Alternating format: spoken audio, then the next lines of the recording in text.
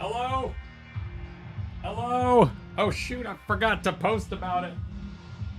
Hello? Hang on. Doing the posting thing. Hold up. Enjoy my microphone. Enjoy my microphone. 1 second. 1 second. There we go.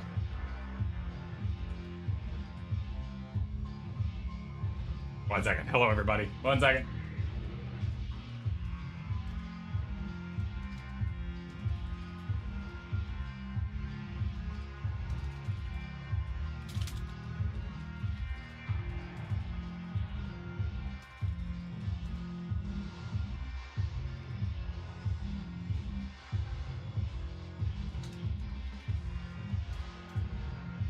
Hello?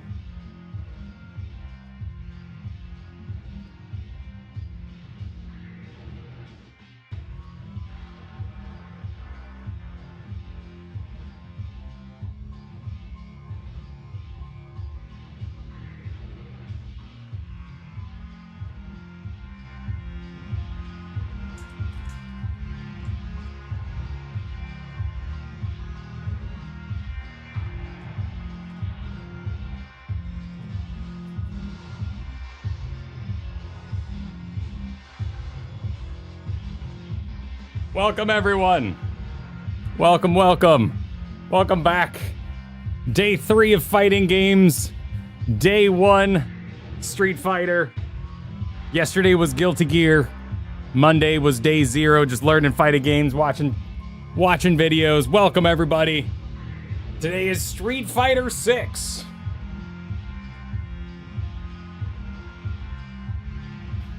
Yeah. Guilty Gear was awesome, by the way. Guilty Gear was amazing. I had such a good time yesterday.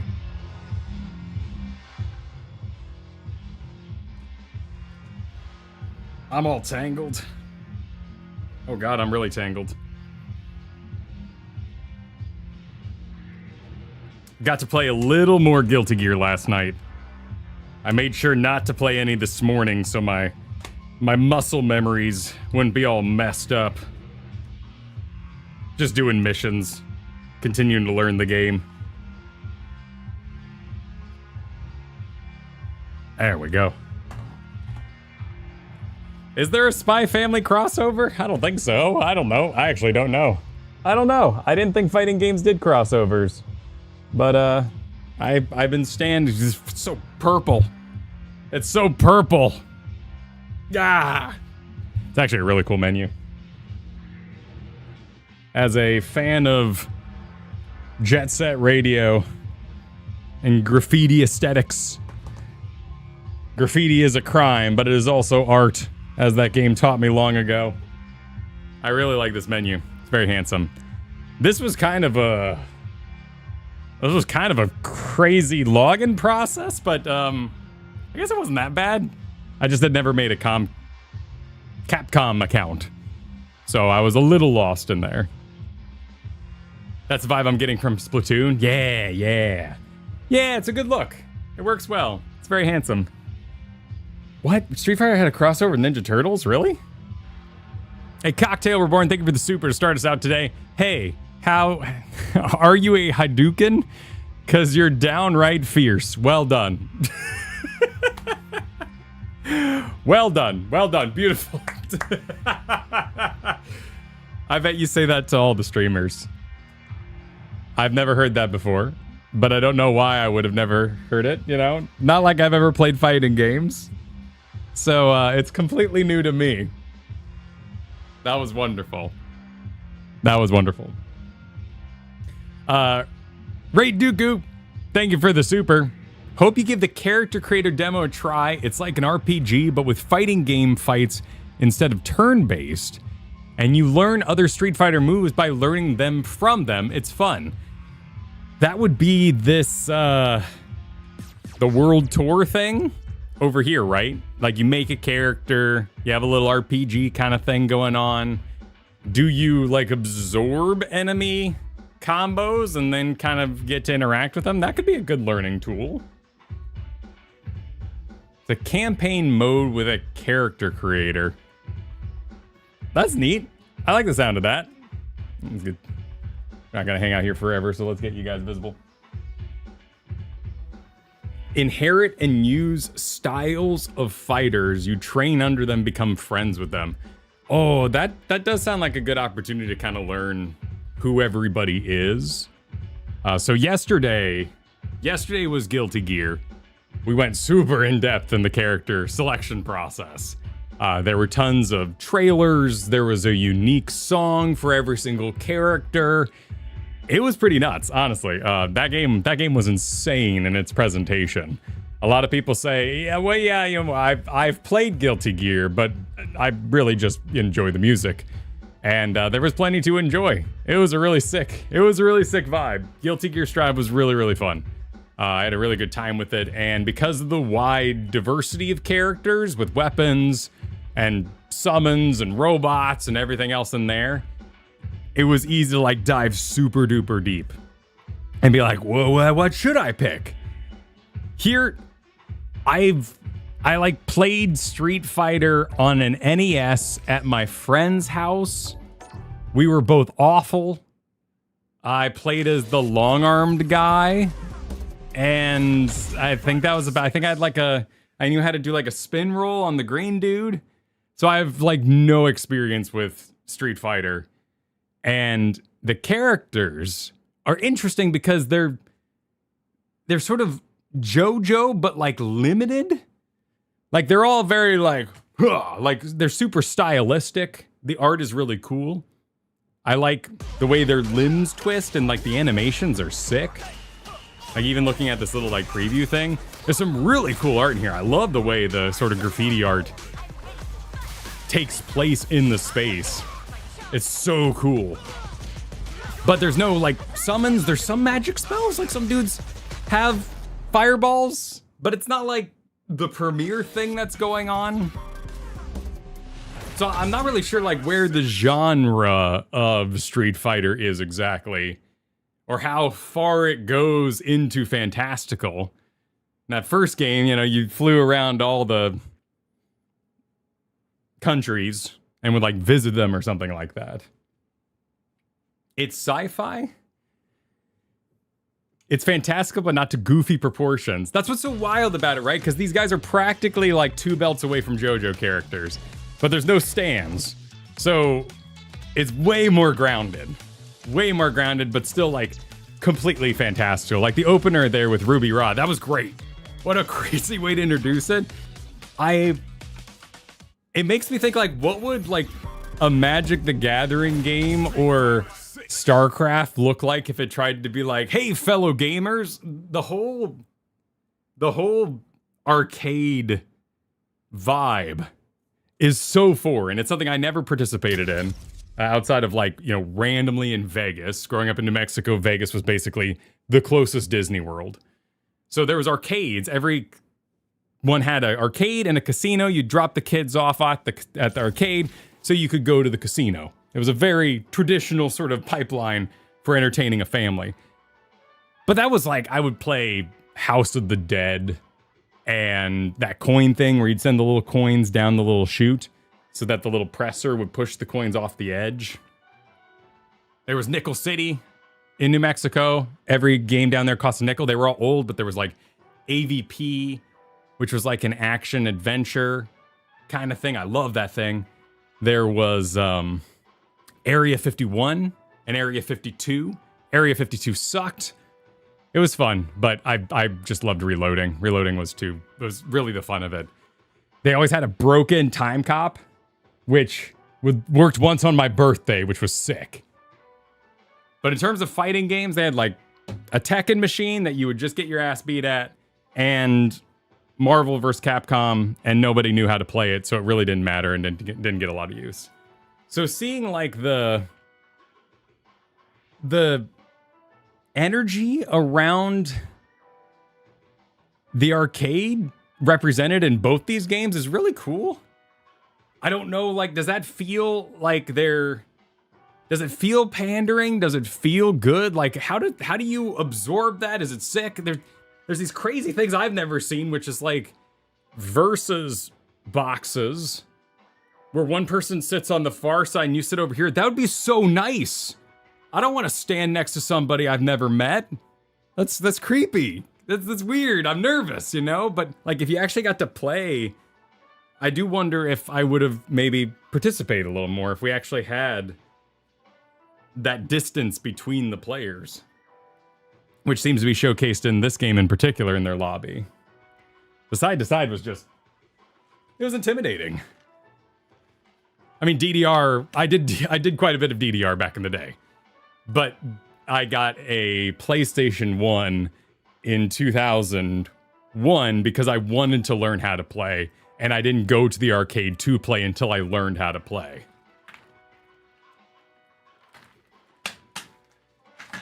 That's my assumption about the Japanese standard because of the story of the creator of Super Smash Bros. Not knowing who he was facing. That story always seemed so weird to me. It seemed like it was made up.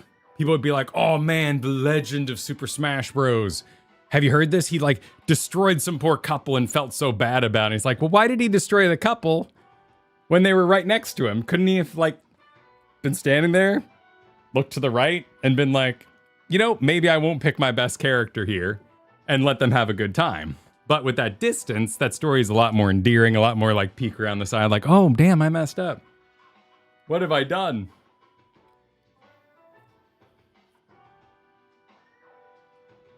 Since it needed 2 caps?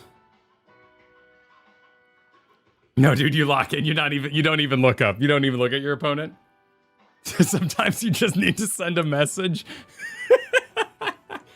Get him out of here. Yeah, I like that idea. That sounds fun. I like the idea of that. Cabs are cabinets. Okay, so that's the with the art on the side. So that's more what we got in the States. Yeah, so in Japan, and I saw it there in the intro when they were doing the welcome to Street Fighter kind of thing. That was cool. I have 1,000 billion alerts. So what I did was I picked up the bundle that is on sale right now. It includes Street Fighter and the first 2 seasons, I believe. The 3rd season was still full price, and I didn't even know what it would do. So I think I got like a character skin color changer and like some levels or something like that. But that seemed like a good pack. I think there's like 3 characters or 4 in each one of those. So we'll have the base set plus an additional 8. Pretty solid pile. And then in February or something like that, Tifa's coming out. So that's a big reason why this kind of reached my eyes in the Final Fantasy sphere that we're currently in on the channel. We're going to play Final Fantasy VII in September, likely. And Tifa, yeah, that's a big deal for a lot of people. I don't personally know Tifa, but it'll be fun to get involved. And I really, really had a good time with Strive yesterday. I had a really good time getting to know the games and the community on Monday. So this journey continues today. Soldier Hawk, thank you for 41 months. I don't know nothing from fighting games, but I'm here for Kyle and the vibes and education. Well, thank you for joining. Thank you for joining. Today's DM screen. Yeah, we're going to do Chrono Trigger. Probably a 2-week break because there's going to be a 14 patch in there. And then we'll want to make a Chrono Trigger video. We've already recorded the Final Fantasy VI video. That's currently with our editor, actually. We have a new video up that came out last Friday. If you want to go check that out, that's all about FanFest Berlin. This weekend, we'll have a video come out about FanFest Berlin. And then once Garrett's back, next week, he's playing Devil May Cry 5. And he's getting coaching for that from PatStaresat. So he's going to be here playing Devil May Cry. Never played that game. And I guess there's something crazy broken that Pat can teach him or something. I'm not sure exactly what they're getting up to over there. But it should be a good time. So Garrett will be solo next week with that adventure. And I'll be on vacation. And when I get back, we're going right into Chrono Trigger, August 11th. And then down the line, Final Fantasy VII and all that sort of thing. Not have it go at 4. Need to complain to Pat. Uh-oh. Is 4 his favorite? I had a great time playing 5. I'd never played a Devil May Cry in my life. And it was on like, this was back when Xbox was $1. Xbox Live was $1. So I was playing that. I played Moonlighter. I was just pounding through a bunch of games. And that was such a good time. What a ridiculous game. Speaking of ridiculous, I have selected my fighting game. Yeah, I pored over this. I really thought hard. I was really thinking, what should I be named? Yesterday I put in Tarask, which is my classic, like, StarCraft, World of Warcraft name from long ago. It's what I've been known as for a long, long time. But it doesn't really fight this new exploration. It doesn't invest in the new me who is trying new things and really exploring different game types. Plus, you know, kind of moved away from D&D, playing Lancer now, playing Pathfinder. So I wanted to get away from that. It was taken as well, so, you know, I tried that. Tried that little autopilot maneuver. So I am Whimsybus. I want to share the joy of whatever I'm doing with the opponent. I thought about naming myself Capscabus, but, you know, I thought that wasn't quite fantastic enough. Whimsybus is so you, hell yeah. Beep beep. Lancer's freaking sick. If you haven't played Lancer, great game. Kind of complicated if you're coming straight from D&D, but there's a lot of options out there. You know what? It's almost like there's a lot of different games you can play and explore your horizons. Hopefully, you have the opportunity to do that. It's been so much fun growing as a person, learning other game types. And that also means you're like not stuck in one game just being like, I want this to change. Like next expansion, I'm going Samurai for Final Fantasy XIV so I can kind of explore the world of DPS. That's a good angle. Yeah, it's a little bit of an angle, but I think this camera looks good today. I'm gonna go with that. Abavon, thank you for the 49 months. Oh, I have 49 months to celebrate. Anyway, I love fighting games. They're on second on my list after MMORPGs. Hope you enjoyed the journey. It is crazy how much that lines up for people. I do think there's an element of real time and wanting to get that out of your system while still doing something more akin to turn-based, something more rotation. But then again, we saw that crazy clip of Dragon Ball yesterday where two people were doing two optimized rotations against each other. So maybe it is. Maybe there is more DNA there than I thought. Because it is about kind of rotations at the end of the day. But it also could be like a Capcom, Resident Evil, Mega Man fighting game sort of upbringing that's just sort of led that way. And with maybe that more PlayStation background, you kind of go Sony, Square Enix, RPG, and so on. Whereas my journey growing up was N64, Game Boy, and then to computer. You think it's a SNES thing? Yeah, and I didn't own a SNES. My neighbor down the street did. And that's where I played anything at all. I tried to look up some stuff about Avatar. Who's making that? Because I'm shocked at the pedigree it's being talked about. Like from someone who used to play a lot of like Congregate at like work or Cartoon Network games on like a school computer because you were stuck there for aftercare or something like that. A Nickelodeon fighter immediately just goes, well, nothing's happening there. What's the big deal? But people are really excited about this. And I watched a little bit of footage. I watched Max Dude play some of the fighting game. And it looks pretty sick. It looks pretty cool. I'm honestly kind of into that. I've heard it's super sweaty though.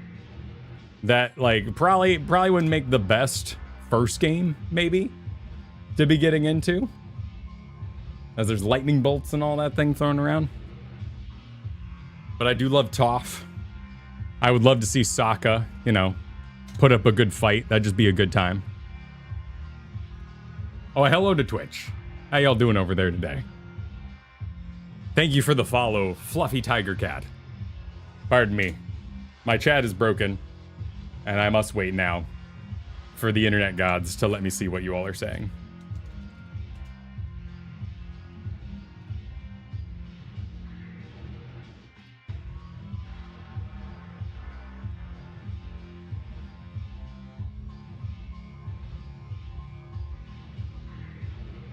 There we go. It's a new game, so it's actually good to get in on week 1 while the skill is low.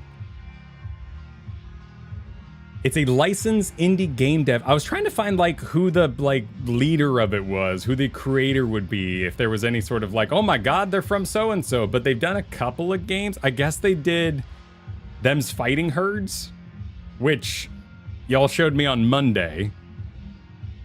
And apparently that had a pretty big following and was a pretty well-made game, so I guess it's just good.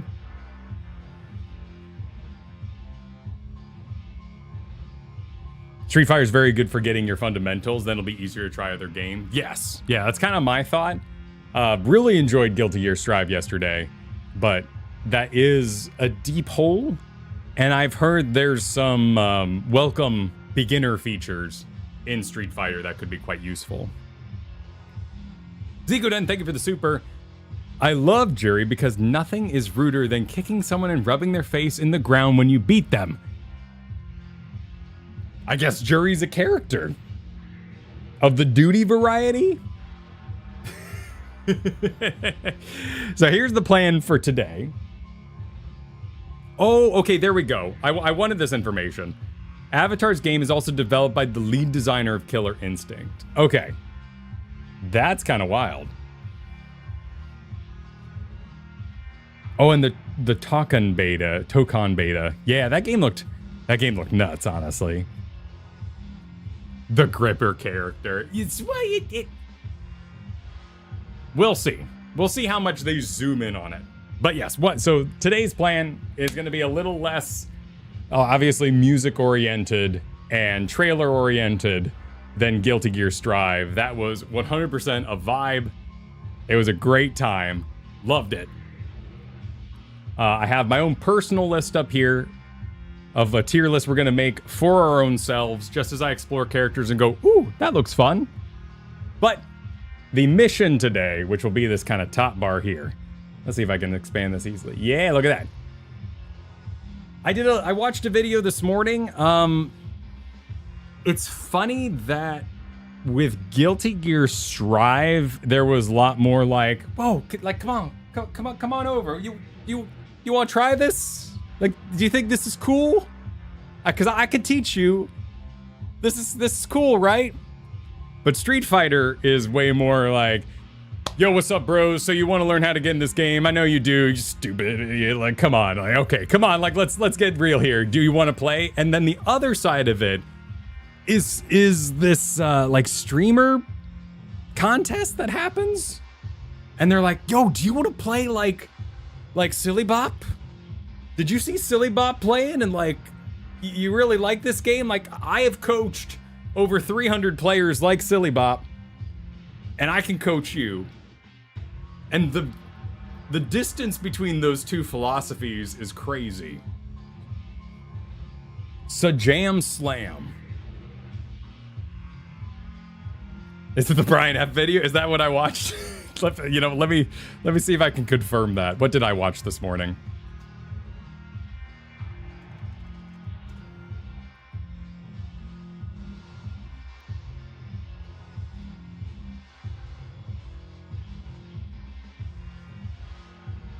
Okay, I watched Brian F. Yeah, I watched Brian F. I tried some others. They didn't really gel with me. It seems like a lot more character-specific guides. Maybe because Street Fighter's just a bigger game. So when you have a smaller game, maybe even an older game, Guilty Gear's a little old, people tend to do wider guides for views. But when you have a bigger game with bigger population, you can sustain doing individual character guides for the entire game.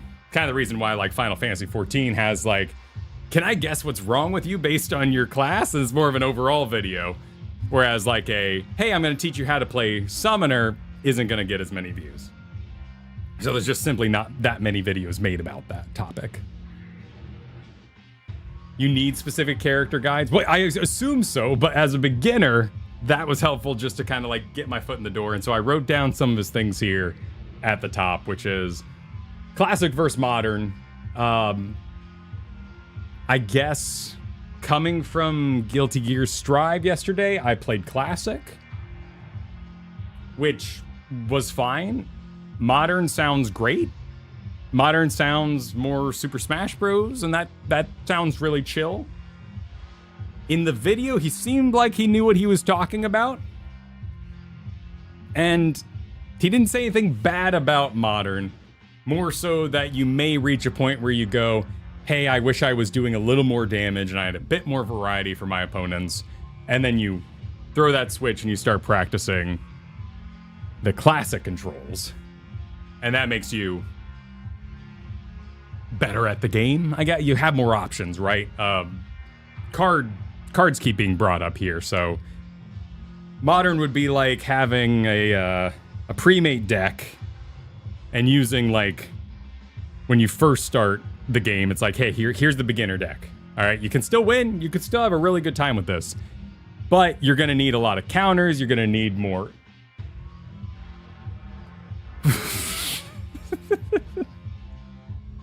What did Pat say? Yeah. Classic. Sounds really good. Oh, okay. So both are equally derogatory. Because everybody's hating on everybody. Yeah, I think I'm okay with that. That sounds great. So I'll probably start there. Obviously, I love building my own decks. I would love to get more invested down the road. But for now, I'd kind of like to just hit the ground running. Certainly harder than Guilty Gear. Like, just kind of get in there and start pressing some buttons. I know there's a training mode. I'm pretty sure it's here in this Fighting Grounds. I'm not really sure what makes the Fighting Grounds different from the multiplayer online space. This is obviously a story mode. This to ranked matches, but then this is an online space. So maybe this is more for like hanging with your friends and like meeting up, like a social area. And then I'm not a club member. I don't know what that means. Do I need to be a club member? Is that like a guild or a, you know, put a few letters at the end of your name?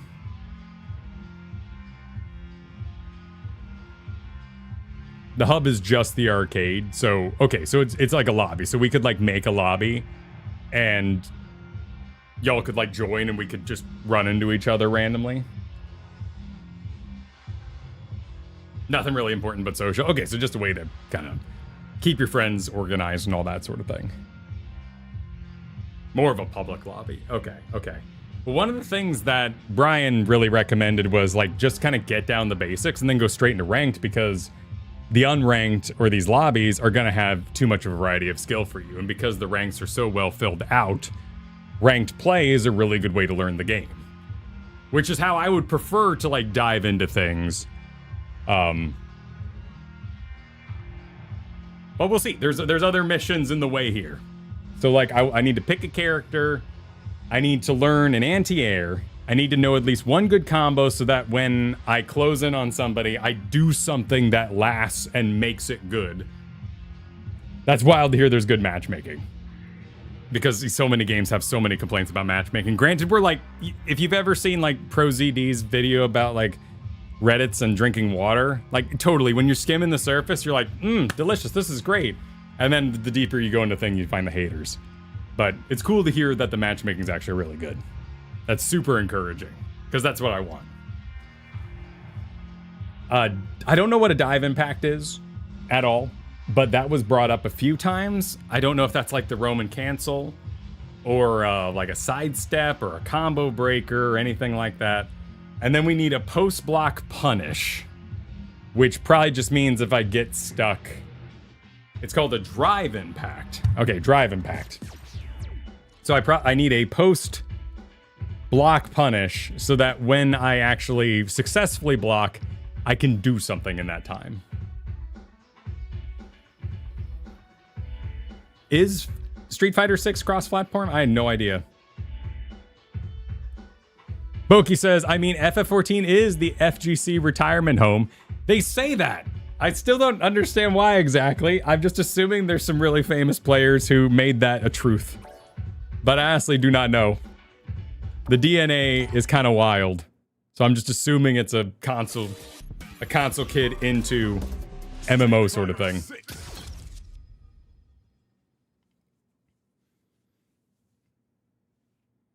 Post-block punish is not super straightforward because it depends on spacing and what you're blocking.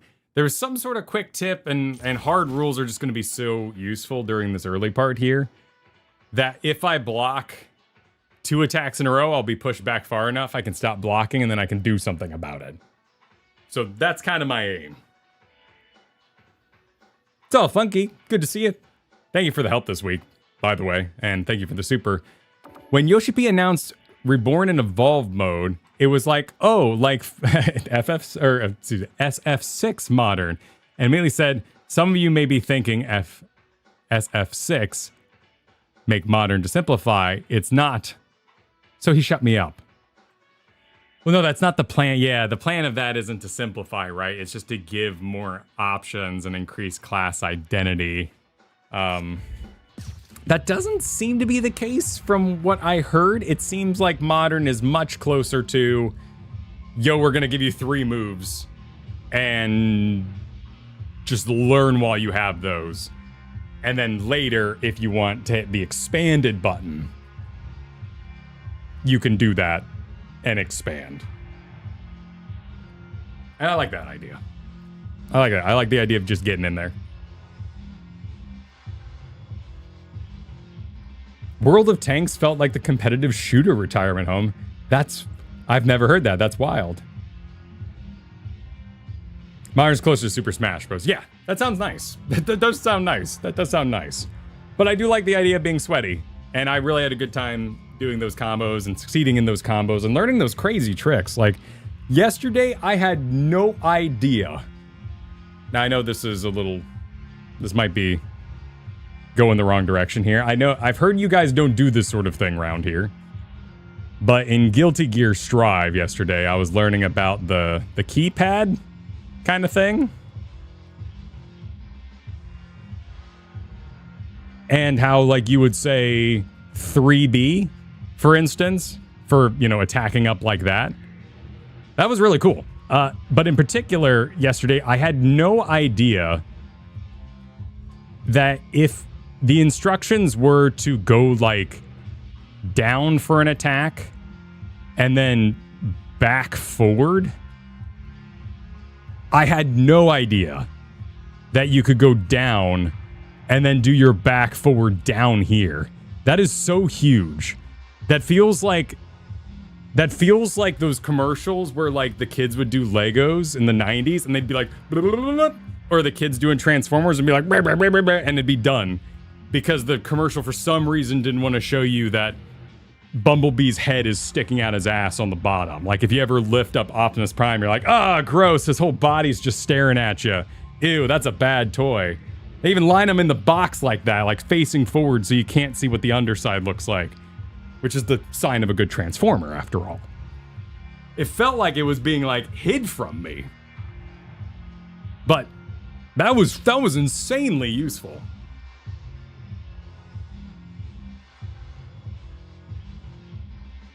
Yeah, so it counts as both back. Yeah. And I thought the tutorial was pretty good over there. So this game has a tutorial. I do not know where we go about choosing modern. So I guess that's the first thing we need to do here, is just straight up set our settings, which I guess is maybe in options. What's multi-menu? Oh, okay. This is okay. This is okay. Shop, rewards, news, tips, servers, custom rooms, tournaments. In the character select? Okay, so when we're actually in, what is an avatar room? Sure, I'll go to the avatar room. What's the avatar room? Oh, this is my dude. This is the dude I'm gonna make for the thing. Okay, I'm not making a dude right now. I don't wanna make a dude right now. How do I leave? I don't want this to be my dude. Oh god, have I already confirmed? No, I don't want to do my dude. Can I change it at any time?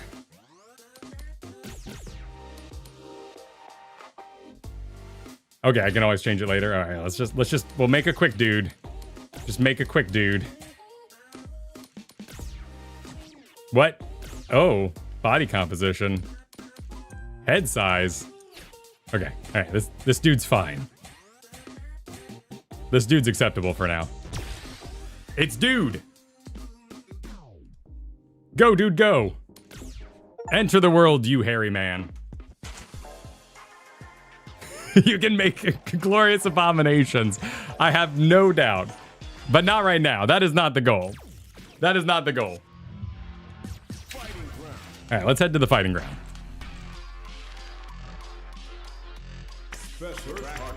Practice has tutorials, characters, Avatar Arcade, practice versus. Let's see if I can just go in here. Against a CPU or another human player, you're playing against someone of a different skill level. You can power up your parameters using the advantage menu. Team battle, form teams. Commentary settings. Is there like a Hearthstone, like, oh, crowd that'll cheer for you?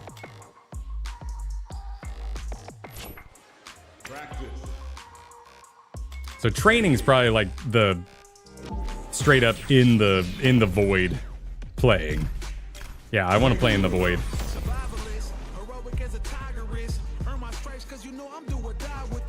Control settings.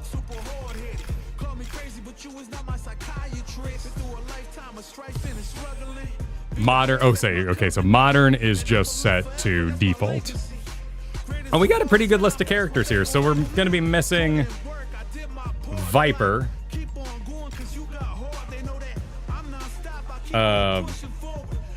Sagat? Oh, I don't know what he looked. The space guy? He's just. We're never gonna see his face. He's just beating the shit out of that log. Alex. Alex also doesn't want to be shown. And Ingrid, who is a space nun? Wait, is there magic in this game? I mean, there's fireballs. I'm aware of Fireball, but I didn't know that there'd be flying girls. She's literally God. She's Sailor Moon. Oh, cool. All right, well, shoot. I might want that, but we'll see what happens. She's the most magic. Okay.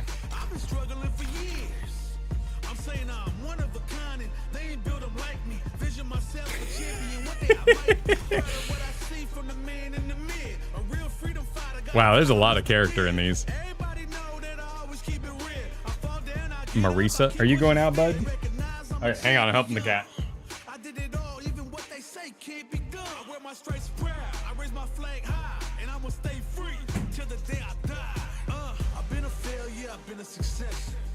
So we got like boxer. Whoa, that's a like a Trojan helmet. We have child. Old man. Does he get to keep Kane? We got jury. I like the hair. Oh, she looks fun. DJ. Cammy. Cammy's got a cat? Are you gonna pet your cat, Cammy? Is she not gonna pet the cat? Do I have to confirm to get her to pet the cat? Ryu. He's taking 5. He's pissed. Honda.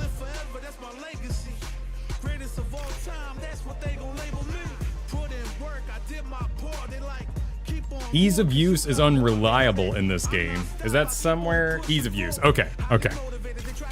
I always figured it's just inaccurate due to balancing, and over time, whatever they put as the normal is now hard and easy is now hard and stuff like that. Oh my god. Some games try to keep that updated, but they're always going to probably be wrong in the community's eyes. So I never put too much faith in it.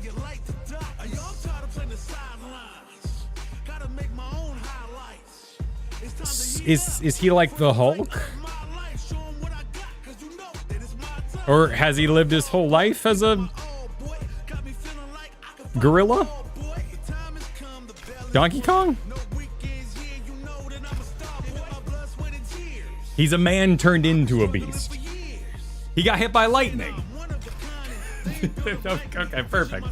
Perfect. He's peeking. Oh, right, he did. Oh, yeah, back on the Super NES. Yeah, he had the little lightning ball things. He's a bit more dressed than he was back then. I don't even remember if he was wearing pants. May have just been hair. He was raised by electric eels. That doesn't sound very emotionally fulfilling. Guile, that's the guy on the American street.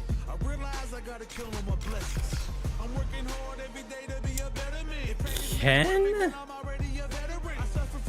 I feel like that was a dude in the original, but I do not remember him looking like that. Chun-Li, sure, classic. Zangief, Must Memed, Wreck-It Ralph, all that kind of thing. Dalsim, he's the stretchy dude. He looks really cool, but he's hard to use.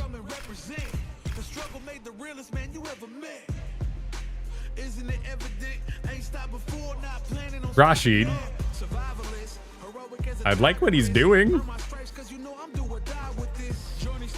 I like his sandals.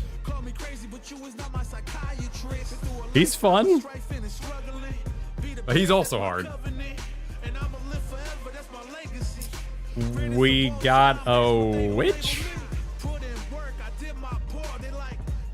That hair is rough. Okay, all right. Let's continue the full tour here, but then I've got some questions. Does poison mean like poison over time? Or is that just like her theme and she puffs things that deal damage? Because I do like some poison, you know, in my Dotas and whatnot. She has some dot moves? Okay, cool. Ed. Hi, Ed. Is Ed having a good time or a bad time?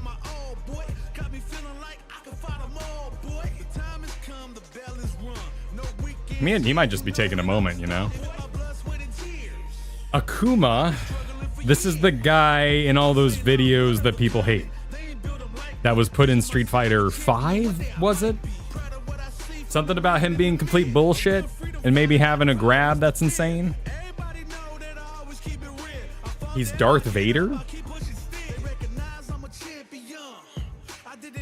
He's in Monster Hunter? So he's from Tekken. Okay. Oh, shoot. Wait. Isn't M. Bison the guy who goes, yes, in the memes with the hat and the cape and the red outfit? So he's had a hard time since whatever, he lost his outfit. Oh, he has amnesia. Okay. He knows his name. He died. He was, I mean, he kind of looks like he has some maybe necrotic powers going on or something like that. He died and he got better. He got exploded. He was supposed to be dead. Was this a... I guess as we've gone down here, this would be season 1, this would be season 2. If there's 4 characters per season, so he was a bit of a surprise reveal that he was added later. Street Fighter takes place 20 years after SF2, give or take. Wait, which Street Fighter is that? Which one was the one where he bammed the thing and said yes?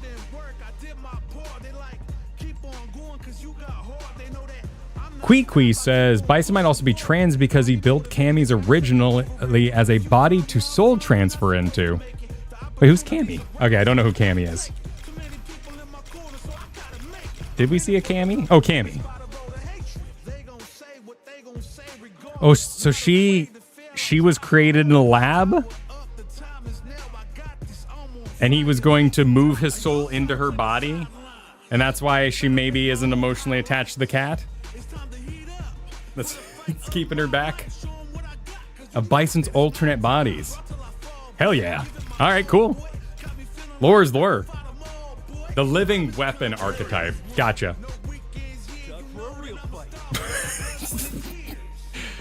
Terry, who I'm taking a wild stab at, is from a fighting game that is called Fatal Fury. He's from King of Fighters.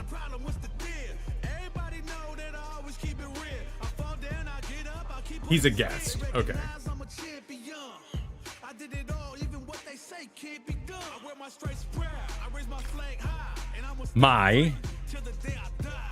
She looks comfy.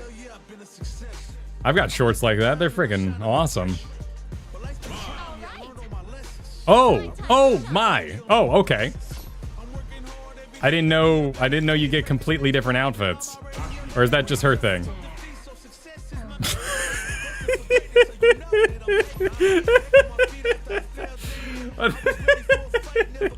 Well, that's one way to make an entrance. Okay, so she's just chilling right now.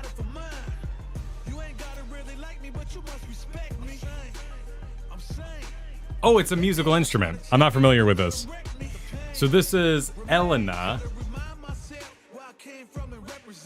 I can't hear it though, but she seems to be having a great time. And it kind of is on beat for what it's worth. Oh wow, she actually disconnected her objects and put them down. Fancy. This is really giving me like a Jet Set Radio kind of vibe of just everyone dancing and enjoying the music. And then there's... Wait, can I actually do this?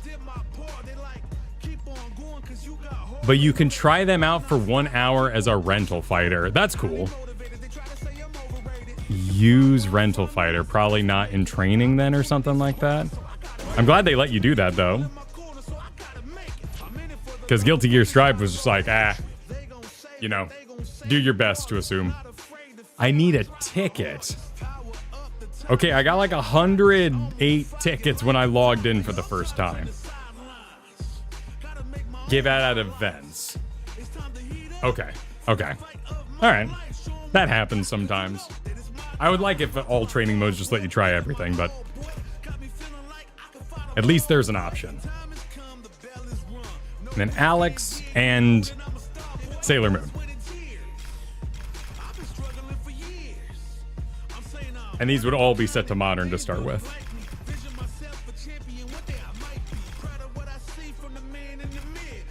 All right, let me just get a lay of the land here. I kind of skipped past Luke,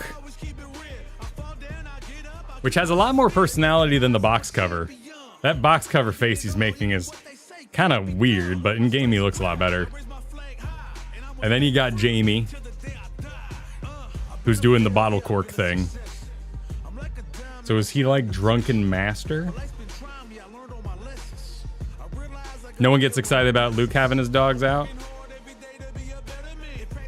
Okay, what do the words mean? We got standard, tricky. Let's just start with standard. What is standard? Probably self-explanatory. Normal stuff. He's gonna do things in a normal way.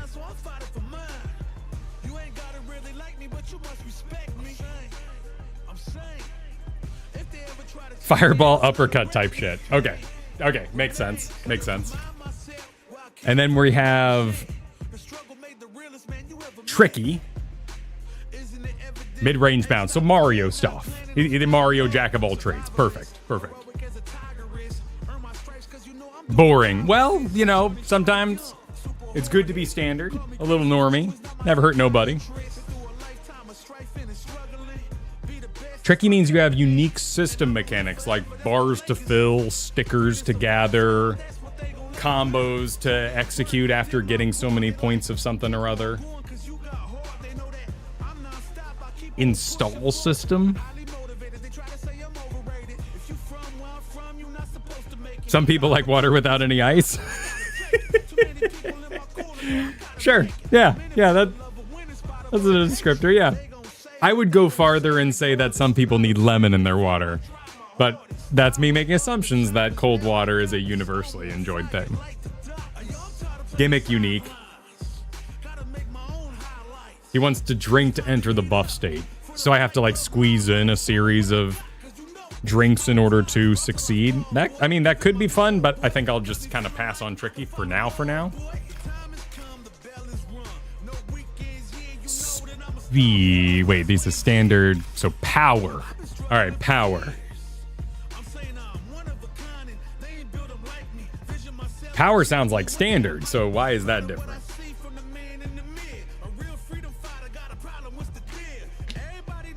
Big hits. Well, big hits sound nice.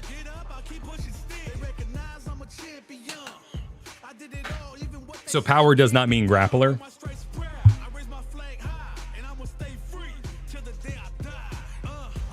Grapple or slow powerful attacks.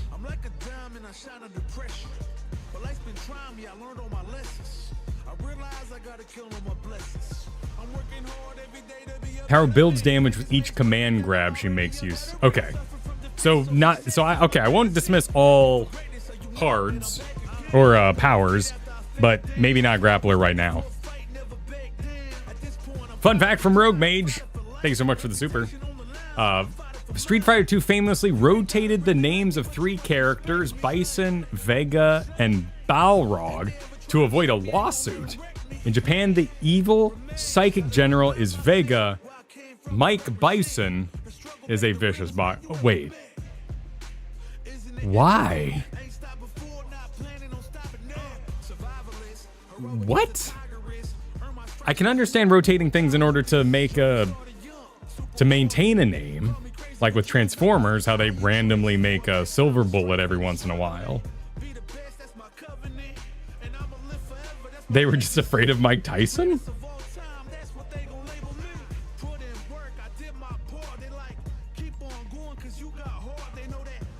But isn't M. Bison closer to... Oh, he's Vega. Okay. Yeah, I'm afraid of Mike Tyson. That's wild. Swapped it to Balrog. Huh. But now we're good. Now we're cool like that. Now Mike Bison gave his blessing and he's cool with this now. Or they're cool with it over there now. Yeah, in America. Okay, so they capped... Okay, that's what I was confused by. I thought they were afraid in Japan of Mike Tyson. The names are still rotated. So it just never went away. Turns out he's honored. Well, may we all recover from this misunderstanding. The Claw Boxer. Huh. I mean, he looks cool. He's power. I like his horse. You know? Handsome horse. Nice braids. Looks well maintained. Got some scars on him. He's pretty cool. Alright. Speed. What is speed? I can assume rush down. I'm fast. Don't hit me because I'm made of paper. Does it even matter? Do fighting games like this have a AC system? Like a speed takes more damage from a hit than a power would?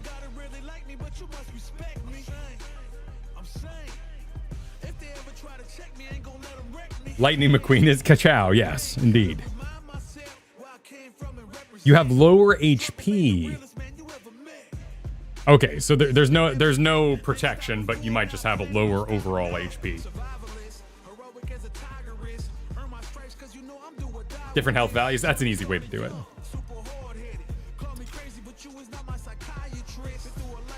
Probably not a grappler then. So power, this would be big punches. Standard. Speed. Tricky because he's got some sort of mechanic. Speed. What's this guy's mechanic? He sounds fun. Is Lily a grappler? No, that's Mandan. Jury. Who's Lily? I don't think I know a Lily.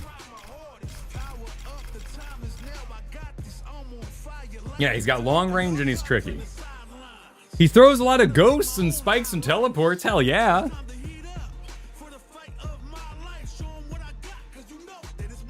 Ice zones? That sounds great. I like the sound of that.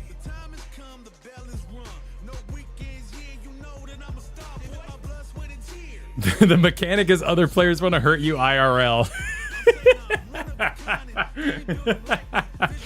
Random bullshit throwing. I like the sound of that. Make everyone hate you. All right, noted. Noted. We'll see about. We may need to control ourselves. Speed, tricky. All right, we. Standard but long range. That sounds useful. Power mid-range. Standard mid-range. Power mid-range. Speed mid-range. Close range power. Long range tricky. Tricky.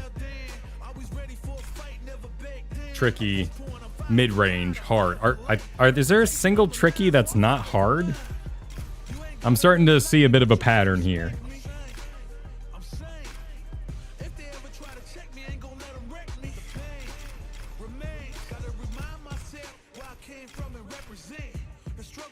So she's actually listed as easy, standard, and mid-range.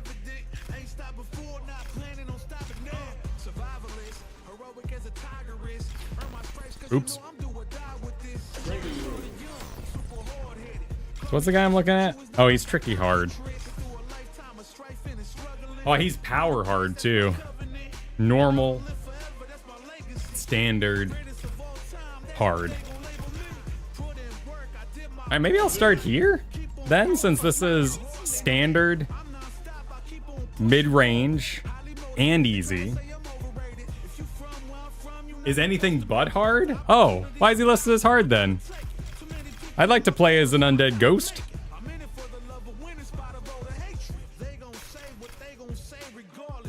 It's just fake. It's just made up. So there's a couple of opportunities where it's probably real. Like, you know, maybe Ghost Man. He's notoriously easy.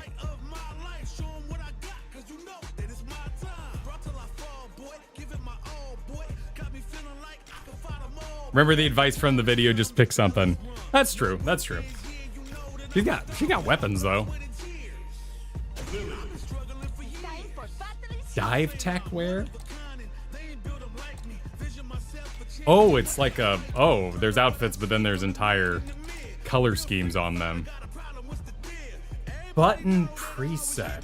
All right, let's go to then for Mr. Not Hard.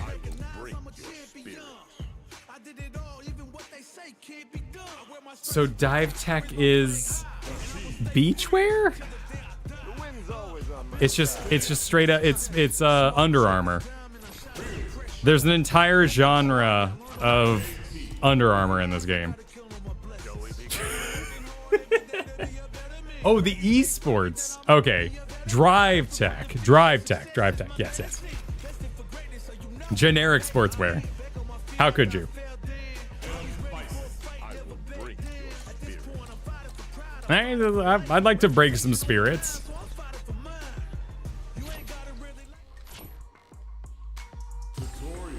Tutorials will be my missions. Let's get started. Cross-ups. Projectiles. Oh wow, this is pretty girthy. Last updated. I guess if you wanted to turn your ass around and go try them out. I don't think there's anything wrong with the drive tech. I think that Bison one was great.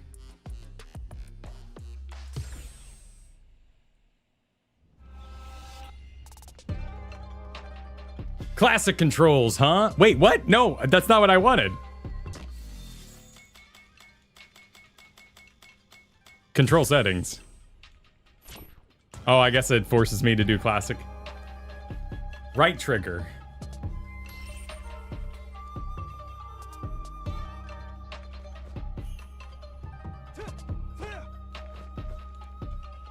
on the mission select. All right, let's get out of here. Tutorials. Ah, here we go. What is dynamic? Dynamic has nothing on it. Is dynamic like a set it yourself fancy thing? Nobody uses it and you can't use it online. Super baby mode. Button mash mode. Okay, okay. Cool. All right. Let's get started with modern then. I see. Modern controls. A convenient mode to let you unleash powerful moves without needing to remember difficult inputs. Walking.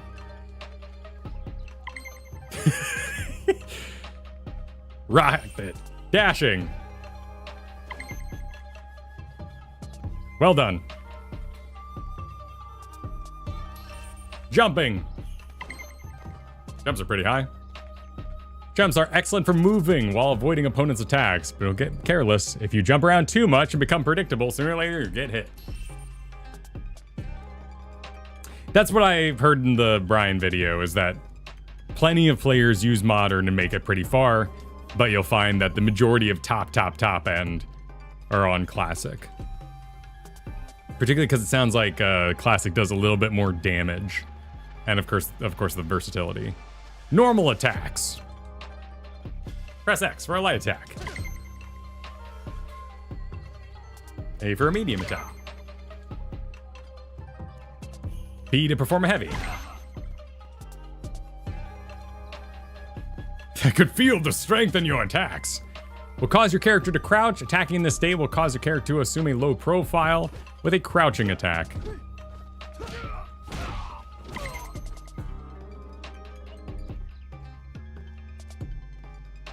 Finally, we have jumping attacks.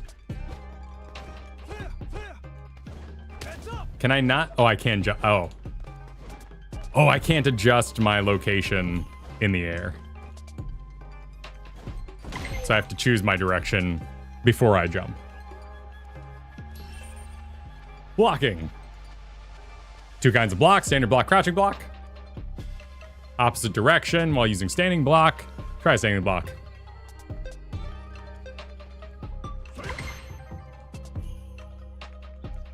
Standing block can guard against attacks that aren't aimed for your feet. Standing block can't defend against crouching blocks. Or well, crouching block, or can't defend against, use crouching blocks. When facing right, input diagonally down left to block.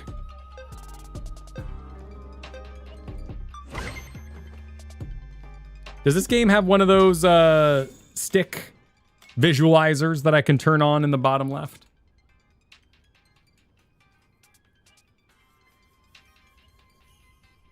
You have to commit to it? Yeah, the jump thing seems like you wouldn't want everyone jumping all the time, moving around. Train mode does, not sure if tutorial does. Okay, so we just won't turn it on here. But if I get real crunchy in there, we can do that later. Throws. If you can't break through your opponent's block, you can use a throw to deal damage instead. At close range, press X and A at the same time, or LT for a normal throw. Nope, that wasn't.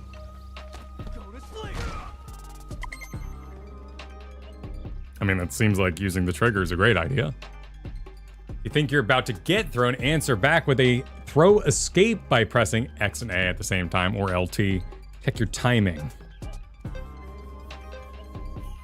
If I think I'm about to be thrown, how would I know that? I mean, thanks to the countdown here, I just do it when it pops at me. Wow. So just they're walking towards me and I've been blocking for a while, and that sure looks like a guy who's gonna throw me. But wouldn't that also try to do a throw to them and I could then just whiff and get punched in the face? Throws are a great option for close range offense. Keep in mind whenever your opponent is nearby. Special moves. Let's talk about special moves. If you're playing as Luke, just press Y will perform one of the special moves. Sand Blast. Give pocket sand. Sandblast is effective attack to use at distance. Next, instead of just Y by itself, press forward and Y at the same time. Rising uppercut. Ooh, that was fun. Those are fun. Rising uppercut is an attack that is effective against jumping opponents. You know that combination Y with directional pad? Let's perform different special moves, right? They each have their own advantages and uses. Understand how they work to give you an edge in battle. Super arts. Now let's talk about super arts.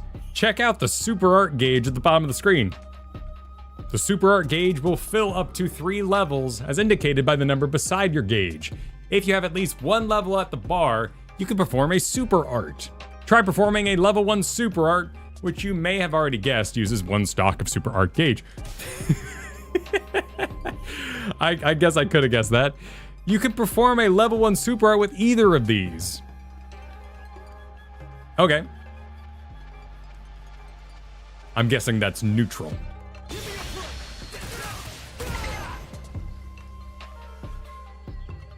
Next up are level 2 super arts. Luke's level 2 super art has short range, meaning you have to get close to the opponent in order to connect. Big mode, baby. It's a handsome game. That looks really good. Now for the big one. This game's like 100 gigs.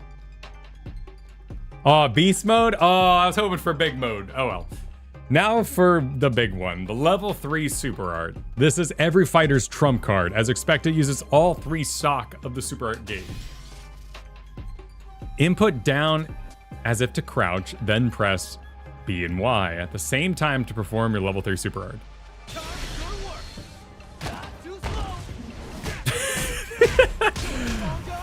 What a smile.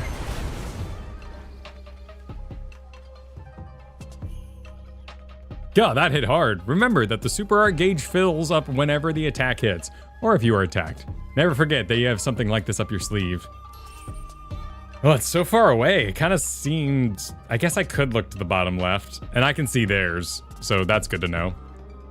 The 6 bars displayed shown here are known as the drive gauge. These indicators are fighters' concentration and energy levels. Utilizing this gauge lets you perform unique actions. For starters, we go over the 2 basics of the use drive gauge. First off is the drive impact. Press left button to perform a powerful attack. Go ahead and try it. Okay.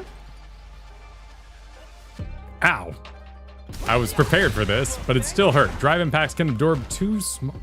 Drive impact... What? Whoa. Okay.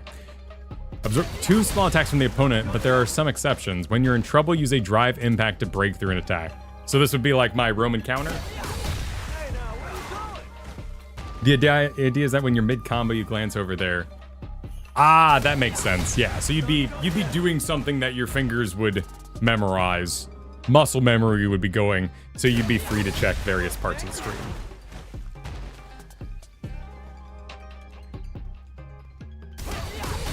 Hits of armor. The super armor move. Okay. Unique characteristics that can break a cornered opponent's block. Try it out in a real fight while I'm blocking near the end of the stage.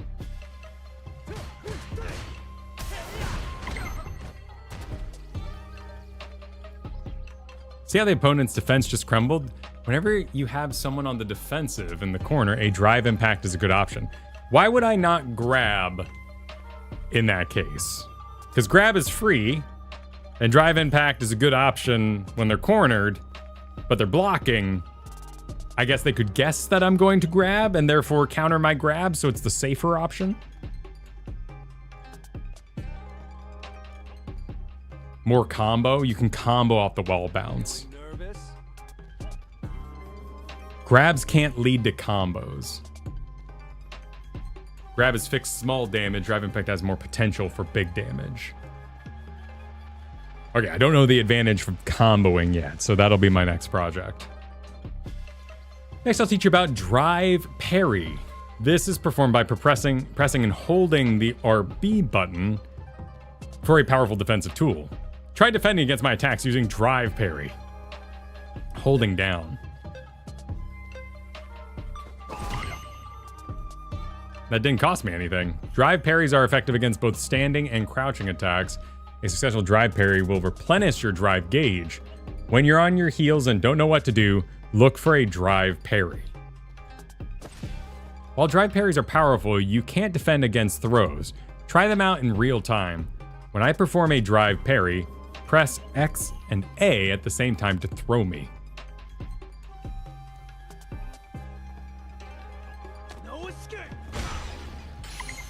Ah, okay. So glowing means they have up their drive parry. And so when someone is drive parrying, I should not hit them with normal things. Parry blocks everything in the direction, but leaves you vulnerable to a grab. And if you're glowing like this, then it's probably pretty easy to read that thing. So a perfect parry is the result of performing a drive parry the moment your opponent attacks you. That sounds cool. This is an invaluable tool for your counterattack game. Practice and make it part of your everyday arsenal. Trading drive impacts. Drive impacts are powerful tools for any fighter, so when an opponent uses them, there's a good way of dealing with them that you should remember. You can use a drive parry to defend against a drive impact. Try defend against my drive impact with a drive parry.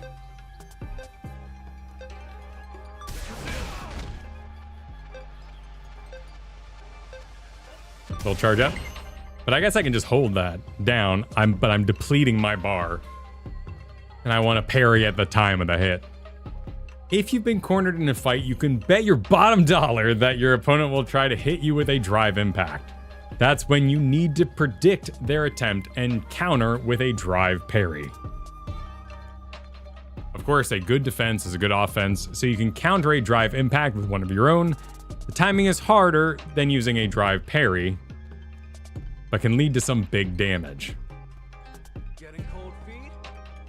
Counter a drive impact with one of your own, but it's harder than a drive parry. Oh, I have to be quicker than them? How does that work? Let's give you some practice now. React to my drive impact with one of your own.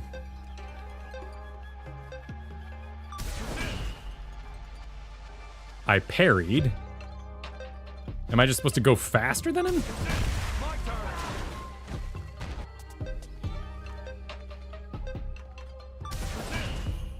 Yeah, that's just a block.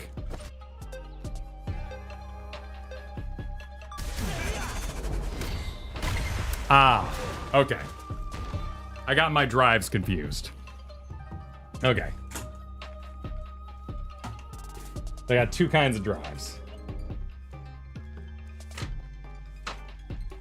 Parry is on the right. And impact's on the left.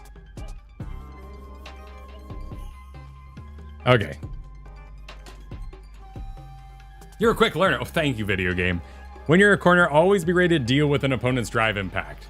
If you sense it coming, you can try to forward jump out of trouble. Burnout. Just gonna talk about the psychological impact. Drive impact and drive parry are great uses of the drive gauge, but continuous use will drain the gauge. If you drain it completely, you'll be unable to use them for a period of time. Makes sense? When your drive gauge is empty, you'll enter burnout. And if an opponent hits you with a drive impact while you're cornered, you'll be stunned and unable to move for a time. Hits you with a drive impact during burnout. Okay.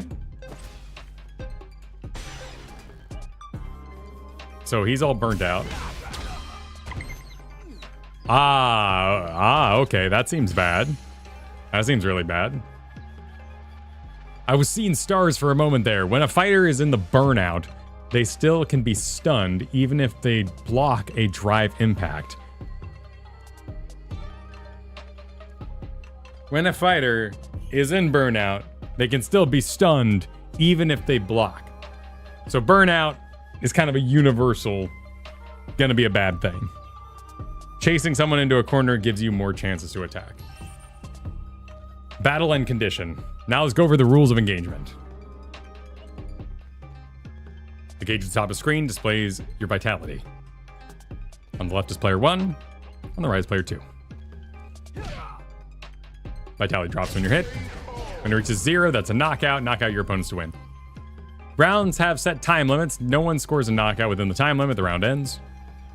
If the round ends with no score and knockout, the fighters with the most vitality is declared the winner. Each fight has a set number of rounds, and whoever reaches the required round victories first is the winner of the entire fight. Now let's put what I've taught to you to a test. This is a practice fight, but give it everything you've got. Okay? I'll do what I can.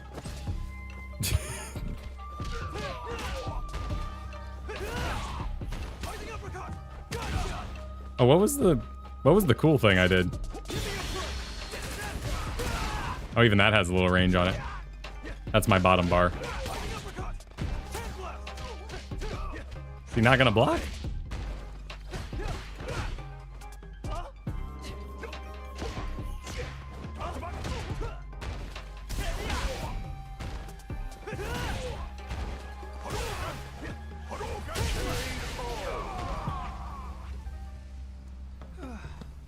Not bad.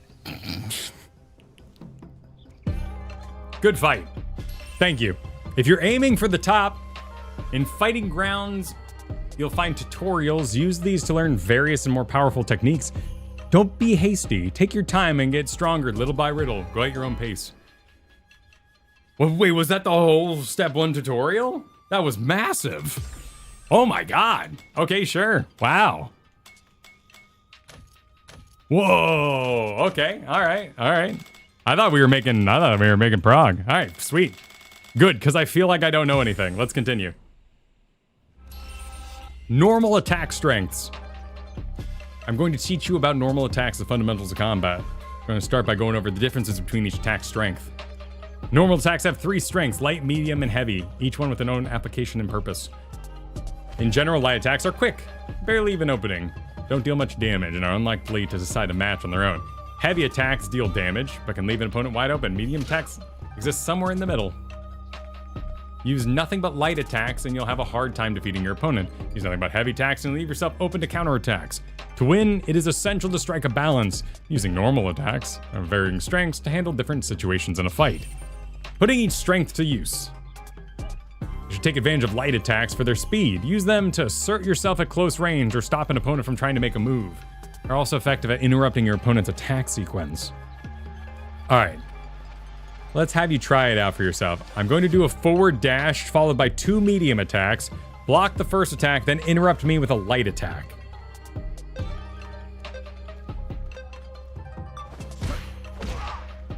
Wait, which one's light attack? It's been a little bit.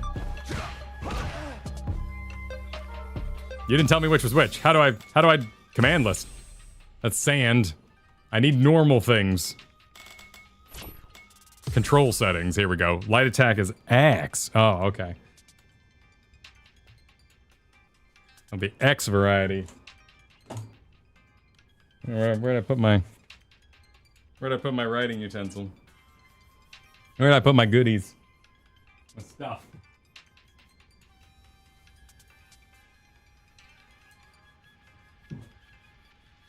Okay. X is light. A is medium.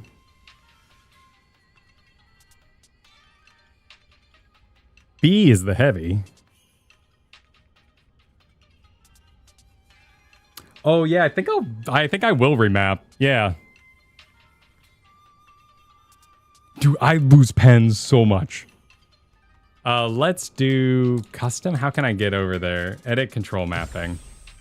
I'm gonna put it to Guilty Gear Strive, so that's because that's what we did yesterday. I'm pretty sure that was light, heavy was on B, so we're good there. Medium, I think the kick was low, but I don't remember what X was anymore. That's a special move. Kristen, get here. No, it's just that I have a black pen and a black desk. It's my fault. I think that's good. There's not a dash button I can turn on, right? Plus, I'm using all my triggers.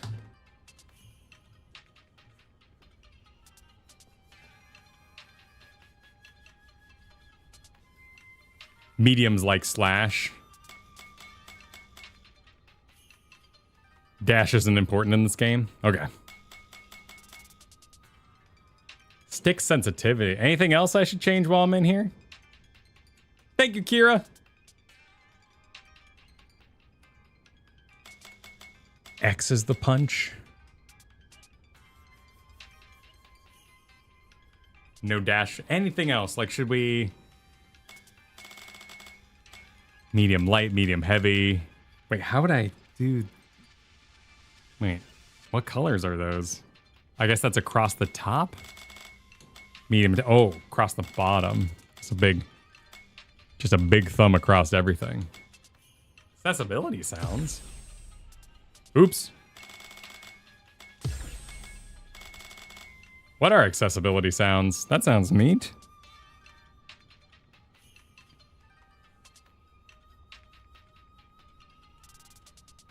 X is light punch, medium kick. So we should probably move those around a little bit. We'll do light punch on X. Medium Y. The heavy attack is the B. And then special moves are A. Such good sound design, you can play it blind. That's awesome. Oh shoot, I did a thing. I wanted to back. And now I've got to redo it.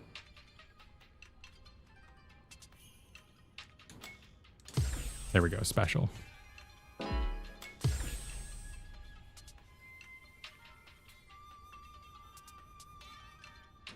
I think my L2... Oh, wait. Oh, you mean the stick push-ins?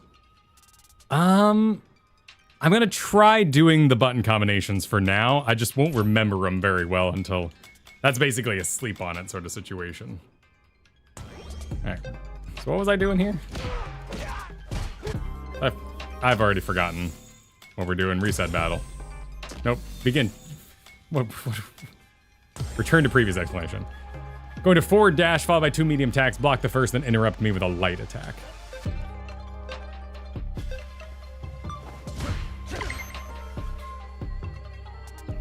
Next medium attack, they have longer reach than light attacks, and don't leave you as open to heavy attacks. This is best suited for when you and your opponent are right on the edge of striking distance. There's also short-range medium attacks, like my crouching medium punch. Many of these are linked into other moves if done so up close, making it difficult for opponents to strike back after blocking. Mixing them up into your own repertoire will make your long-range offense a lot stronger. Finally, heavy attacks. You can land them. These deal lots of damage. However, if your attack misses or is blocked, you'll be wide open for counterattack. In this case, it's high risk, high reward. The best time to use a heavy attack is when your opponent leaves an opening, such as when they miss with a powerful attack of their own. Let me show you. I'll throw out a large attack and miss on purpose. Use a standing heavy attack to counteract me when I'm recovering.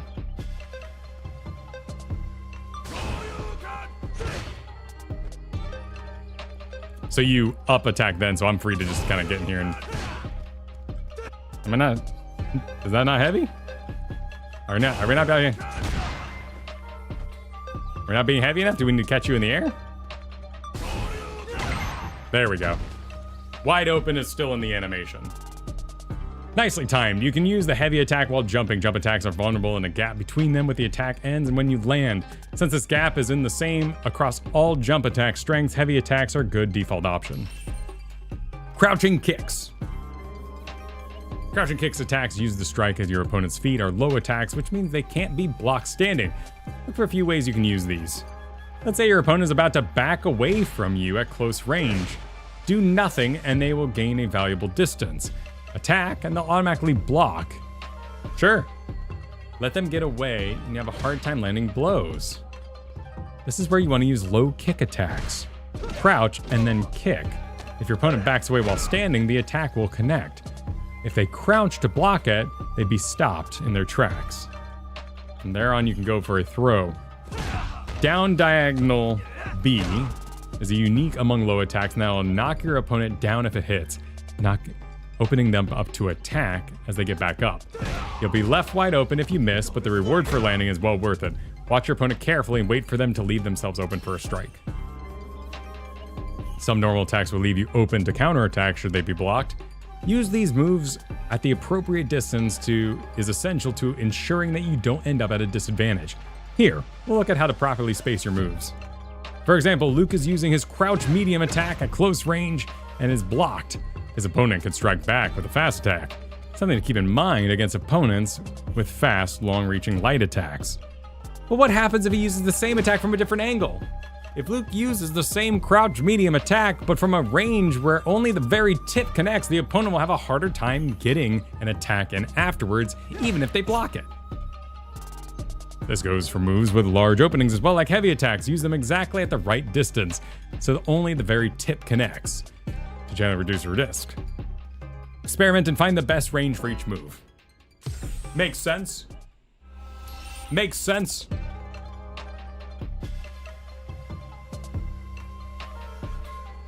Command, inputs, and special move strengths.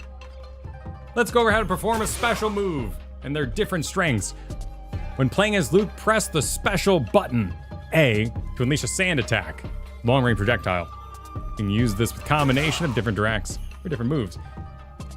You can use any attack button, but the strength you use will affect the move's properties. First, try out the B version. The command for Sand Blast is... Wait, what? When entering the command, start by pressing down in the direction facing your opponent in smooth arc motion. Immediately after completing the indirection, press E. If a standing attack comes out instead, you're either not pressing the diagonal part of the down diagonal right precisely, or you're pressing the punch too late. If crouching attack comes out, then you're pressing the attack too soon. Precisely enter down diagonal right, and then press B. Go ahead and try it. Oh, you can use commands even if you're on modern controls? So my A that does a sand blast, if I enter the flick, will that do more damage? Because classic controls do more than modern? So I actually do have access to everything on classic. Or I guess I'm locked out of directional normal button attacks since those are tied to special attacks.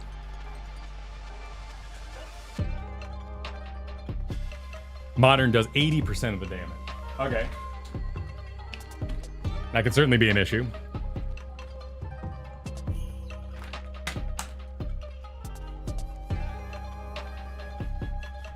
Some things just aren't there. Use normals on modern. That makes sense because those buttons have to take up that room.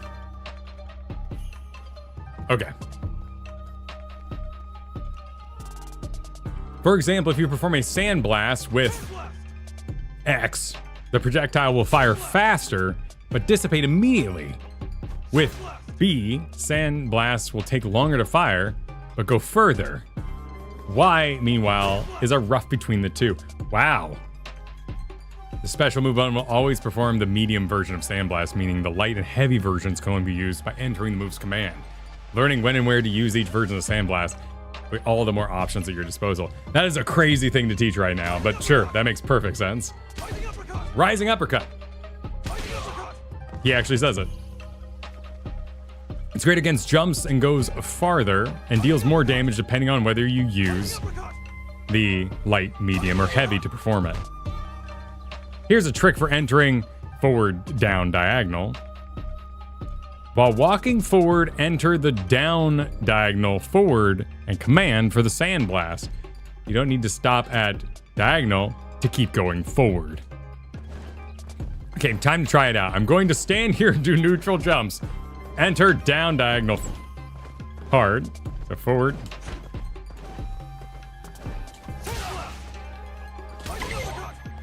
There we go.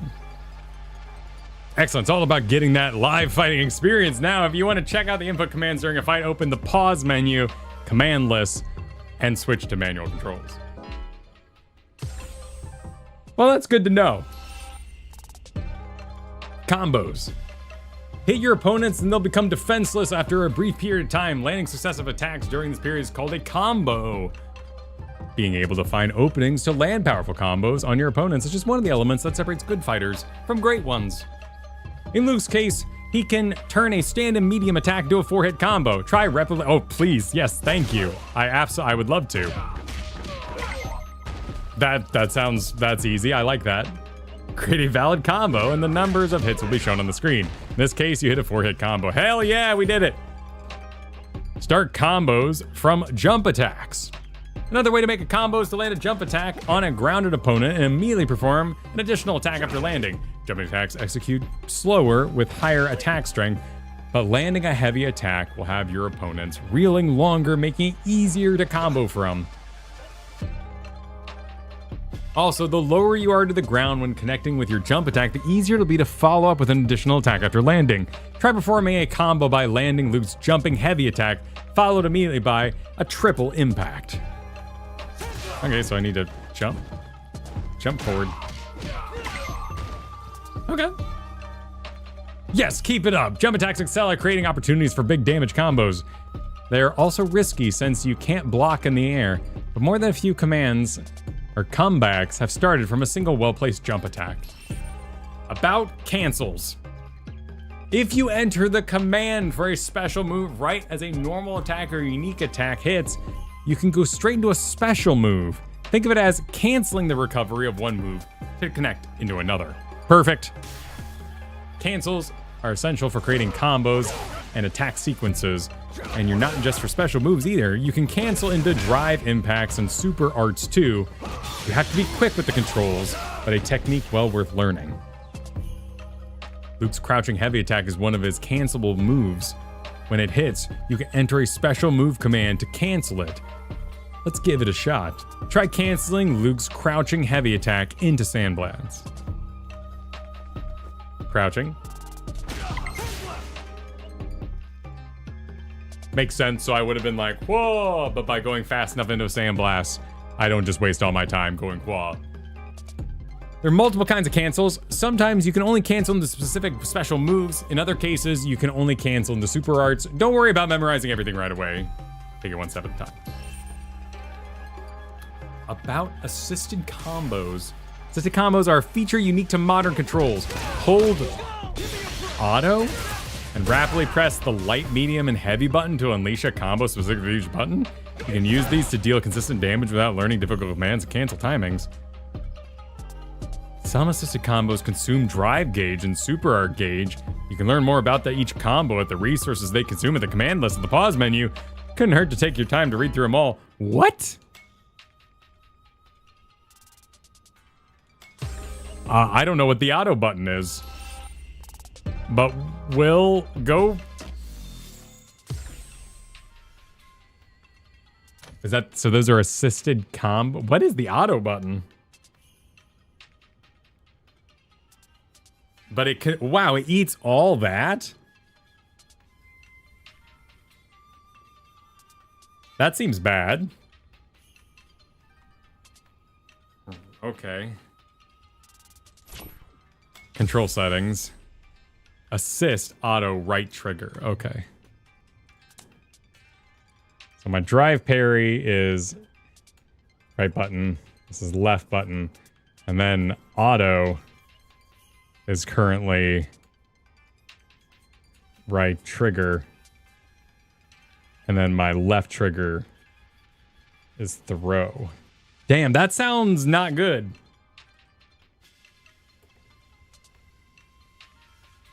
You can stop doing it before you eat the resource points?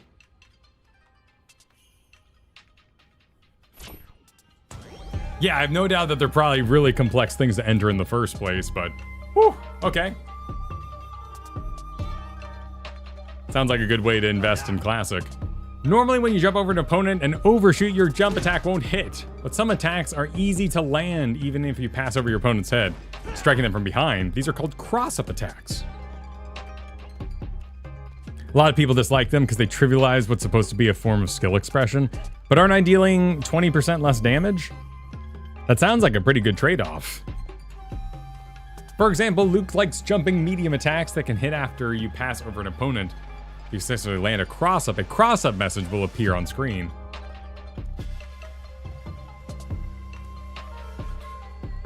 Let's try it out. The trick is to land the knee part of the jump attack just behind the opponent during the jump, auto, and Y. Okay.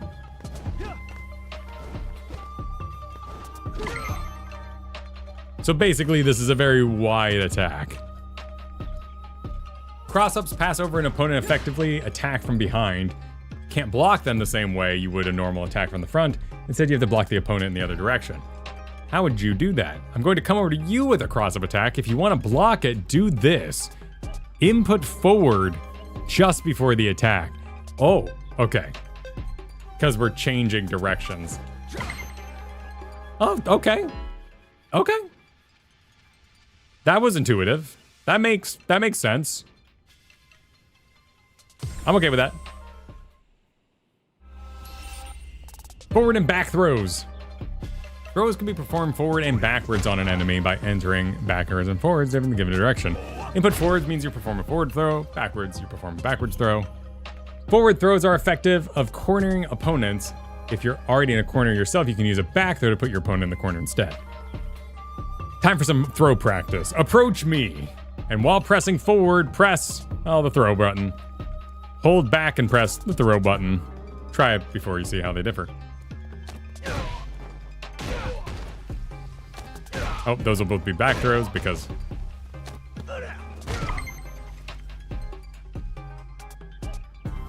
The scrapper? Oh.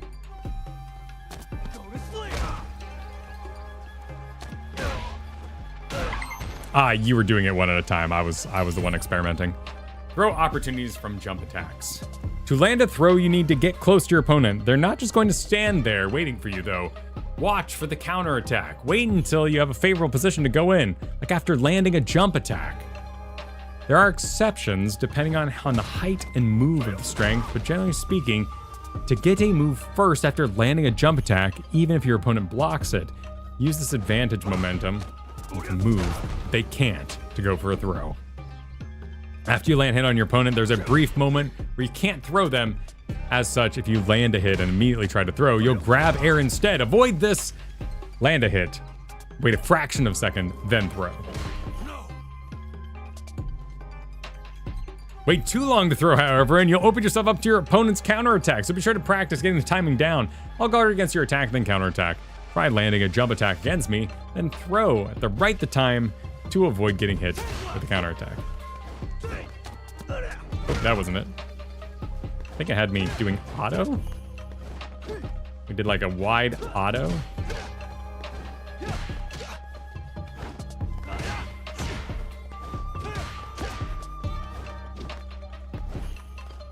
Wow, that fixed jump distance is going to be probably one of the larger learning curves just from a memorization.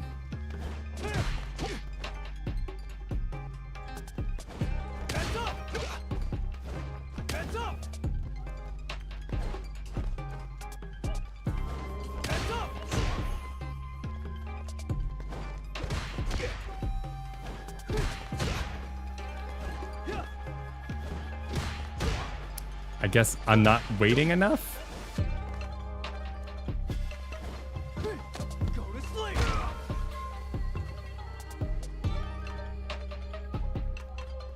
Use a heavy attack? Okay. Because that'll leave him... Oh. Oops.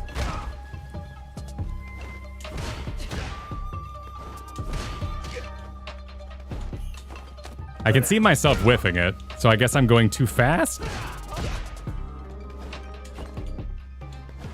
Can't think that I'm going too slow. It doesn't seem right.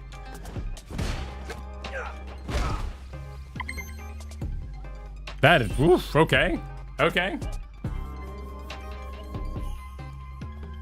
Wait longer if they're still recovering from attack. Cause he kind of like gets hit and he sort of goes down. And then since I grab head, that's the animation I'm kind of looking for him to recover.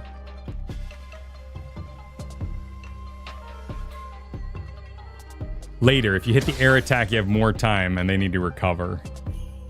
You can't grab people who are currently in a block stun. That makes sense.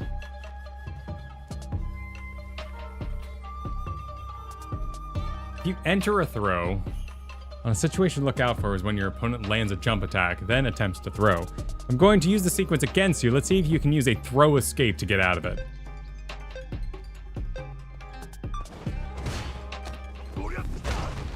And a throw escape is just a counter throw button.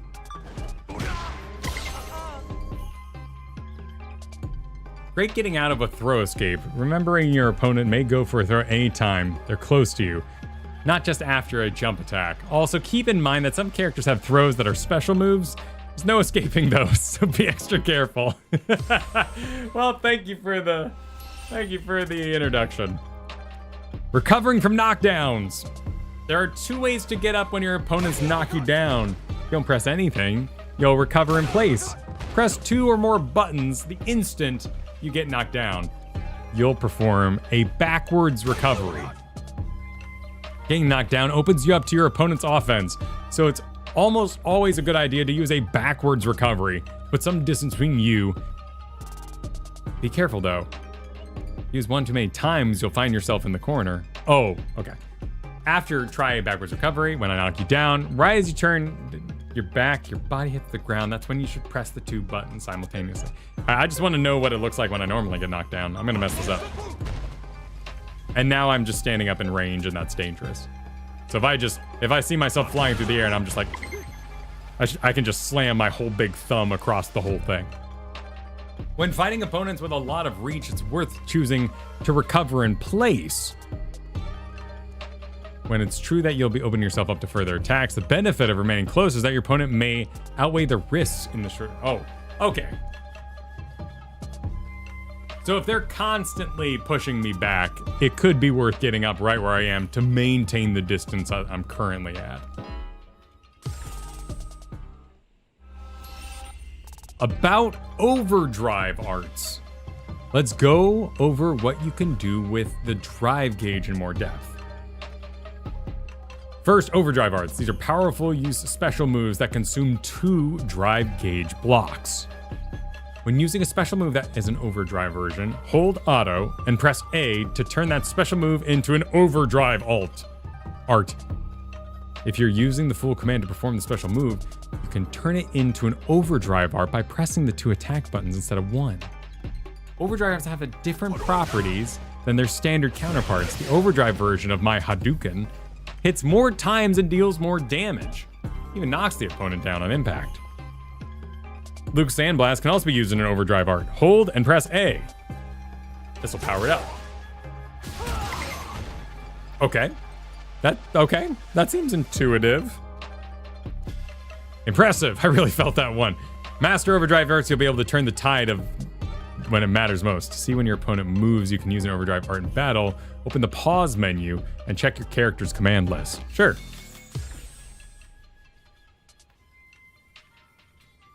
Where am I looking? Common moves, throws, unique attacks. That doesn't seem right. Super arts, Vulcan Blast, Eraser, Pale Rider.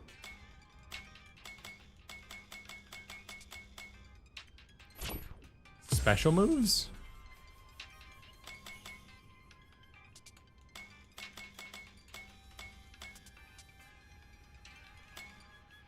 Fatal Shot? Oh, I think I'm forgetting what the SP is. Special move. Okay. So even though I'm using it, they're calling it auto, but auto is also special move. So Flash Knuckle would be back in auto.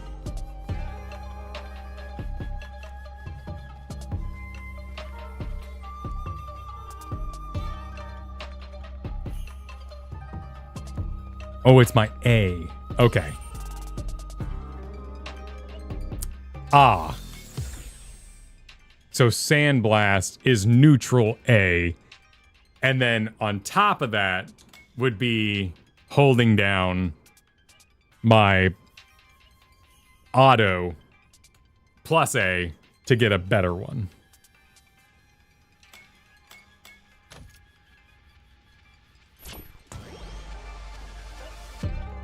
About drive reversals. Next are drive reversals. When you block or drive parry an opponent's attack, you can drive reversal, spending 2 drive gauge blocks to hit your opponents with a powerful reversal attack. You're completely invincible after activating a drive reversal, making it highly effective on options for interrupting your opponent's attack. Great, I love this, this is good. The damage dealt by a drive reversal is recoverable. Additionally, you can't KO your opponent with it. I'm going to attack you. I want you to either block it or drive parry it, then use drive reversal. Okay. Be quick. If you enter the command too slow after blocking or parrying an attack, you won't make it. So that is drive impact, which becomes a drive reversal after I block or parry it.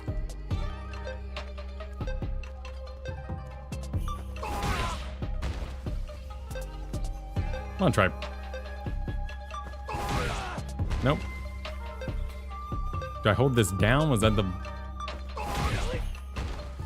RB?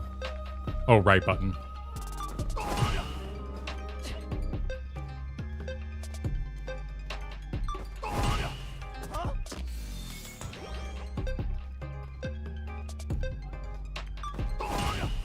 Damn.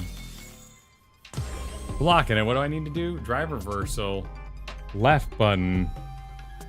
Impact. Forward and back. Okay.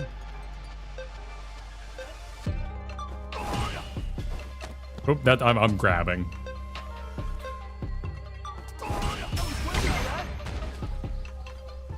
Okay, that's cool. When you're backed into a corner, use a drive reversal to push your opponent away in a specific tactic.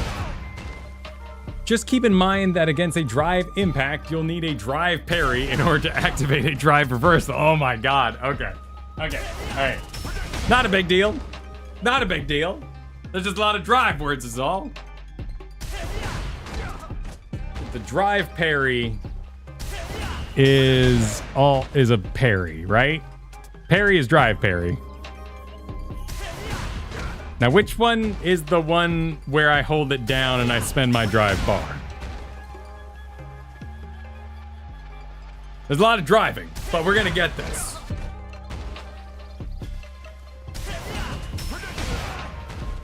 It's not that important in actual matches. It looks cool.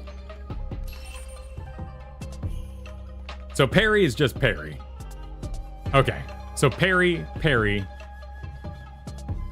You can perform a drive reversal by inputting forward and left button while getting backed up from a knockdown. You need 2 drive gauge to block through this though. No, the blocks. The blocks are the gauges. Okay. If you're worried about nailing the timing, don't worry. Just input and hold the command from while you're down to perform the drive reversal the moment you get up. If you plan on springing one on your opponent. That sounds nice. When there's no better way to learn things than trying it out for yourself, I'm going to knock you down. Try to hit it again when you get up. Strike me with a drive reversal.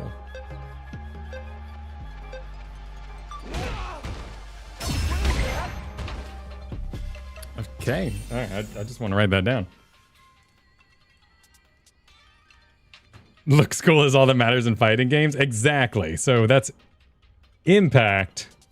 So LB plus forward, get up, drive reversal. That seems fun. What would y'all say is the #1 way I should spend my drive blocks, though? Because they're giving me a lot of options, but I kind of feel like this is sort of a trap, and there's probably one way I should just use them all the time. Have I learned about drive rush?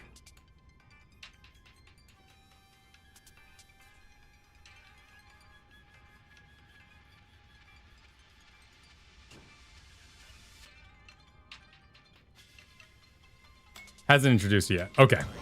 Here we go. Drive rushes. All right. Now let's discuss drive rush technique. It's a special dash that can be canceled with a normal attack or a unique attack while you're moving forward. Attacks performed out of a drive rush will have the added block recovery and knockback give you more advantage to hit and block. Drive rushes can be activated in 2 different ways. The first way is to quickly input the forward twice, during a drive parry. This is called a parry drive dash and consumes half a block. Well, you try to use a drive rush this way for yourself. Okay. Parry. All right, we're parrying. We're parrying. We're parrying. Another way to activate is a drive rush with a special move, cancelable, normal attack, or unique attack, which results in a drive cancel rush. You can do a drive cancel rush by quickly inputting forward twice immediately after the move lands, the same time as you're canceling the move. You can input the right button without a directional input or a forward input immediately on your cancelable move on it. Okay. Cancel move is just a move that can be comboed and canceled. So I need to know which moves can be canceled, and then I can throw one of these in the mix. They consume 3 drive gauge blocks, so you must remain mindful when you use them if you wish to avoid burnout. Luke's crouching heavy attack is cancelable. Throw out a crouching heavy attack and quickly input the forward 2 or the RB.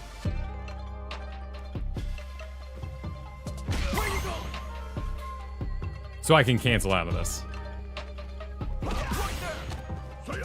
Drive cancel rushes. There's exceptions to this rule, however. You can perform one out of a light attack that misses the opponent. To avoid wasting your drive gauge, be sure to keep an eye on the distance between you and your opponent. Finally, I want you to see how drive rush enhances your normal attacks. If Luke is using a standard heavy attack during a drive rush from a specific distance, it will travel farther and connect with the assist combo. Okay. In essence, using drive rush in this way opens up new combo possibilities.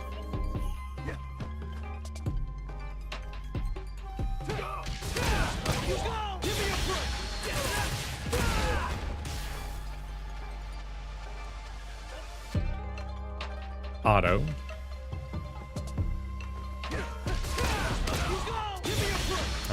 That is not what they want me to do.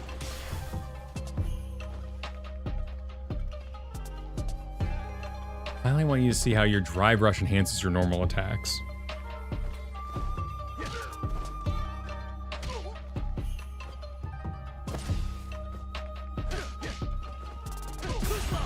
Okay.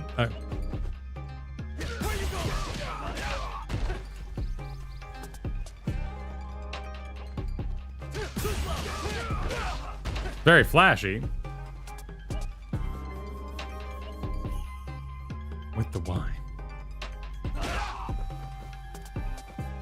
Drive rush heavy. Okay.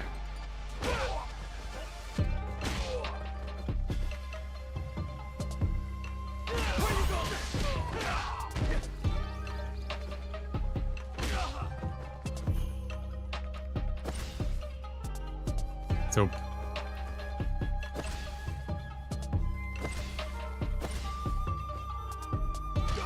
don't they want me to do a heavy attack? Standing heavy attack. Oh, they just want me to do a standing heavy attack. I'm crouching for some reason.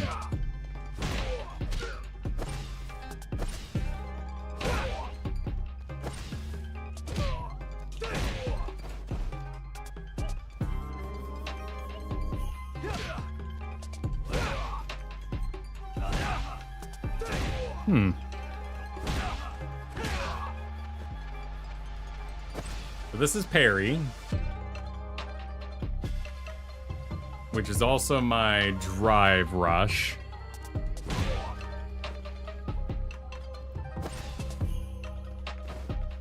They want you to drive rush into standing heavy. RB.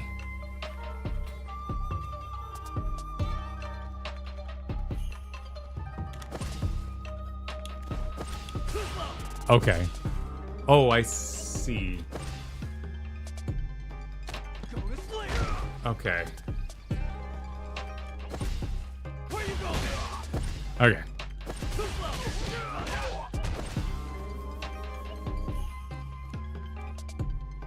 So I'm holding parry. And then they want me to, oh, they want me to do auto during it. Okay, can I just hold all these buttons all at once? No, I can't. Where you going?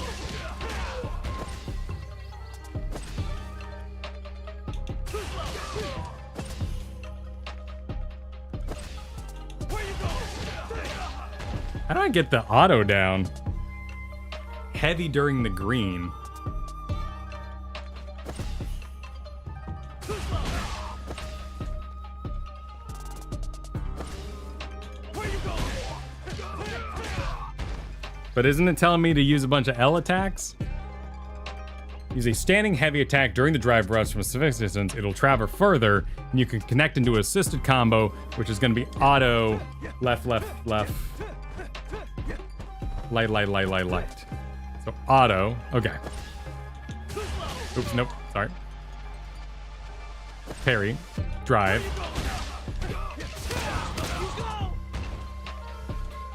Okay, so faster than that.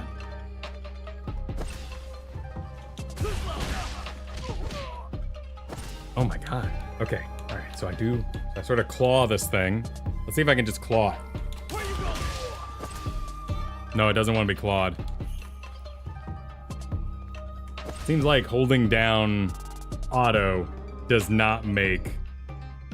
Oh, it's one tap, so only the first one should be tapped.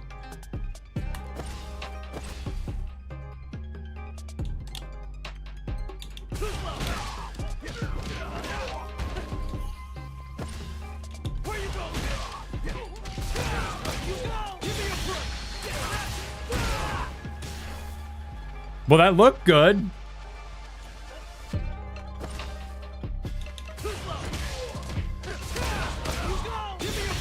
That's not what it wants, though.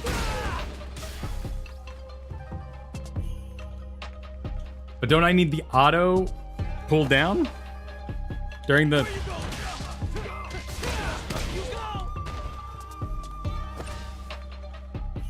Smash auto L, okay. But then I let go, right? Then I'm done? No. Can't be holding the auto. Okay, don't.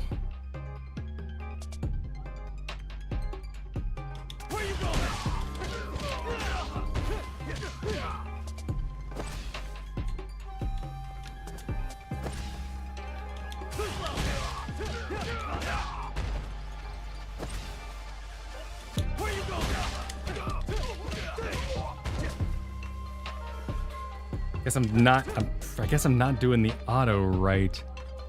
Auto is right trigger. And this whole combo seems to be the auto light, light, light, light, light.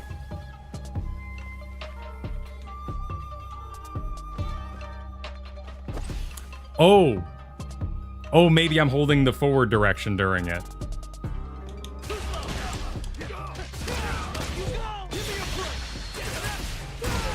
No, that's not it.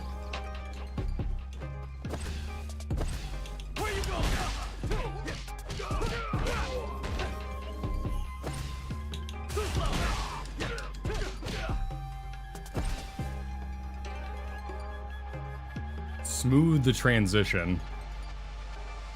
Doesn't come out fast enough. Okay. Hmm.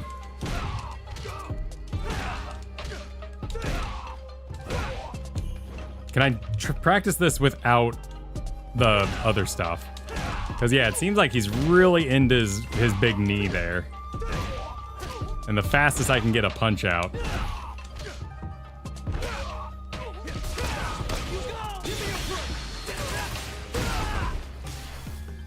Won't combo unless you're drive running.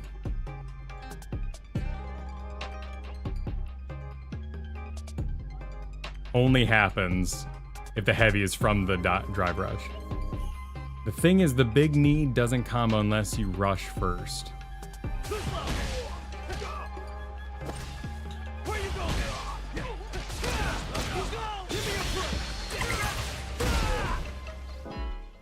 Okay, so we did it a while ago, but for the purposes of the tutorial, it wanted me to show that those can be even closer together.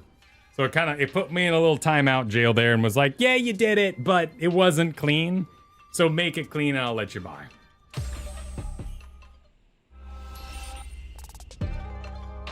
Okay. Armor effects.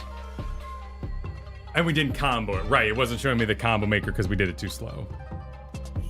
Cool. Let's start by going over how armor works. Armor is an effect that prevents you from reacting to damage from attacks other than throws. You can simply shrug off your opponent's attacks. That sounds great. While armor is certainly powerful, it's not invincible. When you use armor to absorb an attack, you take recoverable damage, which replenishes over time. If you have only a sliver of health, this kind of damage will still KO you upon it, so keep this in mind. All characters have drive impacts, which are armored moves. In fact, drive impacts have more armor than other moves. It can absorb up to 2 hits. I'm too good. Nice job, Luke. All right, let's show you how armor works. I'm going to attack you, use a drive impact to absorb my strike. Wait, hang on. I need to remember how to drive impact.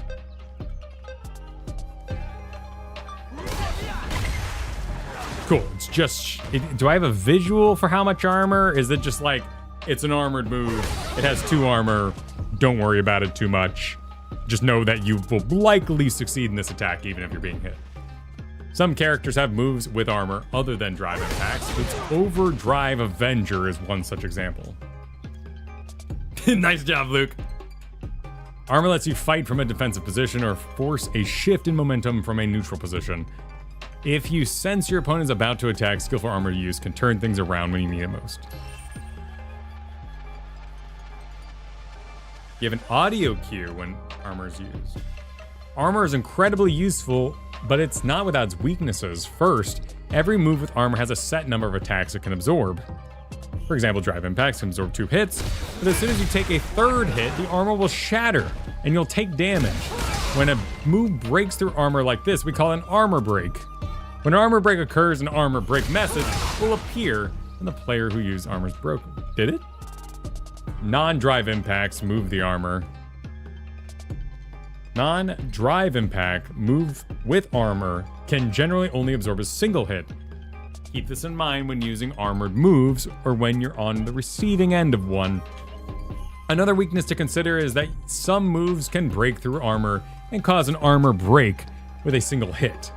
Use an armor against these moves to practically begging for a few bruises or worse. How do you know they're gonna happen? A consistent way to armor break is through super arts. Other than throw super arts, all super arts, regardless of level, will cause an armor break. Not necessarily something that's going to be relevant in every match, but it's worth keeping in mind.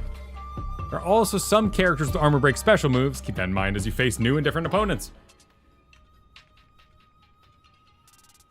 Some attacks are good when you're under attack and hit your buttons in ways that do things if you're under attack and break through. Don't be so defensive, I guess, is the message there.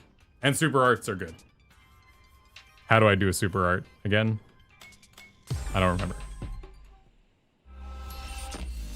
Commandless. Super arts.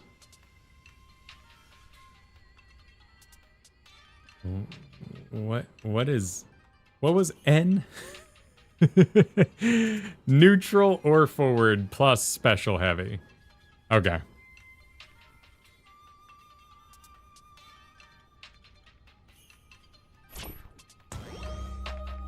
So B in it, okay. Super arts. A plus B.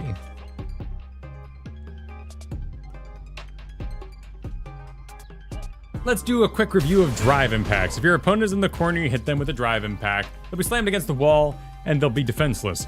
Even if they're blocking, which happens, a crush message will appear. Oh dear. Whenever there are some situations where this crush state won't occur, your opponent won't take damage even if the block or drive impact is in the corner. This occurs if your opponent blocks an attack and then is forced to block a drive impact. Immediately after, with no gap in between. This is referred to as a lock state. Think of it as your opponent being locked in a block recovery. So why does he randomly shoot into the air? Oh, there's a fireball that like arcs down. He fires it up, and then it comes back down, delivering the 2 attacks at the same time. When this happens, a lock message will appear in the blocking player. Where? Lock, right there, okay. It's common for a lock player when you immediately drive impact during an attack sequence. Keep this in mind when crafting your offense in a corner.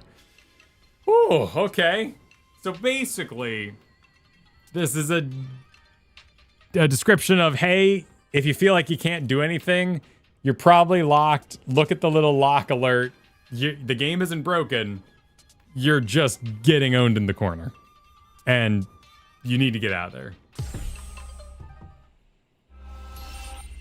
Types of blocking. Blocking is the backbone of any fighter's defense, but even blocking changes slightly depending on whether you have any drive gauge left. When you have drive gauge stocked up, easily defend yourself against a drive block. However, after using up all your drive gauge, you will enter burnout, which means you won't be able to block with the same finesse. Drive blocking. You can think of drive blocking as your standard defense, available as long as you have drive gauge. You can drive block anything, normal attacks, special moves, even super arts without taking any damage. You can think of drive blocking as your standard defense, available as long as you have drive gauge. You can drive block anything, normal attacks, special moves, even super arts, without taking any damage. However, every attack you drive block will drain your drive gauge. If all you do is block, your drive gauge will be empty before you know it. You have either to move away from your opponent or wait for your drive gauge to recover, or drive parry to build it up back again. Blocking into burnout. So parry is the same as blocking, right button. Whenever you run out of drive gauge, enter burnout. Your ability to block weakens. This is a fragile and dangerous state. If you block special moves and super arts while burnout, you'll be completely unable to completely shrug them off, and you will suffer chip damage as a result. You won't take as much damage as an actual hit, but it is still enough to KO you when your vitality is low. That's not all. When you block attacks in this weakened state, you'll have to wait slightly longer before you can move again. Your counterattacks that normally work after blocking might not reach in time. Attacks that once left your opponent vulnerable after you block them will suddenly leave your opponent at an advantage. Needless to say, burnout is something you want to avoid whenever possible. Worse, if you're hit with a drive impact in the corner while burnout, you are stunned, leaving you completely helpless in a situation you want to avoid at all costs. The one silver lining is that blocking attacks while in burnout will cause the drive gauge to recover more quickly. In burnout, going on attack is a good way to avoid being put on the defensive, but it may also be wise to prioritize the recovery of your drive gauge. Don't run out of drive gauge. Just don't do it. If you can avoid it, also parry stuff, keep your drive gauge healthy. Do things that avoid that in general. Projectiles, moves like my Hadouken. If you move through a fireball or similar towards your opponent, that projectile attack. Move throws a fireball, okay. This sandblast, okay, yeah. Projectiles don't just fly straight forward. Horizontally, some travel along the ground, some through the air, others have varying angles. Every character with projectiles uses them in different ways, so stay sharp. Take Sandblast, for example. Travels quite far. It can shut down your opponent's offense from a considerable distance. Think of it as a long-range tool for controlling space. Projectile clashes. Whenever your opponent throws a projectile, and it clashes with your own, they cancel each other out. Let's see what happens when my projectile cancels out. I'll throw a Hadouken, you throw a Sandblast. It's just neutral. As a rule, when two projectiles clash, they cancel each other out. However, if two projectiles of different strength collide, the stronger one will win out. Special moves lose over overdrive ults, which lose to super arts. Let's say a special move projectile with an overdrive projectile collides. In this case, the overdrive projectile is stronger, so it will blow through the special move and keep going. In short, projectiles only cancel each other out when they are the same move strength. All right, time to try it out. I'm going to throw a Hadouken. You use an overdrive Sandblast.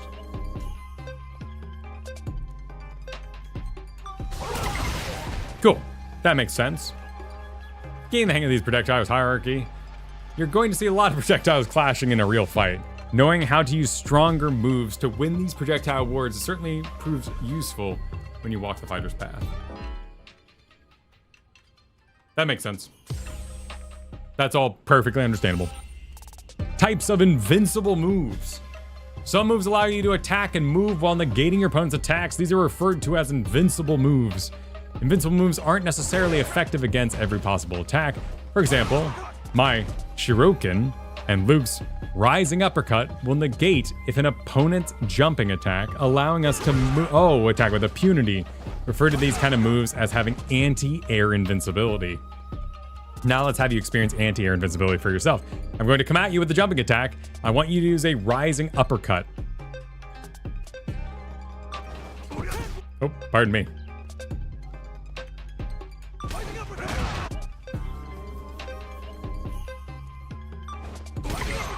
Okay, so despite the punch hitting my face, this particular move would penetrate that. You blast right through my jump attack with not so much as a scratch, but anti-air invincibility only effective against jump attacks. If your opponent is on the ground, their attack will win out. Remember this well. There are also moves that are invincible to an opponent's throw and projectiles. Should you have time, it couldn't hurt to look into what types of invincible moves your opponent has at their disposal. Finally, there are some overdrive special moves and super arts that are completely invincible against all forms of attack. Moves with invincibility against specific kinds of attack are used to shut down part of your opponent's strategy. Fully invincible moves, on the other hand, are best thought as a way to blow through the opponent's offense and make them turn the tables completely.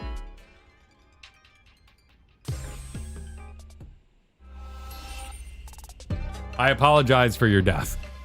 Type of anti-airs. Many of your opponents will avoid fighting on the ground, instead opting to come at you from the air with jump attacks. Being able to intercept and neutralize these attacks is essential. We refer to these moves that they can use to beat jump attacks as anti-airs. Anti-air moves vary by character, but in general rule, it's identified as any move that has an upward angle. Luke's crouching heavy attack is one such example. I'm going to come at you with a jump attack, match my timing, and use a crouching heavy attack.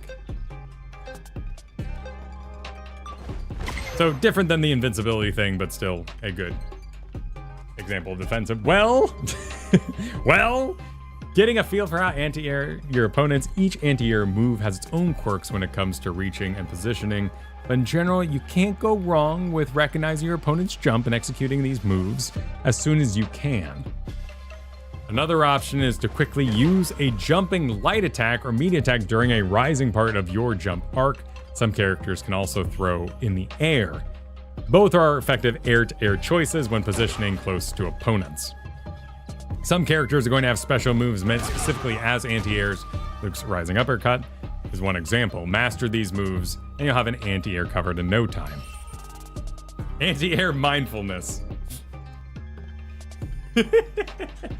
Now that you know a thing or two about anti-airs, there's one big problem. In a real fight, you're never going to know when your opponent is going to jump at you. A successful anti-air strategy includes keeping the possibility of your opponent's jumping in mind. So how do you train yourself to be ever mindful of jumps? When you're standing out, focusing on the distance and positioning, learn the exact distance where your opponent jumps for. Oh. Okay, so the fixed jump distance. So if they're tag word footseeing into a location that would match their particular jump distance, probably varying by character, you can be like, you going for a jump attack there, friend? Being slightly closer to your opponent at the start of the round is a solid reference point. At this range, focus solely on watching your opponent's forward jump. Make time to practice in real fights. Once you have positioning down, think about your opponent wants to jump. Ask yourself, if I was my opponent, would I want to jump in? When your opponent uses projectiles and other moves to keep you at bay, you want to go over them with a quickly and easily forward jump, right? Well, so does your opponent. Always keep this in mind during a fight. Next, use your long-reaching space control moves from inside and outside their range. If you have projectiles, work those in too. From there, pay attention and wait to see if your opponent forward jumps. If they crack under pressure and jump at you, hit them with the anti-air. If you can intercept your opponents when they jump, momentum will be on your side. Likely, if you fail an anti-air, your opponents get to dictate what happens next. That's the kind of give and take that defies these situations. Still, using moves to control space will help narrow down the possible times and situations where opponent will jump in, much more so than simply waiting. Beyond that, you'll just have to keep in mind that and hone your skills and intuition. Traits of level 2 super arts. You can use level 2 super arts by spending 2 super art bars at the super art gauge. Just like special moves, you can cancel into them for certain moves, but there's something that sets them apart. You can cancel into level 2 super arts from overdrive special moves as well. Read up on the cancels in the beginner section. Let's have you give it a shot. After hitting with the overdrive flash knuckle, try canceling into an eraser with back BA. If that's proving too difficult, try repeating the process with auto Y to use the assisted combo 2.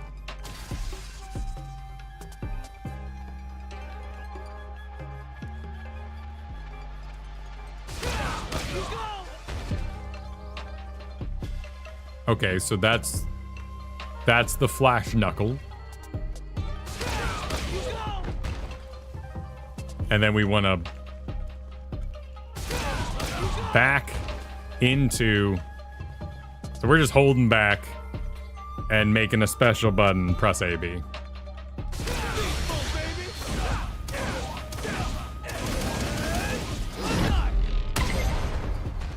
Okay, that was not hard outside of the memorization that will hopefully flow someday, but sure, execution's easy enough. Great, now you know how to cancel overdrive special moves into a Super Arts 2 for an expanded combo. This is an excellent way to increase not only the combo damage, but opportunities to use overdrive special moves. Experiment with different overdrive special moves, and you're bound to make some interesting discoveries. Are combos dealing more damage, like escalating on a graph exponentially? Or is it just the fact that I'm hitting moves tighter together and canceling animations that's gonna deal more damage naturally over time?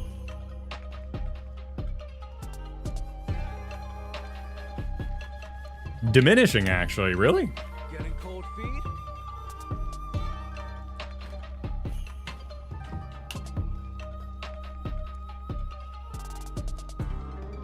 So it scales down basically to be like an anti-play for someone who's completely comboing out of their mind on you, so you get to actually play the video game.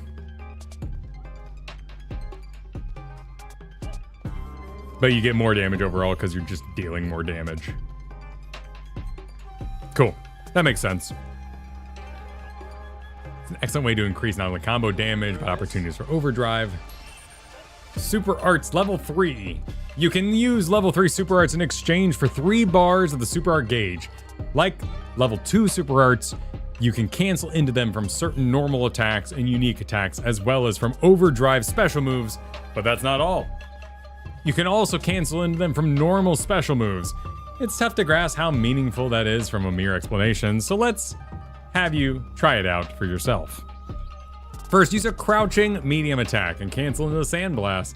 Then, a cancel Sandblast into a Pale Rider to complete the combo. Are these super attacks all tied to 3? Yes. Oh, so I have... of course I have different inputs because I might have 3 gauge and I might want a Vulcan Blast rather than Pale Rider, so I have to enter a different combo. Okay. So down medium, neutral special, down special heavy.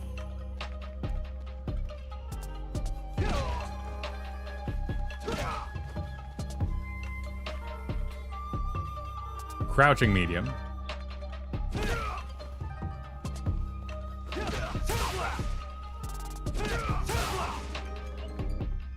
And then I have to down it. So it's like, bop, bop, bop. Nope, did that too soon. So it's like, bop, bop, bop.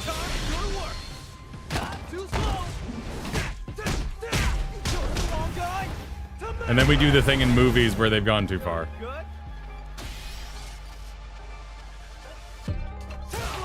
sandblast, right? That's the sandblast.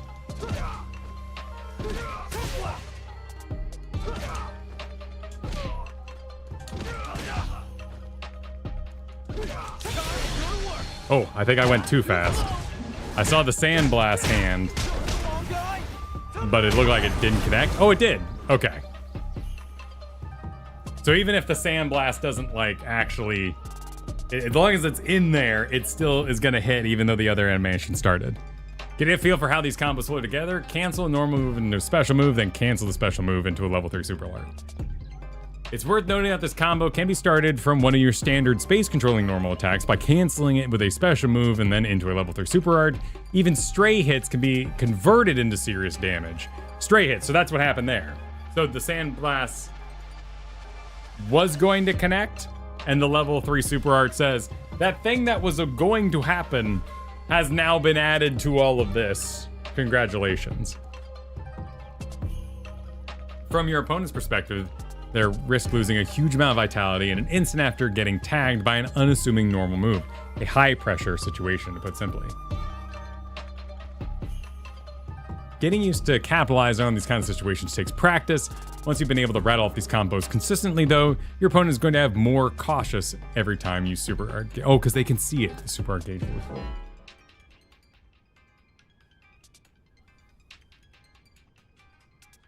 You sure as hell can't connect it in that fast. I bet with that many commands, no, probably not. Reversals. Anytime you can't move from taking damage, blocking, or getting up off the ground, you can enter the command for a move to have it execute as soon as possible. We refer to these as reversals. The moves you can perform as a reversal are special moves, overdrive arts, super arts, drive impacts, and drive parries. Successfully perform a reversal, at the reversal message will appear. Using reversals. I want you to focus on reversals when you're getting up. After being knocked over, use a full invincibility special move like overdrive or Luke's overdrive rising uppercut as a reversal while getting up. To do this, you'll be able to, and you'll be able to strike against your opponent who tries to attack you while you're recovering. Let's say you try out reversals right now. I'm going to knock you down with a sweep, then attack you as you get up. Try using an overdrive rising uppercut as a reversal to knock me away. So I'm down and that just leaves, can I not block? Just out of curiosity here, what I'm avoiding. Okay, so I can block at that speed, but it'd be much preferable if I actually did something while getting up.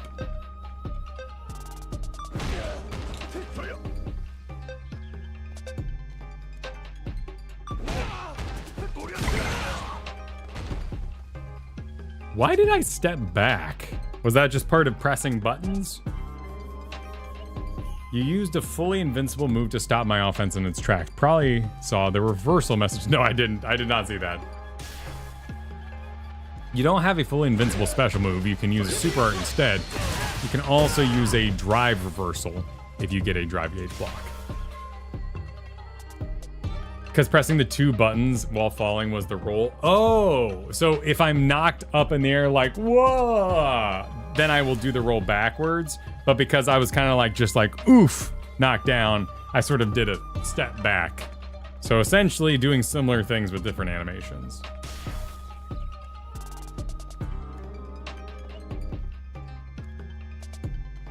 If you use it in fully invincible move as a reversal and your opponent sees it coming and blocks it, you'll eat a massive counterattack for the trouble.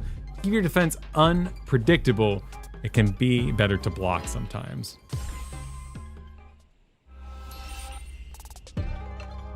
Rapid cancels. Let's discuss a technique known as a rapid cancel. You can rapid cancel, press light, normal, attack to quickly cancel the move's recovery and make yourself safe. It's a good way to attack without leaving yourself open. Only light normal attacks can be rapid canceled. Can't use this technique with a medium and heavy attack. Additionally, every character has a specific move that they can or can't rapid cancel. In Luke's case, he can rapid cancel his crouching light attack, but not standing light attack. When learning a new character, it's worth learning which of their attacks can rapid cancel. How would I know that? Let's see. Unique attacks, throws, maybe common moves? Assisted combos. Maybe I could make an assumption that if it's an assisted combo, I can also just spam it normally. Because these are all special moves. Here we go. Triple impact. Unique attacks. Snapback. Okay. So they're unique attacks.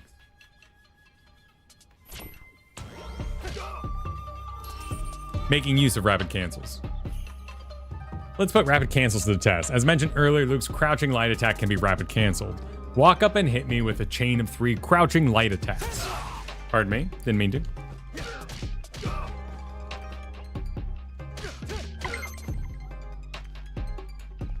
Looks like you got the hang of the connecting quick attacks together. Rapid cancels can let you start swift offenses with the quickest attack. Luke can start with his fastest executing crouching light attack, which is easy to leverage and follow up. From there, he can combo by canceling into special moves with quick startups. Light attacks barely leave an opponent open. Making rapid attacks cancels the effective way to attack at close range. That feels like that should have been earlier, but I think we're talking about cancels, so they wanted to include it now. Jumping, backdashing throws.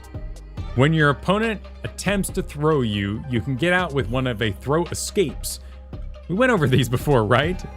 In this lesson, we're going to explore the ways we can avoid throws by jumping, leaving you more defensive options. Strikes can knock you out of starting of your jump, making them slightly risky. But depending on your direction of your jump, you can create space or switch opponents with your opponent. You can also use jump attacks to go on the offensive. Even if your opponent chooses to do something other than throw you, jumping will put you in the air, reducing your overall risk.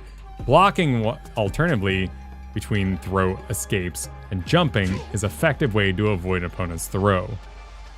Jumps are even more effective at avoiding special move throws. Special move throws can't be defended against with throwing escapes, and they're dangerous since they can't be blocked either. However, if they whiff, they leave the user wide open. If you manage to avoid one by jumping, you have to get ready for an opportunity for a counterattack. Another way to deal with special throws is with a backdash. They're invincible against throws, both on startup and while moving. Pick whatever method best suits your situation. Finally, let's look at how you can go on the offensive after using a jump to avoid a throw. As an example, you can walk up to your opponent, make it look like you're going to throw, and then throw them so they attempt to throw escape, then vertical jump in front of them instead. Your opponent will be stuck in the throw recovery. Wait. Okay, in this animation here. Okay. So you walk up and they're like, oh, he's gonna throw. So you jump, making them throw, leaving them open. That's particularly effective when you have an opponent in the corner. Keep that in mind. Okay.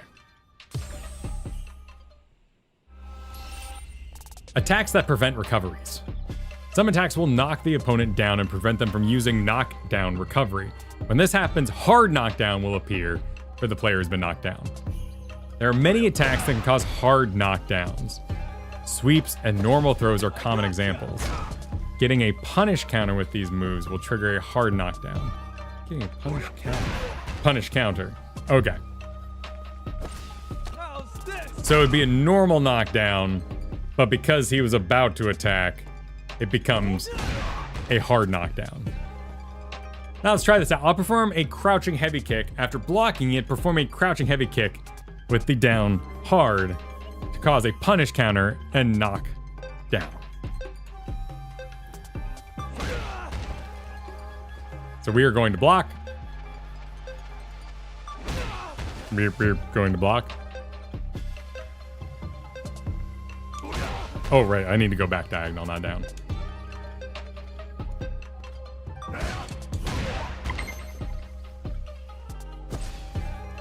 Next, use a throw to cause a punish counter. Go ahead and throw me when I'm using my drive parry. Okay, hang on. I need to remember how to throw. I gotcha. Did you notice how that was a hard knockdown? You can't use recoveries after a hard knockdown, so there's no need to worry about doing an opponent with a backwards recovery. You'll have free reign to attack your opponent as they get up. But he can still do the punch recovery, right? Some characters have special moves and super arts that can use hard knockdowns. Some specific moves can cause a punish counter. It's worth learning which ones so you know when to be wary of them in battle.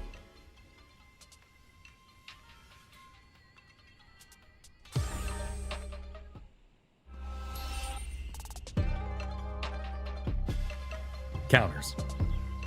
A counter hit occurs when you hit an opponent before their move comes out, specifically when it hits you with an opponent after beginning to move. Before it reaches the point where it can actually hit you, when a player lands a counter, a hit counter message will appear on the side of the screen. Okay, one second. Okay, we're in intermediate. I just want to get perspective as to where we are in the lineup here. So we're pretty deep in. Awesome. Okay.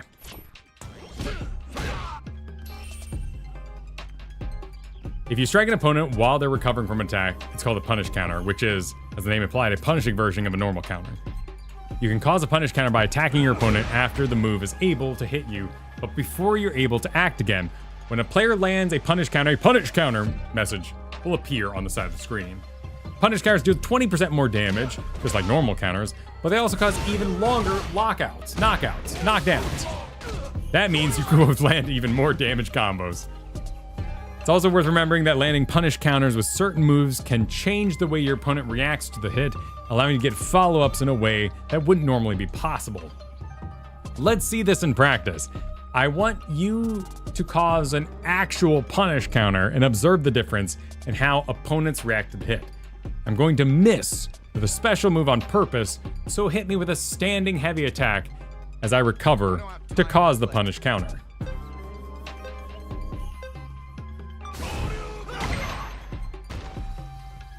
Cool.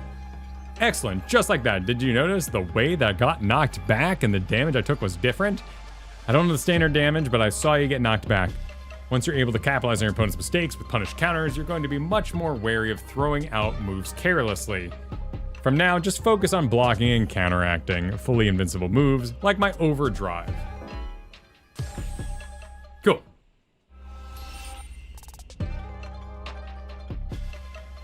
Absolutely, but we're so close, we're gonna do them all. And then we'll play the game. I've got some notes before me of what I've actually want to digest. Essentially, what I'm getting though is this is a really, really good tutorial at basically saying, if you think the game is unfair, probably some sort of mechanical thing happened. And that's good. So we're reading the game, the board game came with a full instruction booklet. We're reading the whole thing. We're gonna say, yes, okay, let's play now, right? Let's have some fun. But in the background, I am gonna be like, man, why did I get crit? Did that deal more damage than it should have? And I'll have this healthy background pile to be like, I think there was a thing about things dealing more damage. I think I'll react to that. Yeah, no, I'm not, don't worry, I'm not overwhelmed or scared off.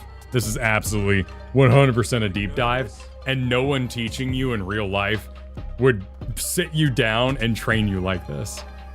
This is best delivered by a robot where you can be like, you're dumb, robot. And you ever been on one of those automated calls and you're like, this is taking forever, and the lady on the other line is like, sorry about that, sir, you thought she was a robot the whole time? That's what's going on right now. The drive gauge dictates the flow of a fight. Let's look at it in more detail. The drive gauge drains you when you use drive impact and drive parries, among other moves. It will automatically refill over time, but the recovery pauses for a set period every time something causes the drive gauge drain. The refill speed of a drive gauge is affected by your actions. It refills faster when you're on the ground than when you're in the air after jumping. Most importantly, it refills fastest when you're moving around. The drive gauge also refills when you land attacks on your opponent. The amount of recovery is the same regardless. Wasn't this tension in Guilty Gear Strive yesterday? As a rule, the stronger a normal attack or unique attack is, the more drive gauge it will recover. The amount recovered by special moves varies from move to move. That means landing a string of attacks in a combo is a fantastic opportunity to recover your drive gauge. That said, if you're using Drive Rush in the middle of a combo, you'll stop recovering drive gauge until the combo ends. Drive Rushes are excellent for dealing extra damage, but you'll want to keep this rule in mind if your drive gauge is running low. It's like the 5-second rule in World of Warcraft.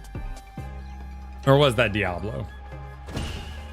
Can also recover your gauge in driving parry attacks by studying your opponent's moves and attacking in sequence, and search for opportunities to drive parry. You'll discover more ways to replenish your drive gauge and make more powerful fighters. Okay, let's look at ways to drain your opponent's drive gauge. Once you understand the basics, it'll be easier to punish your opponents into burnout. From there, the real mind games can begin. The most basic way to chip away at your opponent's drive gauge is to make them block your attacks. Heavy attacks drain more drive gauge than light attacks. Special moves drain from the amount.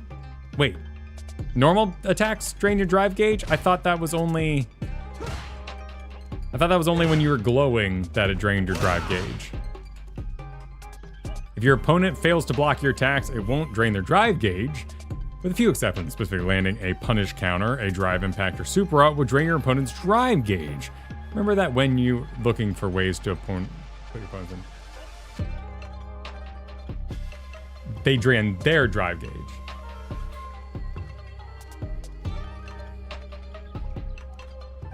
So, but if you're blocking normally by pushing back, you're taking chip damage?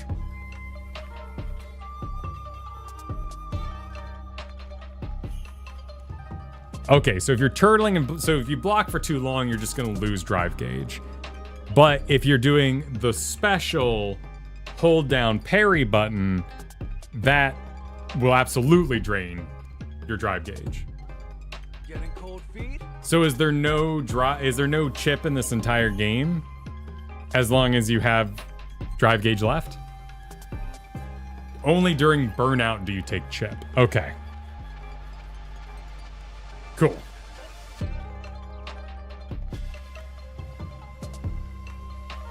And the parry is the state of putting the shield up, but the parry will actually gain you because you successfully super parried or parried, perfect parried.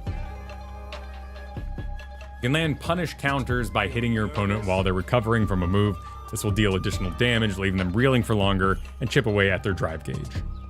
The amount of drive gauge you can drain varies from move to move. Generally, large moves that leave you vulnerable are harder to land for punish counters, but drain more drive gauge on hit to make up for it. Simply landing a drive impact will drain one block of your opponent's drive gauge. If you use a drive impact to land a punish counter, you'll drain 1.5 blocks. That's a big deal. Simply landing, yep, we just read that one. It's important to counter your opponent's drive impact with your drive impact of your own. Pull this off and you'll be given a mass opportunity. You'll drain a huge chunk of your opponent's drive gauge and have an opportunity to land big combo. If you're behind, this is the stuff comebacks are made of. Finally, there's super arts. Like drive impact, super arts will drain your opponent's drive gauge on hit. At level 1, drain half a block. Level 2, 1 block. Level 3 drains 1.5 blocks. When your vitality is lower, your level 3 super becomes a critical art, which drains 2 drive gauge on hit. So a recovery mechanic. The best time to land one of these is when your opponent is close to burnout. If your opponent's drive gauge is low, use a super art. Okay. So yeah, super art's a really good way to break your opponent into burnout. When your drive gauge ends, you enter burnout. I believe I explained this as an earlier section, but just to reiterate, burnout is truly precarious state, which you can't perform drive gauge related actions. You also can take chip damage, which runs the risk of being stunned. You automatically recover from burnout over time, but much like the ways your drive gauge recovers, just like your drive gauge, it won't be able to recover immediately. Once you learn how the system works, you'll be better at the battle psychology of your opponents. Well, parrying's sick. That's the thing about parrying, is it's freaking awesome. As with your drive gauge, burnout recovers faster when you're on the ground than when you're airborne. The rules for recovering gauge by landing attacks are the same. If I'm recovering, so this is my recovery bar going. If I block during recovery, do I stop it even if I don't take damage? I guess so. While that's going, I would be taking chip damage, but I could become stunned by another attack. The difference between, or can I only be stunned when I get knocked into drive gauge depletion? The biggest difference between drive gauge is that blocking attacks will speed up your rate of recovery from burnout.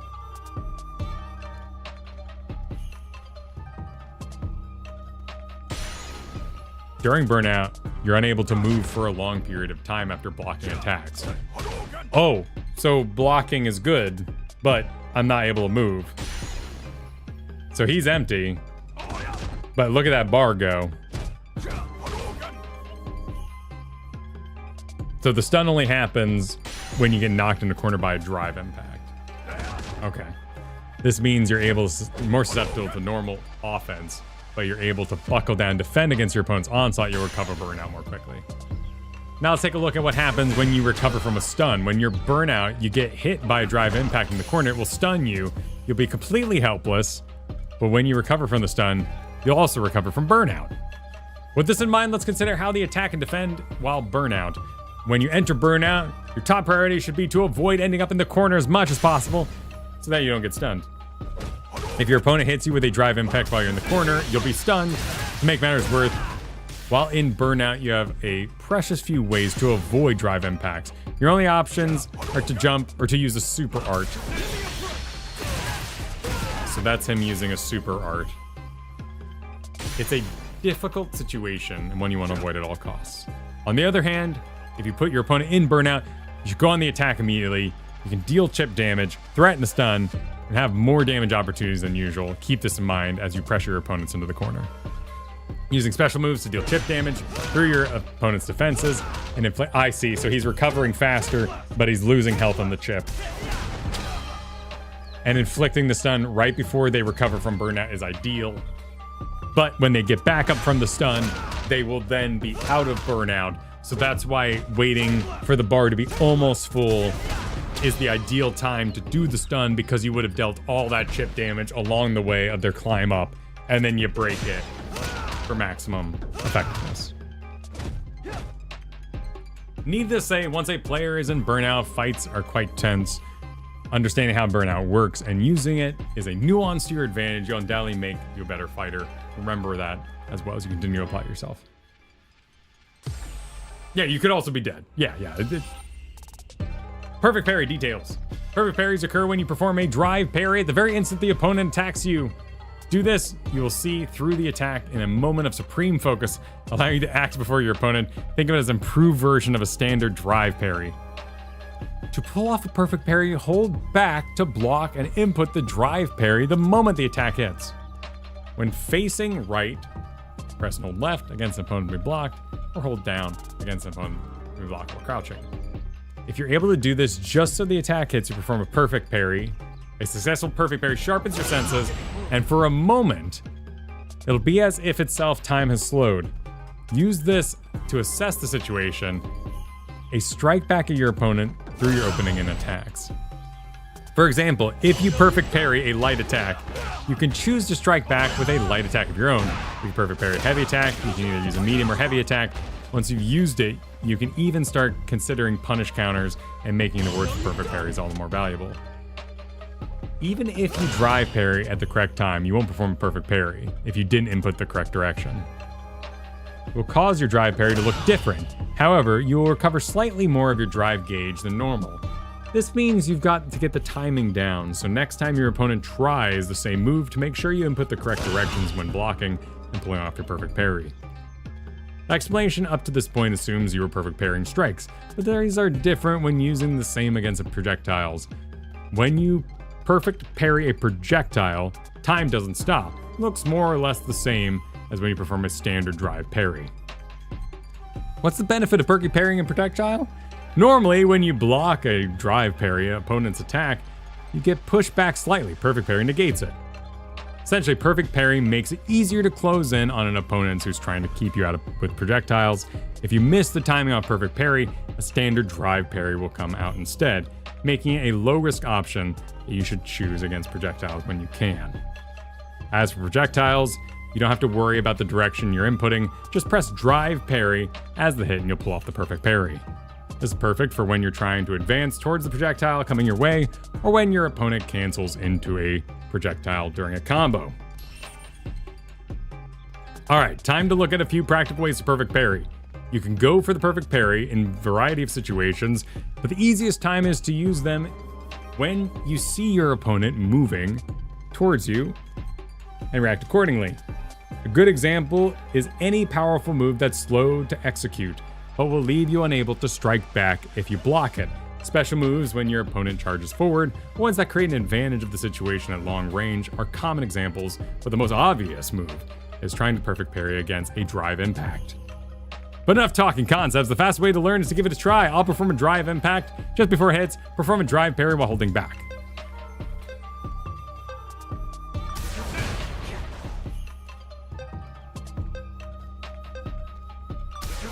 Nope.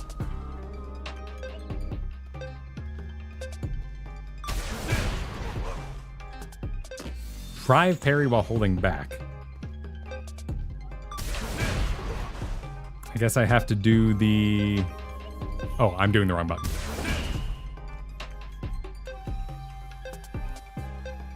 So what's the holding back part of this doing?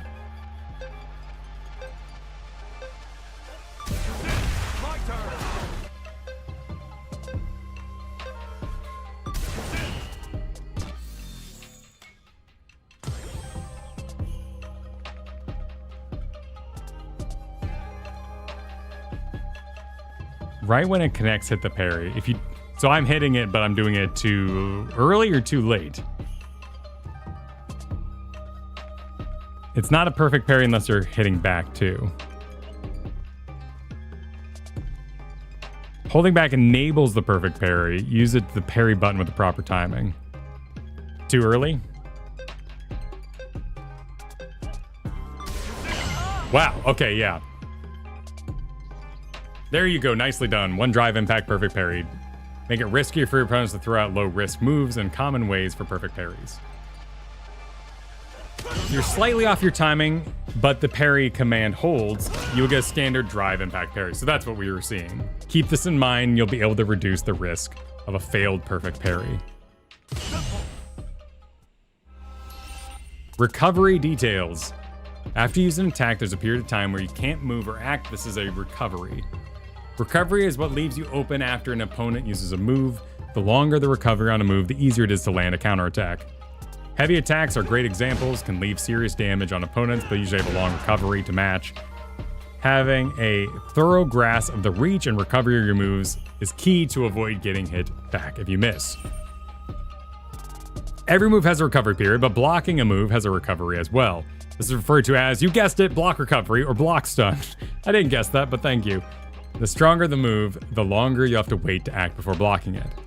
If the block recovery is a move is shorter than the recovery. Oh, this is what Core A Gaming was talking about with the basically card advantage, the +1, +2, -1 thing.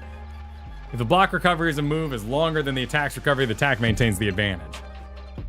How much advantage? That depends on the move they use, but as a rule, the defender tries to attack when they're at disadvantage. Their attacker can use a fast move to get a counter hit, throw a break in the defense's guard, or more. Simply put, you likely don't want to push a button when you have a disadvantage. The importance of confirms. You've learned a lot. You're probably feeling like you're getting the hang of how to use the various moves. Let's go one step further and learn how to use those moves to their fullest. That means being aware of your opponent's actions, when to use a move, and adjusting your response depending on what comes next. This is what we refer to as confirms. For example, let's say you do a forward jump attack to approach your opponent, connecting into a cancelable normal move after landing, and that cancels into a special move. If you can ensure this hit and turn it into a combo, you'll be able to deal more damage more consistently. The issue is that almost all special moves leave openings for your opponent. If your opponent blocks your incoming attack with a special move, you'll be left at a disadvantage and risk getting countered. This is why confirming is vital to battle. For example, visually confirm that your first forward jump attack was blocked. Then, instead of going for a normal attack, elect to throw them. Doing this lets you eliminate the risk of your special move being blocked and breaking your opponent's defense at the same time. Wow, that sounds extremely valuable. At the speed you have to enter combos, that's just gotta be raw practice. Of course, you can confirm that the first hit connects with your opponent. You can then continue on with the rest of the attack, ending with a special move. Remember, adapt to the situation. That's great. That's great. How do you even... So you basically have to see the small signs and the very, very early signs that they have engaged a block in order to make sure your combo chain actually continues into the next thing. Confirm comes in many forms. Most prevalent are hit confirms and situational confirms. Let us use the previous attack example to explain this in more detail. Imagine you do a forward jump attack, but your opponent isn't doing anything. In this situation, it's difficult to know if your attack is going to hit or be blocked. If you can visually confirm that your opponent used a large attack on the ground or threw a projectile at the same time you started to jump, that changes things. You can anticipate that your jump attack is going to hit your opponent during their recovery. From there, you can focus your attention on landing powerful combos once your opponent has a jump attack. Confirm the opponent's situation when you use an attack, and if it seems like your attack is going to land, proceed under the assumption once your attack actually hits. This is what we call situational confirm. Situational confirms aren't limited to jump attack situations we discussed. You'll find them invaluable anytime you're fighting for control of the neutral. They're a key element in improving your overall game, so try to keep them in mind when fighting others. Next, I'm going to teach you about hit confirms. Hit confirms generally come into play during close range engagements. As an example, if you hit an opponent with 2 crouching light attacks and then cancel into a special move, you'll be able to convert a quick, easy to use normal attack into a powerful combo. But if your opponent blocks your attack and you still cancel into the special move, you'll be left wide open, give your opponent a free punish opportunity. In these situations, it's essential that you only cancel into special moves when you confirm that you're hit on your opponent with the crouching light attack. The trick is to treat the 2 crouching attacks as a sequence. Pay close attention so that by the time the second crouching attack comes out, you're aware of whether or not the first one hit. If you did this then, and only then, should you cancel into special moves. So this is why people say, don't just learn a bunch of combos and go hit the ladder, because all you're gonna do is combos into their face, you won't be paying attention to anything they actually do, and you'll hit a skill barrier very quickly. Let's see if you can try this yourself. I'm going to wait here and defend against your attacks at random. Your goal is to hit me with 2 crouching light attacks. If they hit, combo into the second light attack into rising uppercut. Otherwise, stop and try again. Pardon me, didn't mean that. Okay. Crouching light attacks.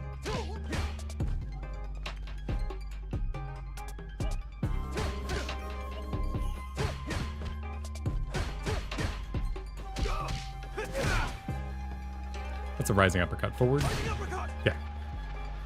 So I have to do crouching.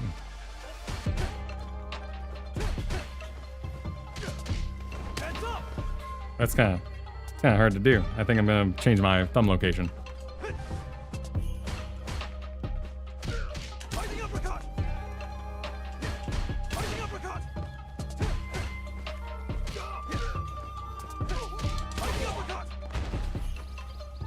Was that not quick enough for you?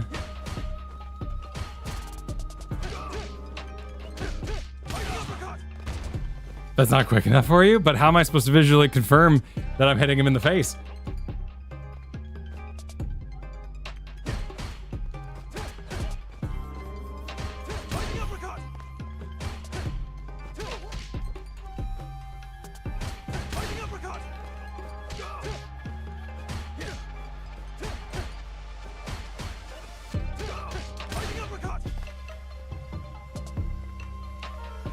You didn't cancel the second light punch, too slow. But I'm using my eyeballs.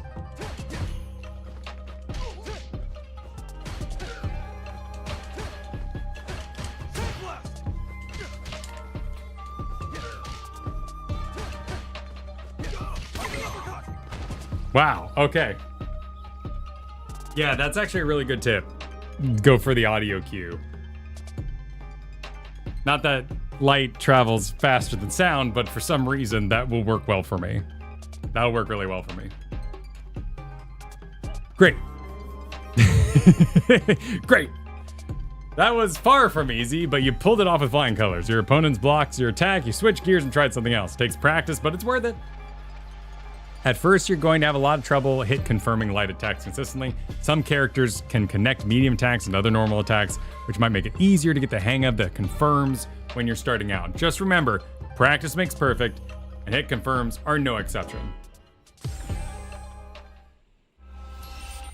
The neutral game. Here, we're going to discuss the importance of the neutral game. This refers to the one of the aspects of positioning, attacking, defending in battle. What we call the neutral game encompasses the battle from positioning at mid-range when both players move carefully on the ground to stay outside of range of the other player's attacks. The neutral game is comprised primarily of 3 elements: pokes, counter pokes, and whiff punishes. Let's go over each of these elements and the role they play in fights. Pokes. First, pokes. Approaching your opponent and using attack from a range where you know it'll make contact is known as poking. Any move using a poke to your opponents is known as just that, a poke. Pokes are the simplest and most fundamental element in the neutral game. Pokes serve as a powerful deterrent to opponents who move back and forth in an attempt to bait you into missing them or whiffing your attacks. In this sense, moves like far-reaching low attacks are being particularly well suited as the pokes, as they can impose risk upon the opponents for attempting to move backwards, because you can't move backwards while blocking low, is my guess. Opponents who become frustrated with dealing with pokes and choose to continually retreat will eventually find themselves cornered. Opponents who become frustrated and deal... Oh, I just read that.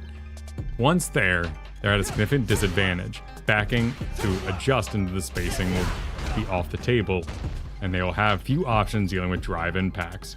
Pushing forward and provoking your opponent is also simply a good way to apply pressure. Next up are counter pokes. A counter poke only attack when you think your opponent is going to move or attack, knocking them out of whatever their action they're doing. The most important thing to remember about counter pokes is that if your opponent doesn't take an action, your attack will likely miss. This means if your prediction is off, you'll leave yourself wide open. As such, it's important to carefully decide which moves to poke with. Medium attacks with long reach are fairly short recovery and are generally best suited for counter poking. Also, since you and your opponent will both be trying to deter each other with similar moves, it's not uncommon for counter pokes to collide. Come out on top in situations like these is important into looking into which of your moves match best against your opponents. Miss with an attack and leave yourself open for some risk, but it's possible to use this to your advantage. Counter pokes with a cancelable move, and you can quickly enter a special move command in advance, anticipating with it with a hit. What does that mean? If your prediction is correct and the move hits, you will cancel into the special move. If you miss, you will do nothing, reducing your risk. Oh! So basically attack like you're going to be comboing anyway? And it's known as buffering? Master how to buffer special moves to counter poke with much more reward. When using loose crouching medium attack, it's called counter poke. Yeah, this is actually what we watched in those videos about footsies, yeah. Because the cancel only happens if you hit them. So it's a weird mix of like, you might as well invest and don't invest too much. But hey, that's it depends at the end of the day. Crouching medium attack is a counter poke. Try buffering overdrive flash knuckle.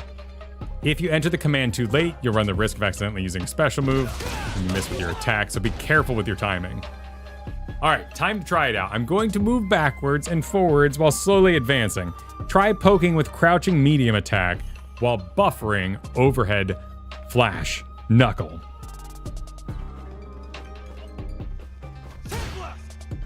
Crouching, medium. Crouching, medium. And then we're going to back, auto, special.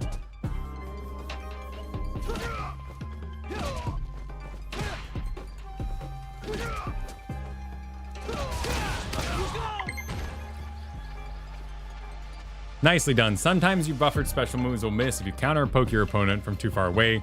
Changing up the special move, your buffer depends on the situation to get as much damage as possible. About whiff punishing. Next, whiff punishes. If counter pokes are an answer to pokes, then whiff punishes are the answer to counter pokes. Put simply, whiff punishing is about hitting your opponent with an attack when they miss or whiff. When going for whiff punishes, try moving back and forth to match your opponent's movement. Do your best to stay just out of reach of your opponent's attack. Understand the ranges of your opponent's attacks will make them whiff. Okay.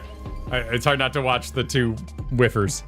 You need full awareness of your moves and your opponents and the ability to quickly react when they whiff. Whiff punishes are arguably the most difficult aspect of neutral game, and weaving all these together in an actual fight takes a great deal of practice. It sounds like a MOBA, you're not going to be very good at a MOBA unless you've memorized every single character on the board, and when there's 200 characters of League of Legends, you're not going to have a good time learning for a very, very long time. But what, we're dealing with maybe 28 characters? So it shouldn't be too hard to memorize at least some of it. Still, mastering whiff punishes is well worth it. Think about it. You'll avoid whiffing with your moves of your own and making your opponent pay for every opening they leave you. Even better, your whiff punishes count as punishing counters. Heavy attacks with large openings are one thing, but whiff punishes, medium attacks, and other moves that recover more quickly, much more difficult.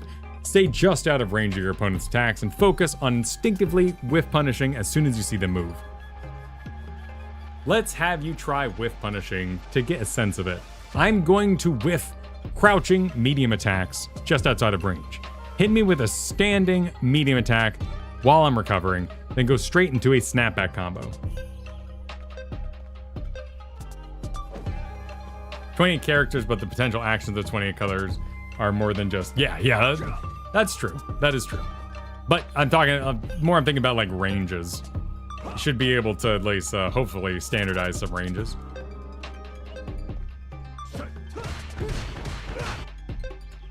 So I gotta hit him earlier when he's like, right when he whips. I didn't do it fast enough.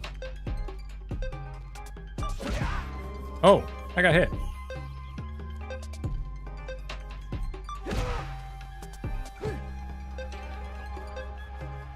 Wait, if I do nothing, do I get hit? Oh, so doing that steps me forward. I'm going too early. Wow. Okay, that's dangerous. Can I just have a really big sword? Thank you, Justani, for the super. 28 characters, dozens of moves, all at different angles. Yeah, have fun learning. Well, ideally, we learn one character, really, really love that one character, and then it's just memorizing 28 things on other people rather than learning all the things myself. There's not like a draft mode, right? Like if rank doesn't have like a, a bunch of banned characters and cancel out, and I'm gonna pick one of these three, and they're like, you can't do that one.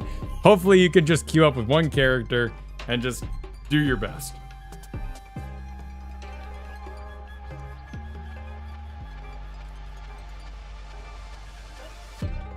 As I explained in the lesson on pokes, if your opponent moves towards you and you match their spacing by backing up, you'll soon find yourself in a corner. Don't obsess over landing with punishes. Take a balanced approach, mixing in pokes and counter pokes as the situation calls for them. Real world neutral. Starting to understand the thought process underpinning the neutral game, think back on all the things you've done by feeling up to this point.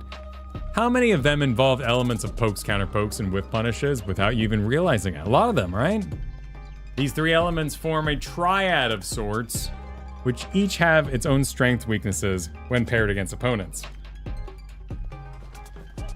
What matters most in the neutral game is thinking about what your opponent is trying to do in any given situation, doing everything you can to elude your opponent while ensuring your own strikes land.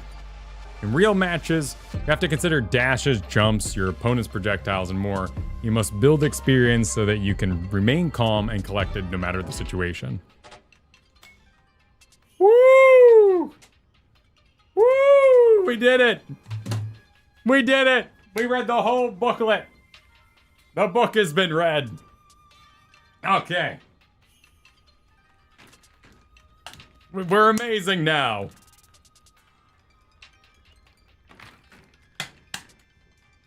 We have now officially gathered a huge amount of knowledge with no application, which means I'm perfect to go to Reddit and start discussing my opinions on why this game should be changed. We did it!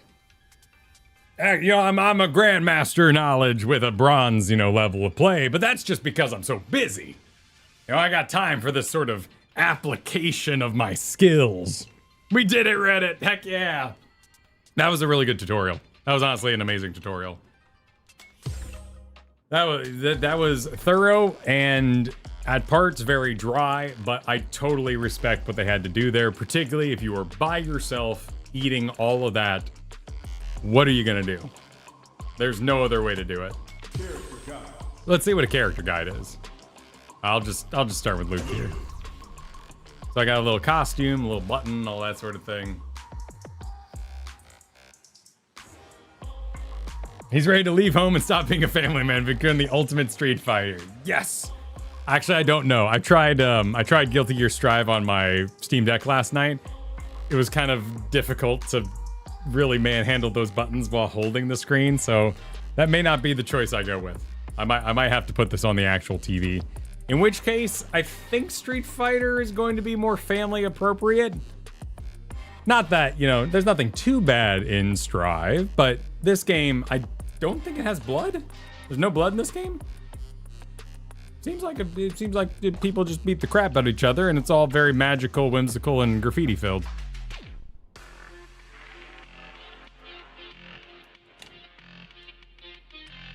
The swimsuit? Well, outfits are outfits, right? Boobs exist. Boobs exist. And one could say that I think a healthy lack of fascination with boobs could be a very big advantage going into real life. Strive does have bullshit blazing. That's true. That's true. Bullshit pretty low tier. Could be considered not too bad, but, might want to be...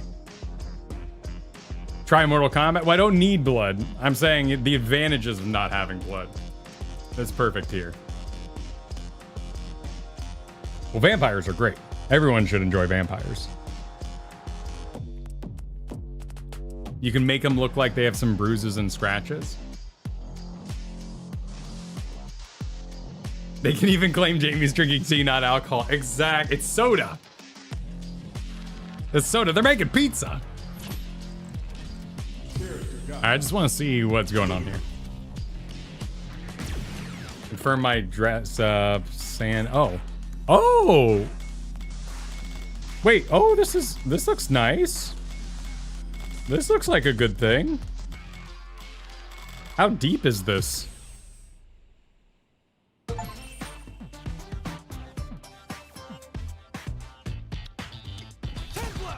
Wow, it like even goes into theory on them.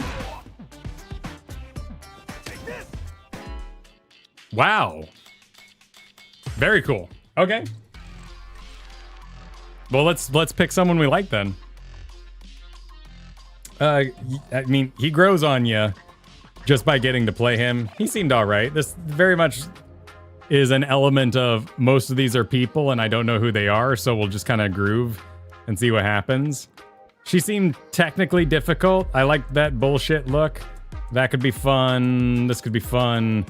I think that's Ken. I don't really know who Ken is. He could be fun. I'm scared of everything tricky, though.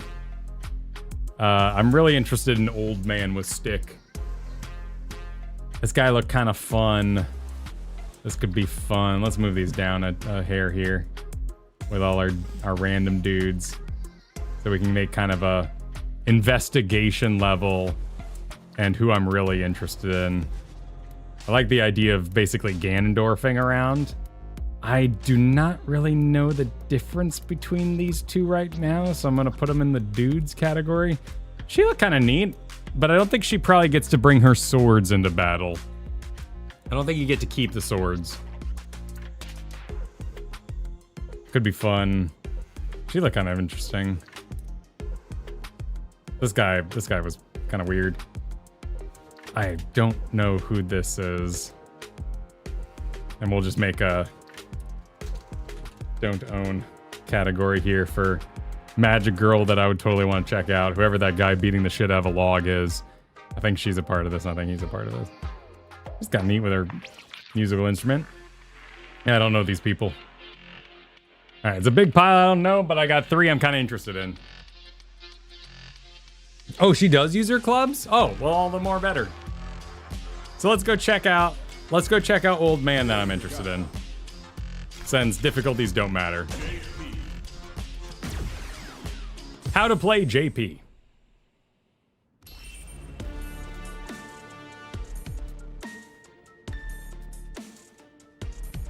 With long-range pokes and a bevy of psycho powers. Psycho powers? Based on projectiles, JP is in his element when he's keeping opponents guessing and on the opposite side of the screen. JP can disrupt. Whoa, that's cool. Yeah, that's fun. Disrupt his opponent's defenses from a distance, and there's plenty of ways to prevent them from approaching as well. At mid-range, he can keep opponents at bay with his long-reaching normals, along with special moves, designed to send opponents flying. Ooh, what's that? Oh, that's fun. That's fun. Ooh, that's extra fun. All right, I like my pick so far. Triglov. Thrust your staff in the ground, causing thorns of psycho powers to emerge at a distant location, useful in combos as a way to check opponents from a distance. Triglov allows you to attack opponents from a distance, best to attack directly, or place where you predict the opponent will be. When performing with special, use back and change the location when the thorns appear, take note of your target's positioning. This version adds additional thorns and considerable pain, suitable for keeping your opponent in check and pushing them back. Whichever you choose, attacking directly should prove most effective. Oh, I don't actually get to try anything in this mode. Streebog. Perform a forward swing with your staff to generate a barrier of psycho power, effective for tacking on additional damage in combos or as a way to get your opponents away from you. It has a try button? Oh, I have to like activate it. Can I go return to the... Oh, that's the previous explanation. Let's see here. If I go here, and I go to character guides, and I go to JP. But yeah, purple and black. And then I do Trig. When can I try? There we go.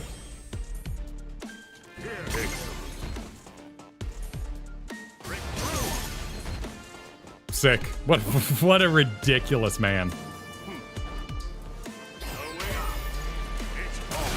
Hell yeah. Okay, perfect. Cool. Let's continue.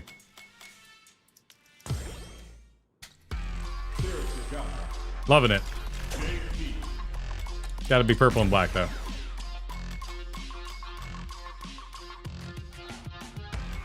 Departure. Departure. Place a void of psycho power in the air from which thorns spawn. Useful as a way of limiting your opponent's movement while vying for position.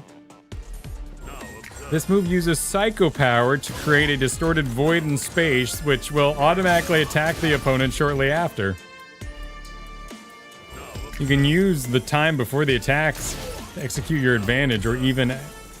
Does it seek them? I mean, he's not in motion, so I wouldn't know, but... Wait, is there no... Can I not cheat? Do I have no modern... I got no cheap, cheat buttons? What is that button even? Did I unsync something? That...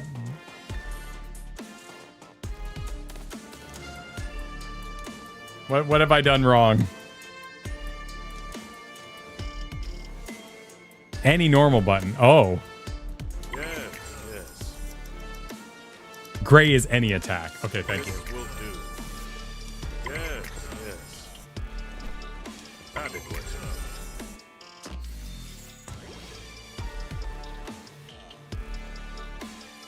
Now observe. Note that you can use a jumping attack upon exiting the warp. Wait, what? Departure.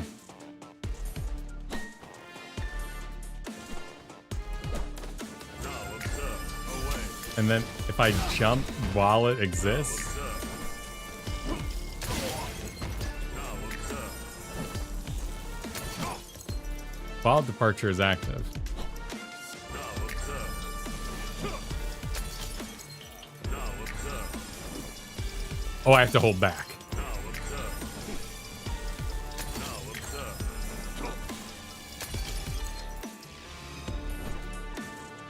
Wait, no, I have to do it all over again. Now observe. Excellent. That doesn't last very long. Now observe. Now observe. Yes, yes. And then I would be in the air to do stuff. Now observe. This will do. Now observe. That's crazy. Yes, yes. Wow. Now observe. There's also Departure Shadow. This will mainly trigger an attack from the void you create. Use this to make your timing less predictable or connect it into more normal attacks. Place distorted voids in 2 locations, expanding your range. Oh, overdrive, sure. Their placement positions are dependent on a combination of buttons you use. Observe your opponent's actions and position and play the voids accordingly. Windows will teleport you to one void or another based on the buttons used. You may teleport twice. Shadows will activate attacks in order, starting with the void closest to you. Shadows activate will activate. Amnesia. Warding off opponent's attacks while sticking them with a bomb of psycho power. The bomb will detonate after a period of time, damaging the opponent. Amnesia activates upon contact with an opponent's attack. You'll need to predict your opponent's offensive patterns, but if successful, attack a psycho bomb to them. This bomb will stay with your opponent and explode after a period of time. Suffice it to say, they will need to exercise caution, take advantage of your opportunity. How do I do this?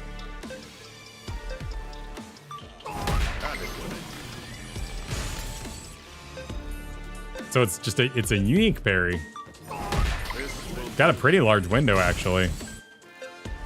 Well, that sounds like hot bullshit. I love it. And then you can overdrive for 2 bombs. Oh, wow.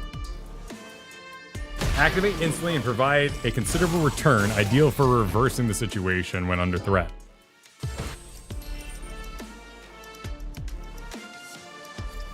Torballen.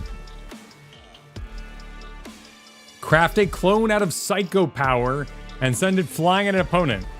I think I was accidentally doing this a moment ago.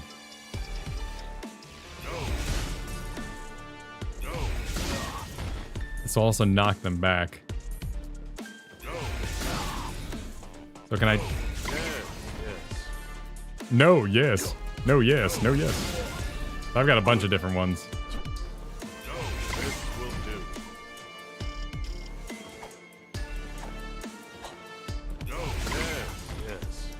No, no, yes. What makes him say no? So he says no, but then when it hits a yes? No, yes, no, yes? Medium will release an attack that can't be blocked while crouching. While heavy will release an attack that can't be blocked standing, all fine options for disrupting your opponent's defense from a distance. Ah, if you hold the button down, the clone will vanish midway without attacking at all. I faint. It recovers near instantly and it's highly effective to encourage your opponent to make a mistake. The clone performs multiple attacks. That's cool. It's a move well worth using, but do note, touch slow to execute. Embrace. A throw that sends a clone to grapple with the opponent and explode a psycho power. The amount of time it takes to grab depends on the distance to the opponent. Move sends a clone forward. Let's try it. Oh, well, that's easy. Sweet. The throw performed by this clone increases in attack power. Chronobog. Fire 2 interlocking shock waves of psycho power directly forward, easy to work into combos or to use in a counter attack, even when performed at close range. Chronobog's application are very depend on your distance to the opponent. It's invincible at the start, so you can use it as a close range reversal and anti-air, or as a damaging move in the combo. From afar, you can connect it with other moves, or launch through an opponent's projectile, assuming you predict one's coming after all. Wait, I'd like to try that, but... Lovushka. Generate clones to attack your opponent from all directions can be used to make combos utilizing your clones, or as a way of breaking through your opponent's guard. Surround your opponents with clones! Ooh. Oh, but that's delightful. How do I do this? Is it hard? Oh, this is a spender. How much was I spending? This is 2.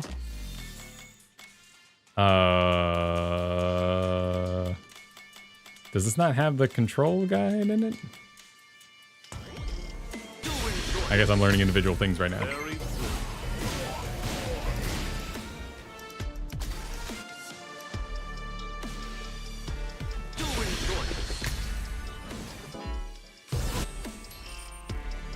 I'm just unlocking all kinds of things. Interdiction. Grab your opponent and send psycho power flowing through your body, causing them to explode from within. You will instantly warp to your opponents upon activating this move, making it useful for a variety of situations. Though not without its risks, it is perhaps the ultimate last resort, teleporting you instantly to the opponent for a devastating attack.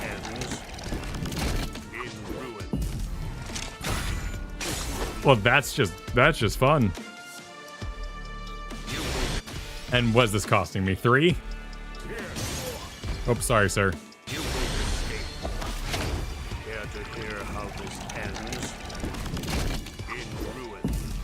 Is everyone in this game such a talker, or is he just special like that? You can use it from far, visually confirming. Wow. Fundamentals 1.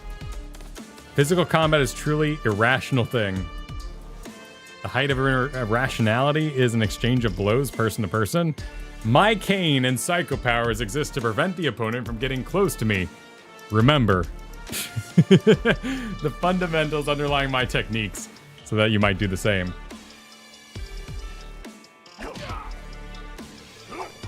Should you be at a distance, you'll find yourself, when a bout begins, you may elect to use standing medium attacks.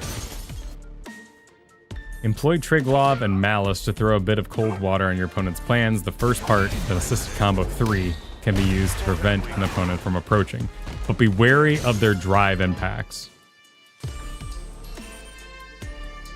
It goes without saying, but your advantage seeks your defeat. Your adversaries seek your defeat as you seek theirs. In mid-range, you must have a strategy for neutralizing your opponent's offense, particularly when they leap into the air. If your opponent should jump towards you, crouching heavy attack should be a reliable attack to deal with them. You may also... Crouching heavy sounds... I feel like I should say up, but it seems like crouching heavy is the majority of anti-air, at least from the few characters I've seen so far. You'll swap positions with your opponent, making it particularly amusing in the event that you're cornered. Ah, for the hunter to become the hunted. Should they draw near, you must put them in their place at once.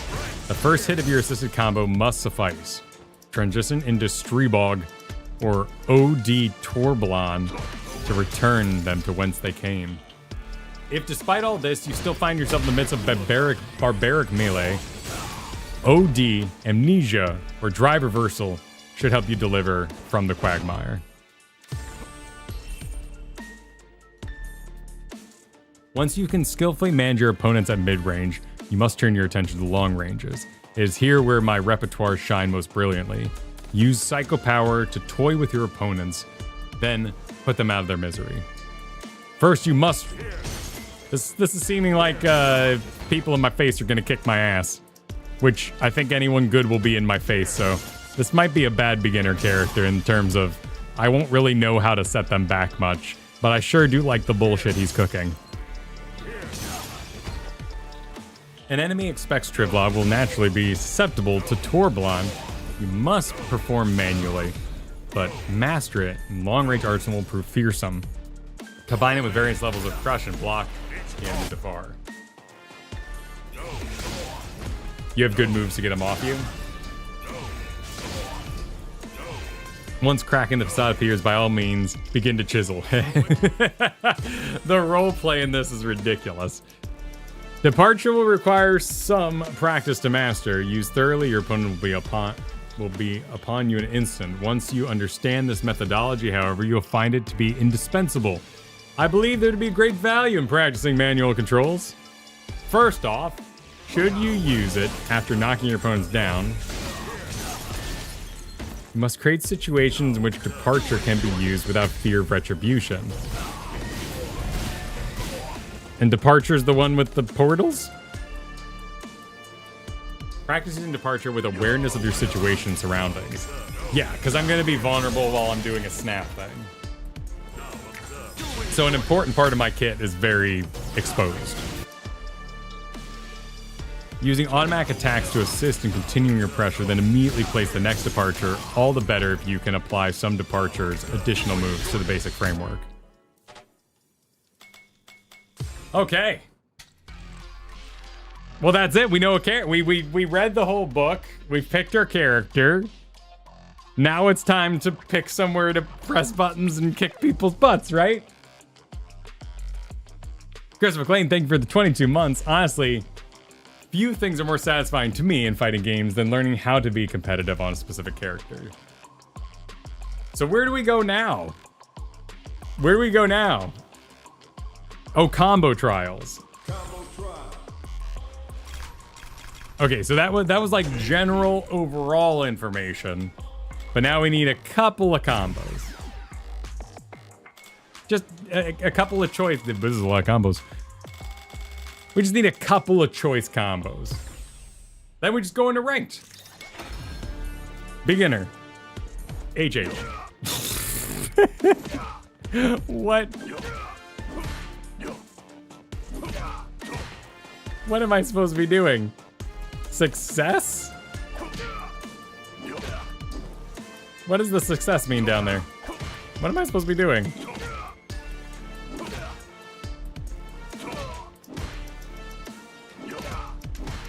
What does the sex in the bottom mean?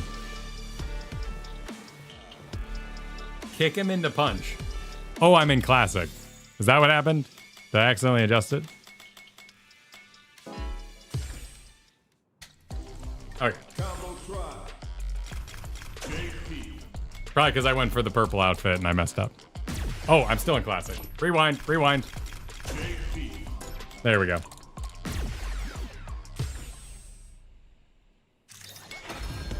Oh, now, what? There we go. Now I just HH. So what was the success in the bottom talking about? Back YY?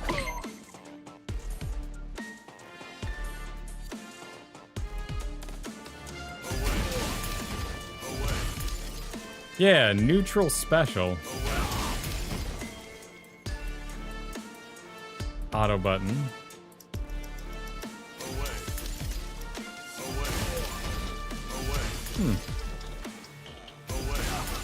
They seem to be doing the same thing. Success, N.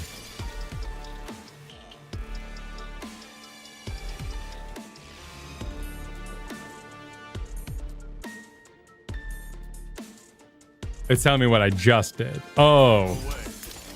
So I successfully neutral specialed.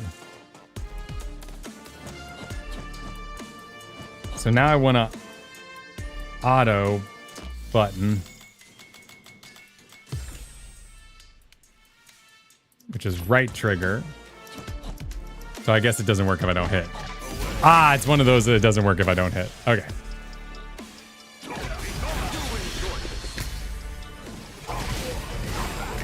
Wow. That's costing me gauge. That's costing me quite a bit of gauge. Wow, oh my god. Well, that's a bit of noise for not too much pennies on the dollar.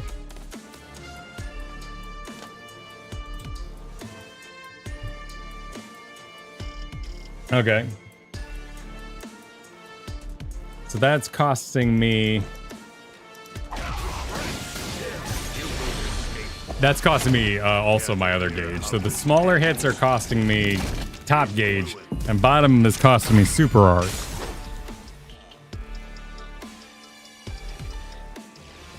Do they have different songs?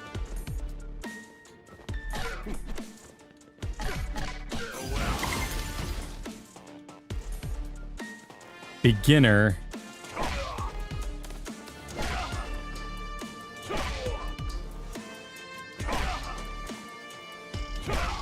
I should probably just stay down and then roll forward.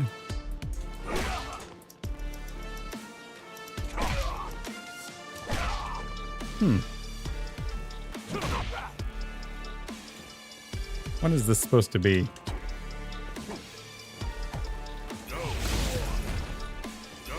Okay.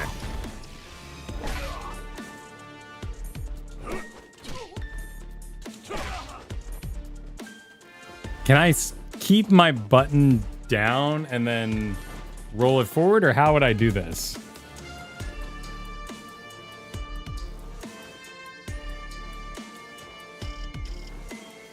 So I can maintain down the whole time and then sort of... There we go. Cool. Back M.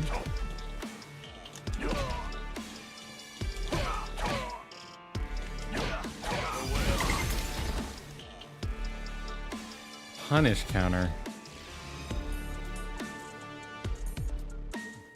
DI? DI is the drive impact. Yeah, let me write down the actual drive. So drive impact, punish counter.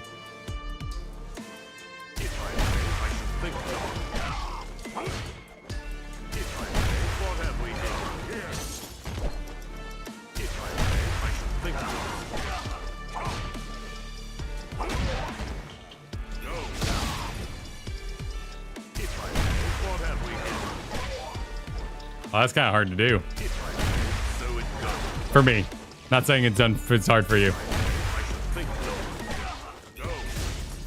Aw. So I gotta wait. I think I wait for the animation to end, and then I can... Where in here should I do this thing? Like when the camera goes back to neutral?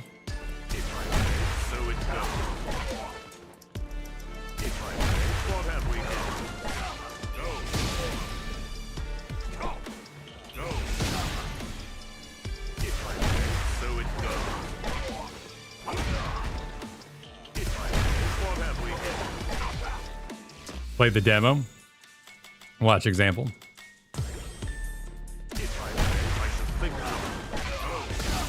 Okay, so the second one, the third part needs to be a lot faster. But this first part is pretty slow.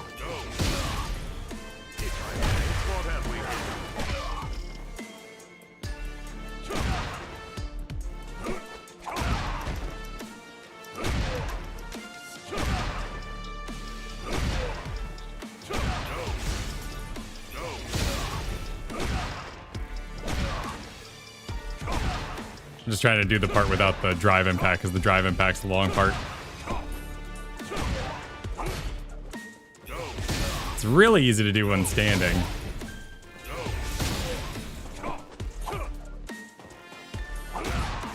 That's really kind of difficult to do when already crouching. Probably because I need to really get in that corner. Because this is the corner attack? Yeah, it's a corner attack. So complete the animation. Complete that animation, then quickly make sure I hit the corner.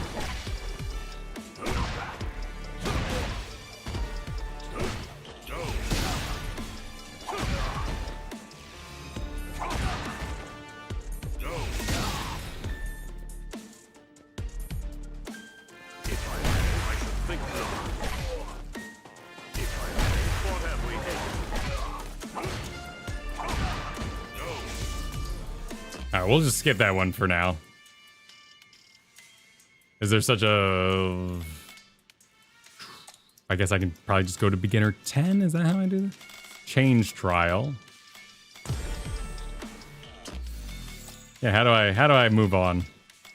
For now.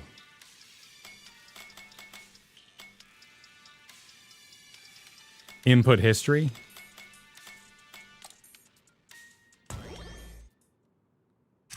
There we go.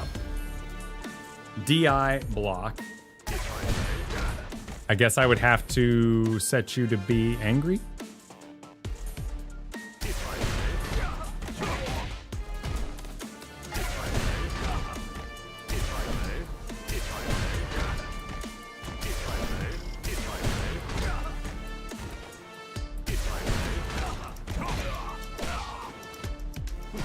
Oh, I think I gotta turn on input history again. No, it's showing. Oh, it's on the other side. What are we doing? We're doing one of these? Which I guess has no meaning at the current.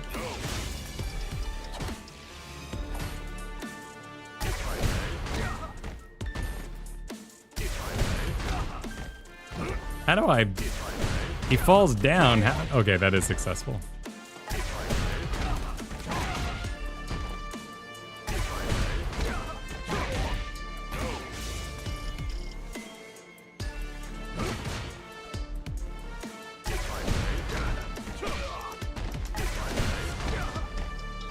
Damn, you gotta juggle him into the wall.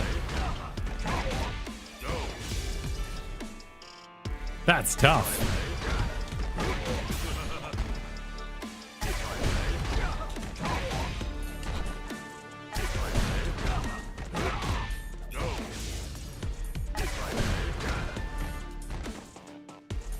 So what is this saying over here? It's showing the amount of time I'm doing a thing and how long I've been in neutral. I press forward, and then I get 5 points of forward red, and then I have 1 frame, probably, of neutral red. So what does a pro player look like? Is it just completely clean? And you just are... There is no part where you're chilling in the wrong button? Like, essentially,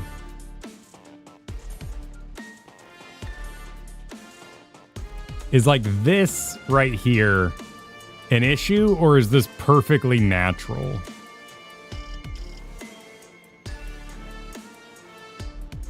Because this is the part where the attack's actually delivered.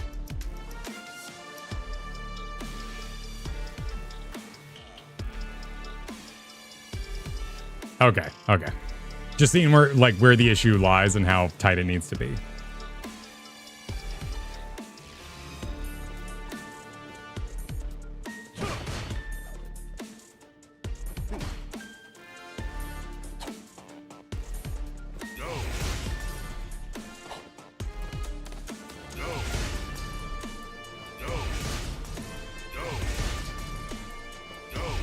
So even a little visit to the corner.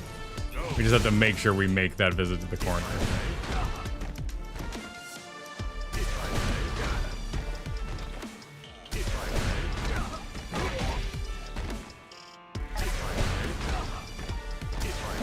I'm getting the command in, but it must be timed so like after it hits, like when he's like right here. Because I see it going out there. So it seems like this part needs to be slower. But that part needs to be wicked fast. We got like a slow into this, and then I need to like be right on top of it.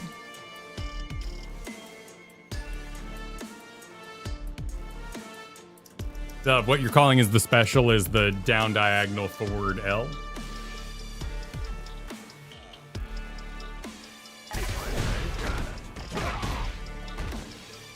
And when this does like a ba, I should probably be hitting it on the first. Am I hitting it on the first ba or the second ba?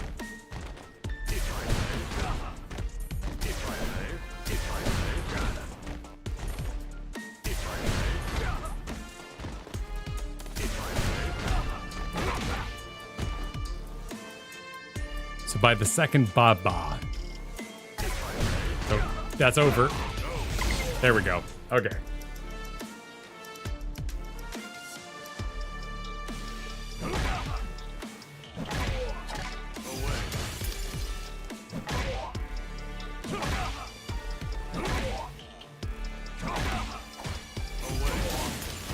So some of these have like a rhythm to it. It's not all canceling.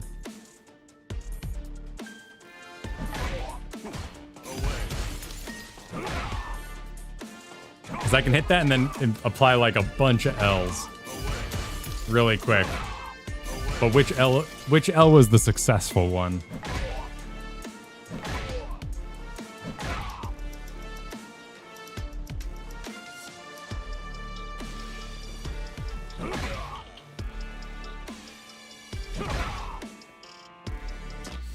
Good call, good call.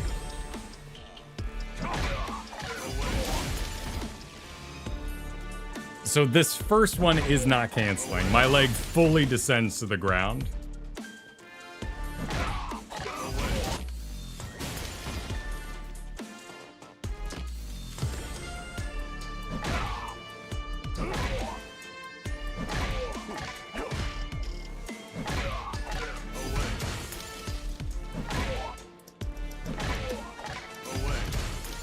Doesn't like that last hit though. That's neutral special.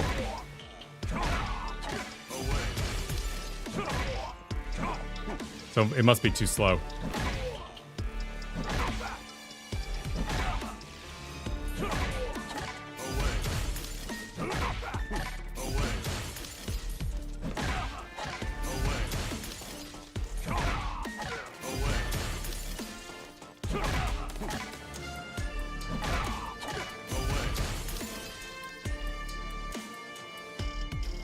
Canceling the light is quick.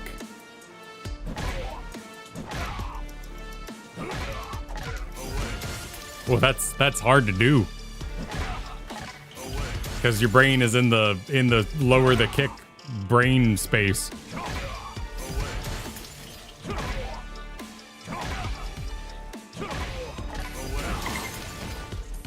So bop baba. Bop baba. Bop. Old man leg. Baba. I don't think we skipped a bunch. At least I didn't willingly. Because we did a bunch of ones early.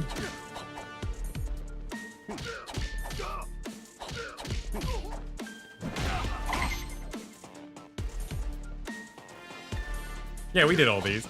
Maybe we did skip some.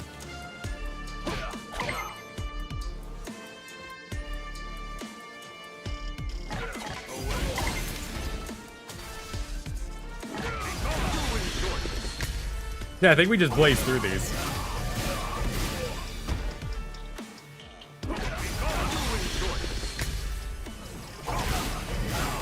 Oh yeah, 9 I skipped because I was struggling. Yeah, 9 we skipped purposefully.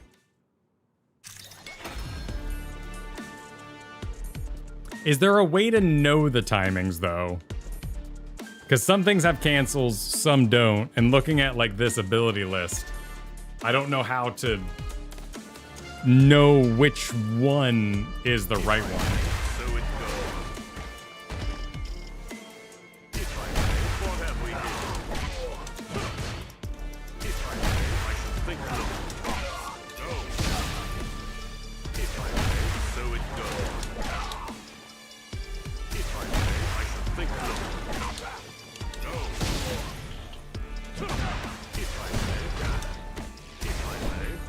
Yeah, we skipped this one because the animation is so long that practicing it just feels bad.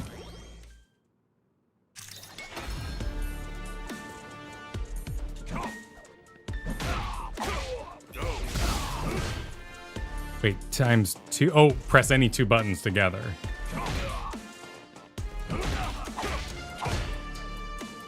So even though I have all the time... So like that right there, just as a formality of learning, I have to hit 2 buttons. Is that bad? Or is that what everybody's inputs will look like while they're waiting for the next thing to happen? Should it only have 2 and be timed to the exact point where I would buy it? Or do most people honestly do like blah, blah, blah, blah, blah, blah, and then when they know that animation's ended, they go into the next step?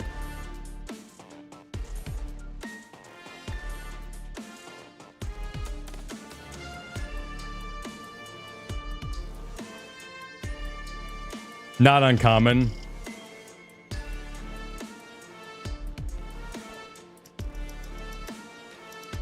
Yeah, 2 would be ideal, of course.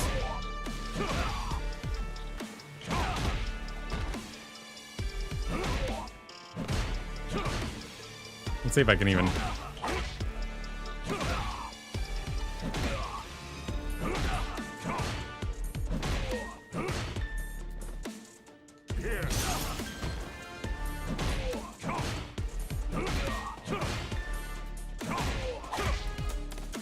Bop, bop. Bop, bop, bop. Bop, bop. Bop, bop. Bop, bop. Bop, bop. Bop, bop, bop. Bop, bop. Wasn't there a button I can hit instead of 2 any buttons? Was that the auto? Or is this a different thing?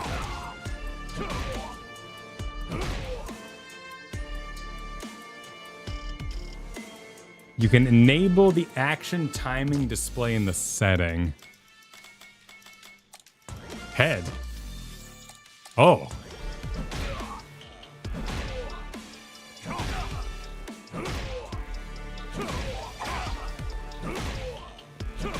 Wait, is it like one of those games where I'm supposed to hit it on the yellow or the green?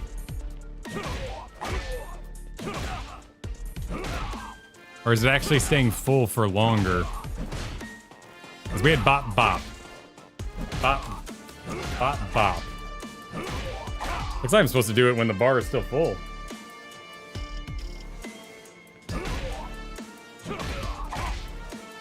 Because that's a solid red bar for almost all that.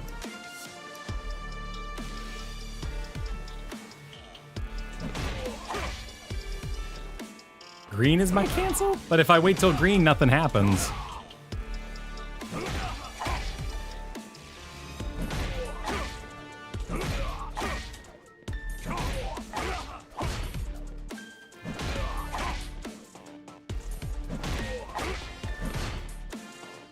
This is some other thing.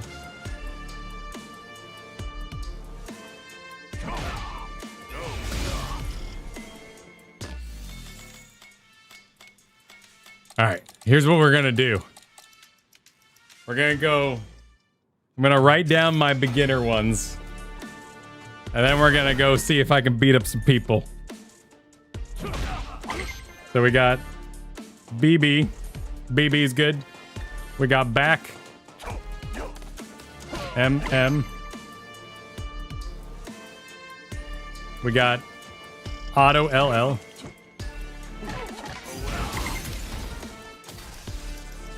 Auto hold.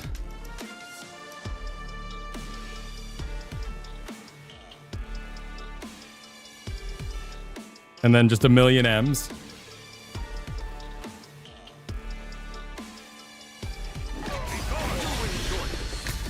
Then we just keep hitting M's for a very long time. What am I spending? That's a 3. That costs 3. Oh, I'm sorry, demon. Feel free, just at me whatever you said. Sorry, it ate it.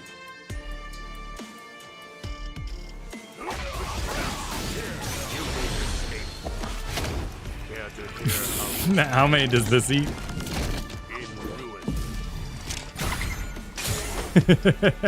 Wait, how many did that eat? How many were we eating? How hungry was that? That's also 3? What's going on, bro? Super arts? Wait, back you go, back you go, back you go. Back you go, hang on. Hang on, I know what I did wrong.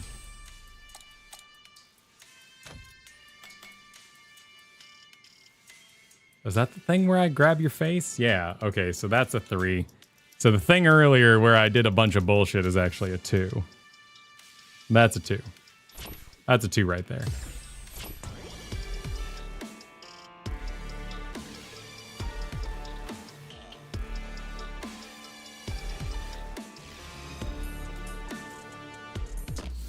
And what's my 1? My 1 is just heavy special. That's the, okay, that's the 1 cost is just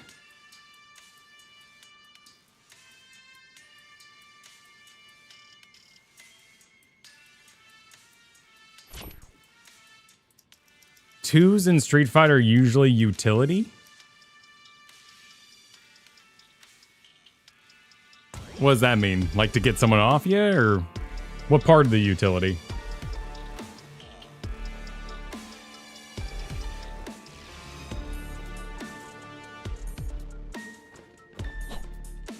A buff.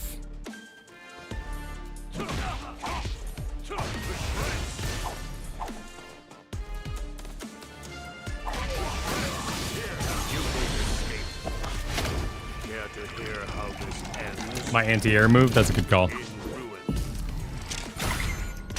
Yeah, having my 1, 2, 3 seems good. I got my drive, which cost me that. I got my parry. I got my parry. That would be, this is my throw and my anti-throw. And then this is my auto. Got down. Got like a down L, A. And then this thing seems useful, but doing it all by itself is a lot easier, and I bet you I'll just get in a lot of trouble if I use that. Command list, I think it was called unique attacks, or my various directions. So how do I know what an anti-air is? Got lows, I got mids, I got tops, throws, maybe common moves. Nope, those are all my impacts and stuff.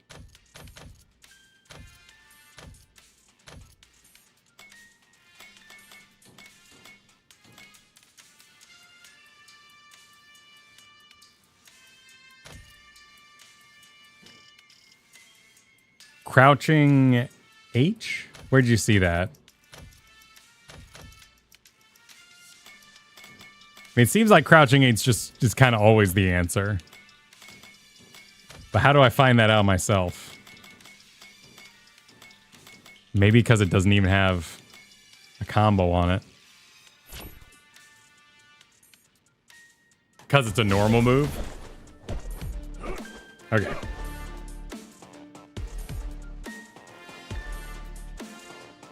So it's not on the list. All right. All right. Let's get out of here.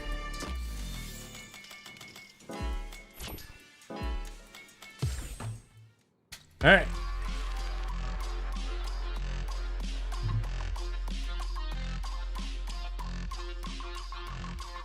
All right, be right back.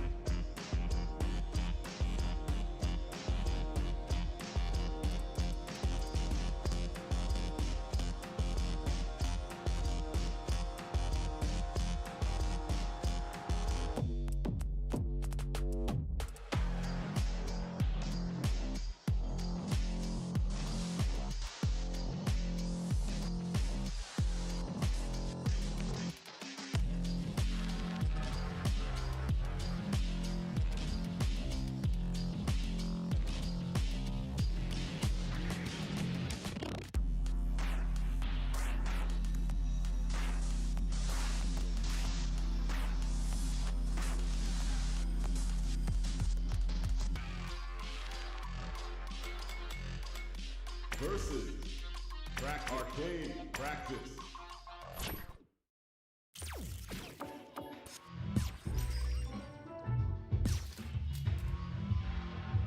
Fighting ground. Special verse online.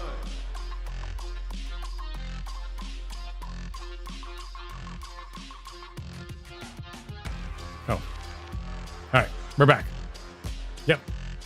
I was looking for and answered all my own questions. We got lost and answered all my own questions. It all worked out.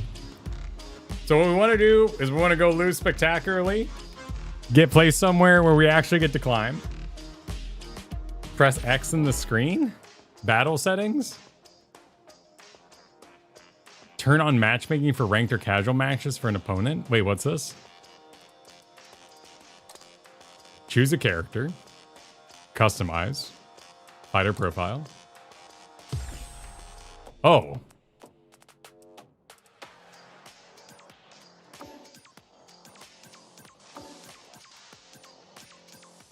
I have to turn on ranked matches?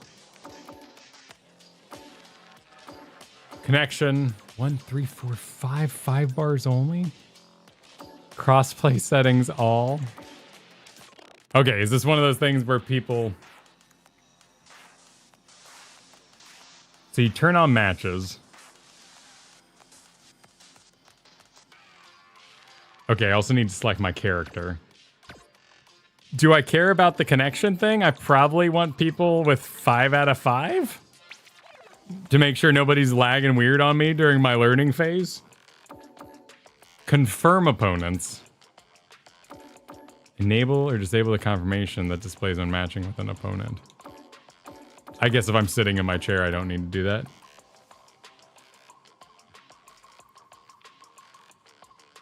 Don't worry about it.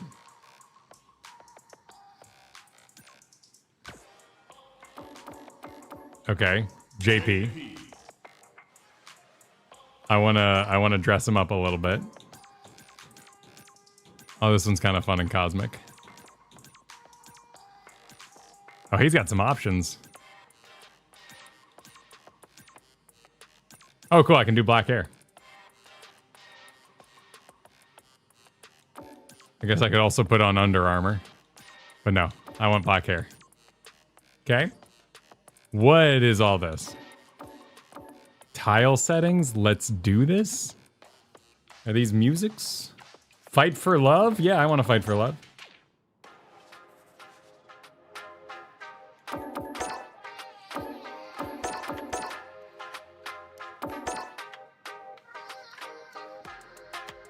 My titles.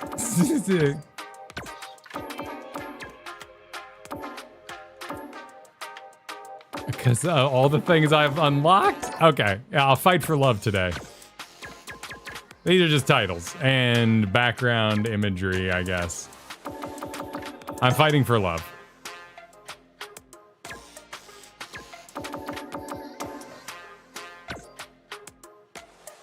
Here comes a new oh, I can decorate.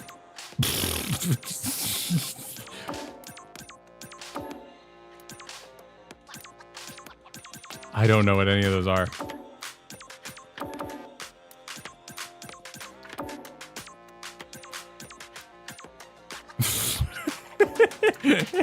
What?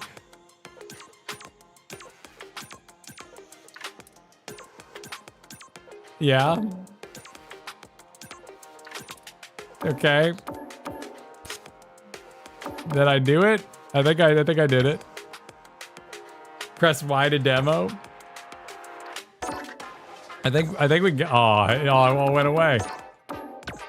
Now it's here. Here comes a new challenger. Looks sweet. Looks good to me.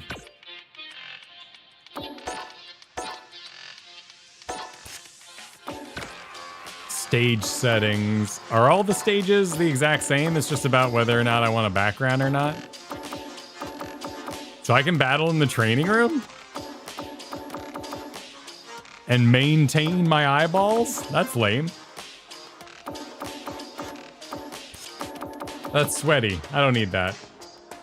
Ah, it's fine. My outfits are fine. Oh.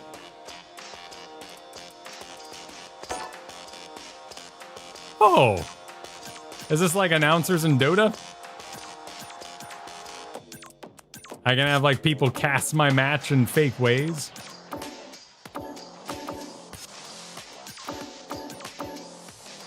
That's fun. I don't need the extra sensory input right now. So I'm good. Side settings, either side. So this will mirror my matchup. So I always start on the player one side.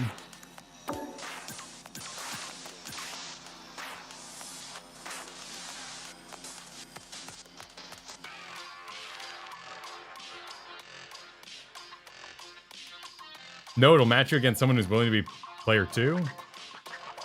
Oh, okay. Never mind then.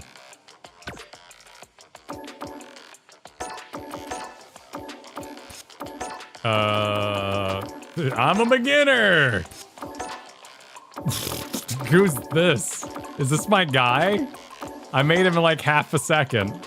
Yeah, if someone really wants to look at that, that's what they can see. Leagues and ranks matches, 8 different leagues. So we want that rookie. Rookie, win streak bonus, yes. League points lost on defeat, no. Okay. I'm familiar with this from other league sections. One-time rank down protection. Placement matches. 10 placement matches. We don't need to know about that. Select the level of fighting game experience, most commonly matching your own. Information is required to provide an appropriate placement for qualifying matches. I hope there's no liars out there. Let's do it. Searching for an opponent. No, look at it, the game's stacked. The game's stacked, we're ready. Shoot, I lost my notebook. Those are some big faces. Okay. Alright. Here we go. Let me have some fun. Round 1. Fight.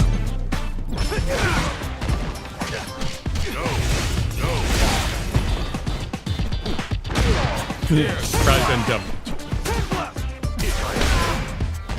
Take a drive. Wow, that thing is very long range.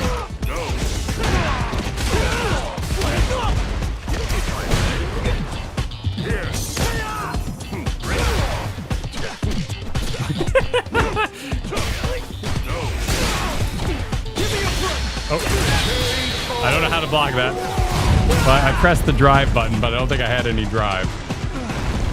Not bad. What's with the rocks?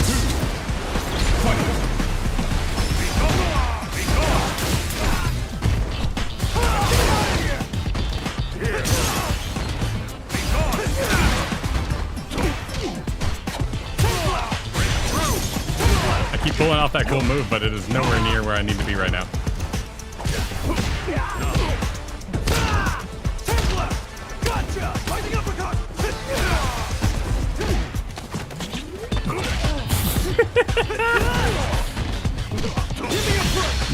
No.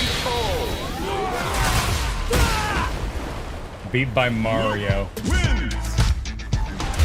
Of all the Marios, my...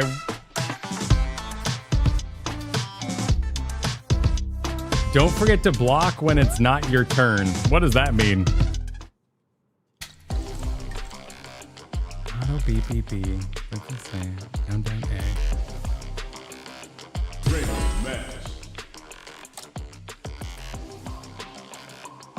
Casual matches. Wait, no, what? What are you telling me about? No, I'm doing what I want. You don't need to worry about me, bro. You don't need to worry about me. I'm good. This is what I wanted. Here comes a new challenger.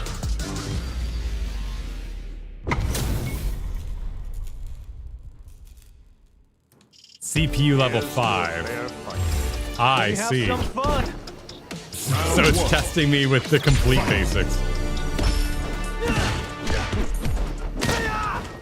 That was my down B was for in the air.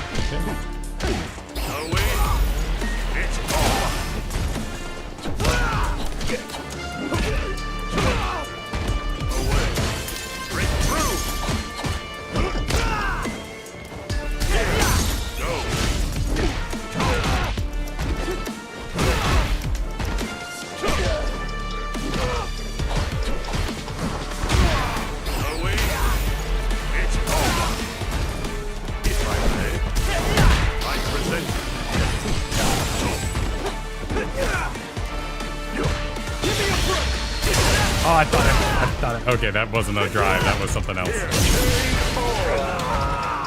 When he says, give me a break, that's not a drive, right? That's some other thing, so I should just block that normal.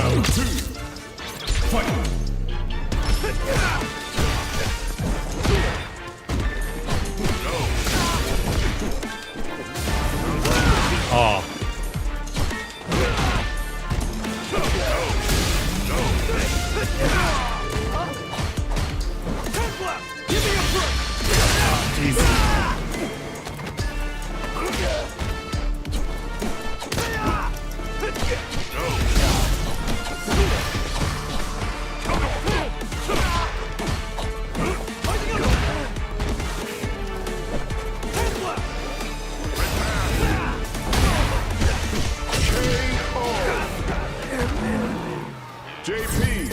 That's his level 1 super. So how do I stop a super?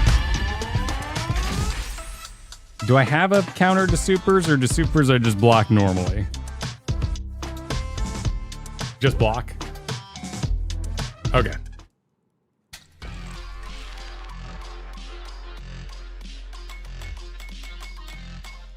Practice. Training. Training room.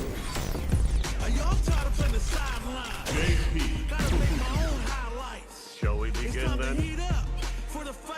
And then he's stuck in recovery? How do I get close to him during that? Yeah, because parry is right button. So aren't I going to get knocked back during the course of that?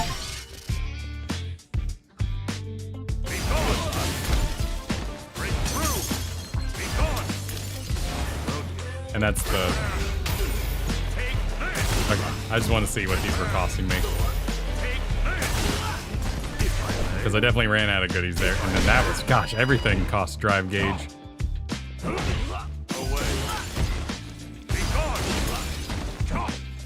And then my special was... But I gotta be hitting with this. That's a 3. Hold.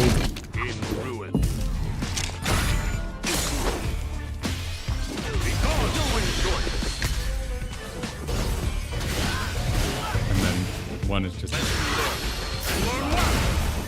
Cool.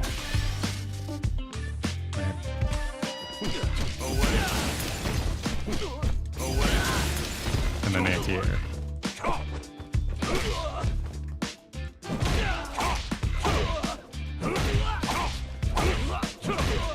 Okay.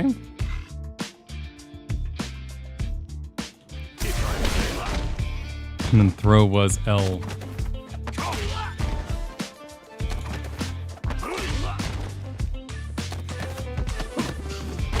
Alright. Okay. Oh, why? Oh, no, I'm good. Thank you. Thank you. I'll return to, This has a lot of options. Mode select, I guess. You can actually queue for matchmaking from the training room. Oh, I'm sure the training, or the queues probably get really long, so being able to F around while in training is probably a fine idea.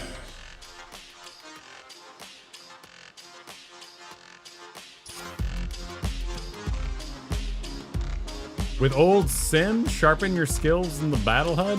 Who are you talking about? Now, find a new rival. Some dude with a shirt off.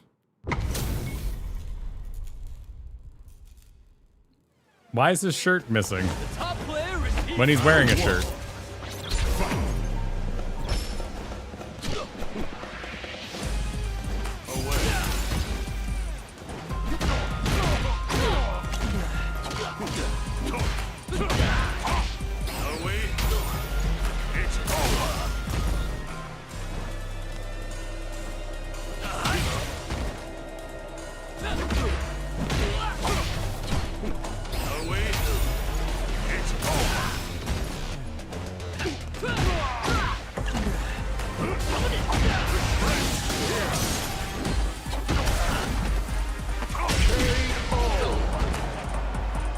That made me feel decent. Oh, is that it then?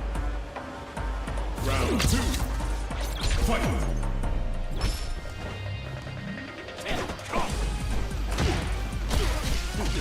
Away.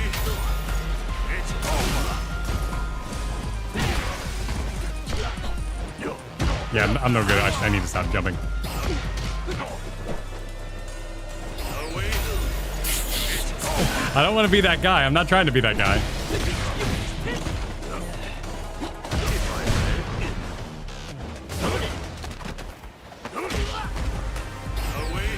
Not trying to be that guy. I'm sorry. I just don't know a lot of moves.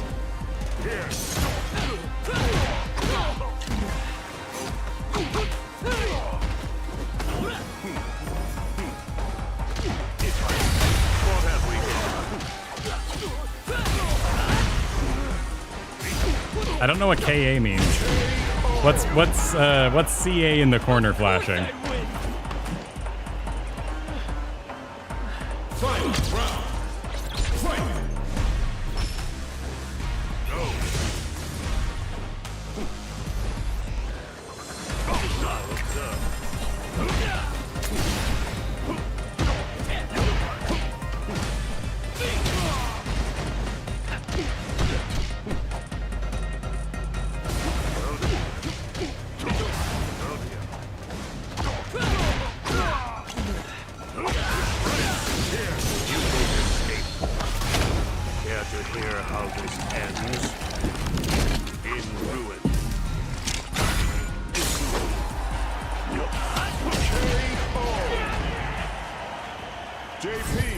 Critical art is stronger level 3 when you're low. Oh, so that means I'm at 3. And so I had maximum points and I was low health. So it was letting me know that I was going to do a lot of damage. Train against your opponent's character. Watch a replay. Oh, that's cool. It just auto records. And then you can just jump in. Oh, I'm queuing.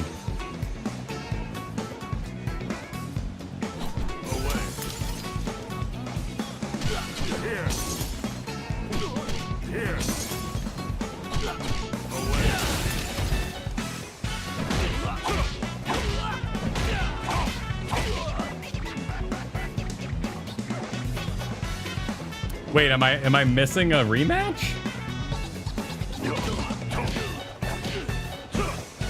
Is that something you can request?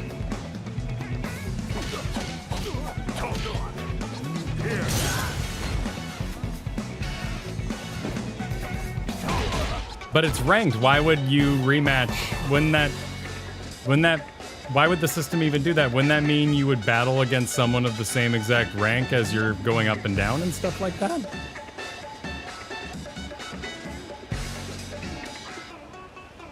Good manners is to rematch 2 out of 3 at the end of the match. It's one of your menu options at the end. So was there like an alert on screen that was like, hey, there's somebody, he wants it. Do you want it too?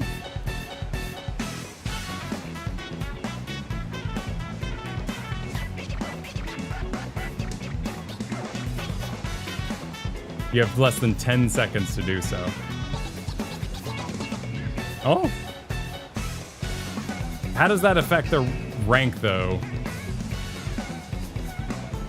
Like, not saying it, I'm gonna do my best to not be disrespectful and play in a community environment that I'm now just becoming a part of.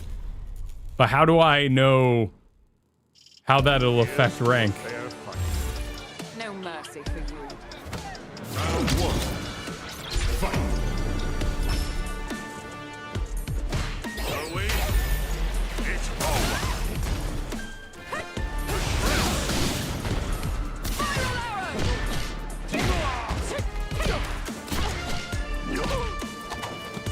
Oh, I don't know how to get out of that.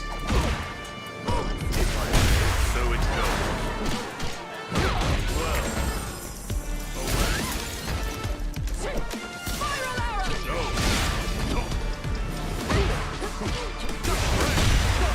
Oh, oh god, the colors.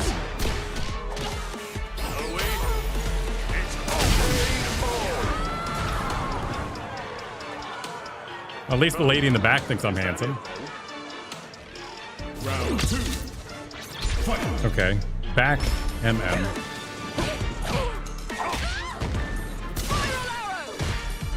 Hold.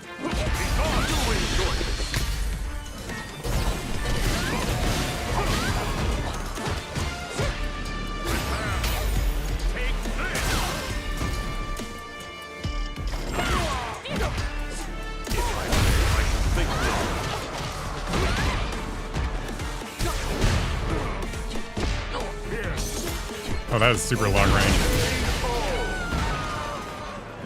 JP wins. Okay. Okay. Where is this? Request a rematch. But I saw their little menu there, so they quit. So I am now free of BMing. And I can do any of these options. Okay.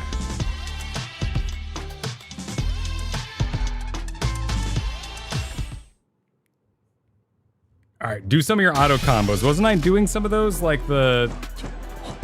Isn't this a auto combo? And then there's back BB. And then there's back MM.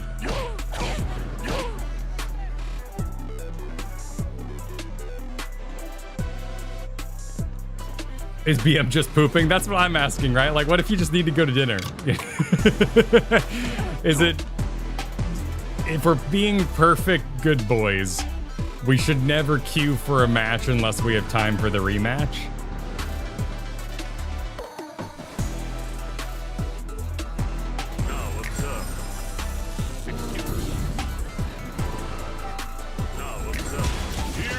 Hold it for 2 minutes. Don't make a habit of it.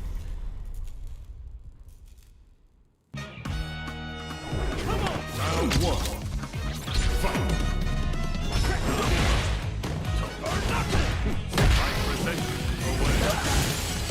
Now what's up?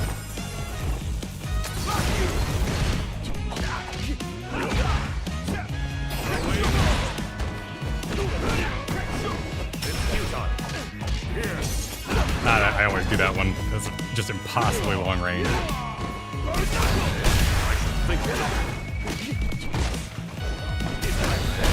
have we got?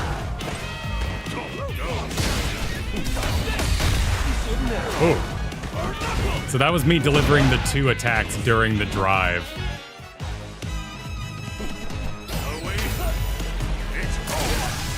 I have a 2. Oh. You're good. I'll give you that. Thank you for the super. I'll read that in a moment.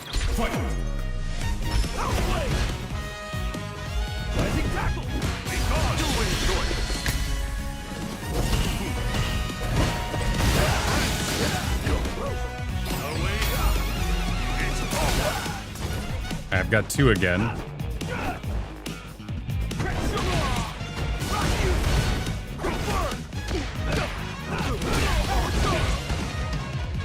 Oh, now I'm at 3.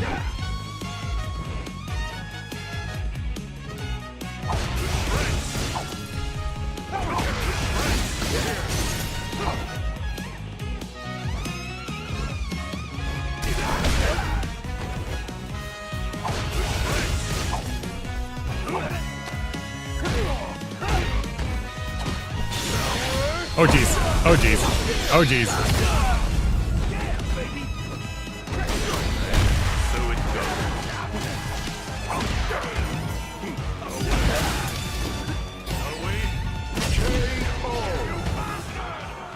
Wait, where was... Oh, because I started on the other side of the screen.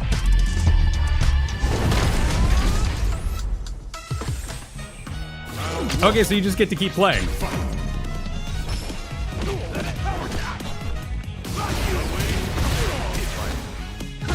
Oh, he grabbed me out of my drive.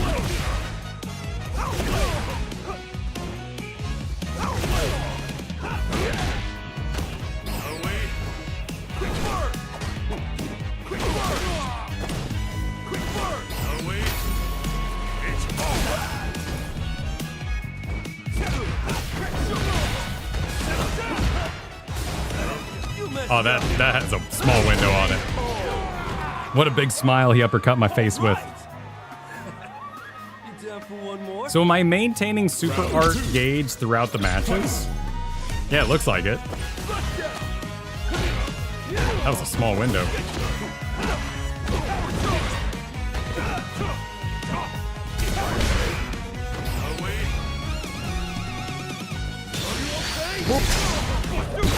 Oh, I tried to hit it. If that was even a drive. I like my big leg. I like that I have big legs.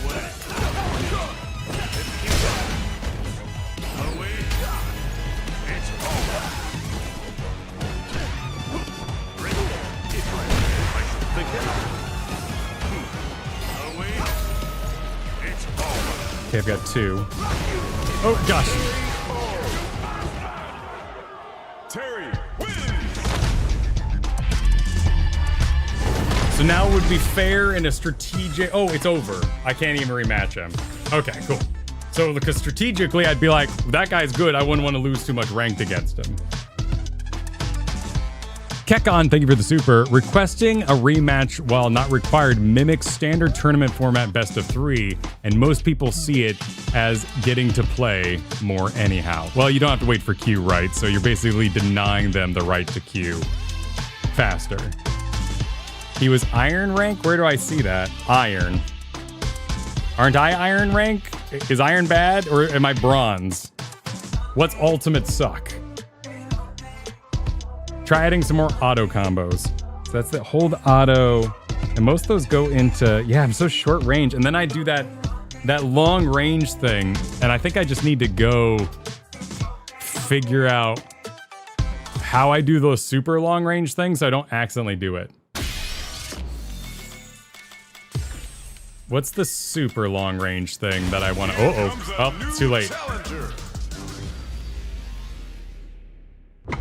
Rookie iron. Okay. Interesting. An honor, to be sure. Round 1. Fight.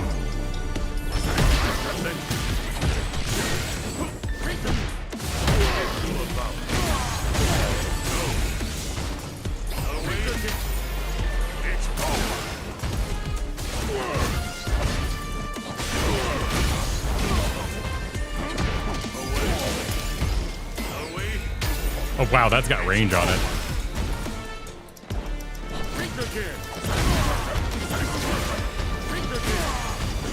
Cease and desist.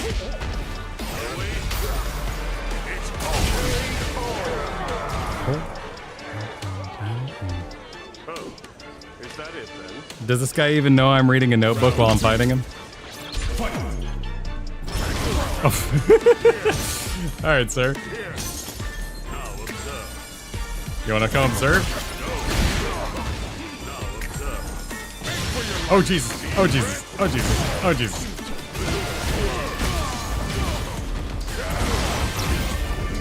Oh, how do I stop being in this position? How do I?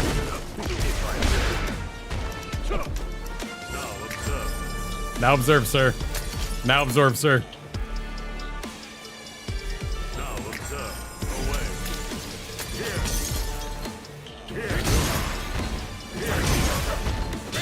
Oh god, oh god.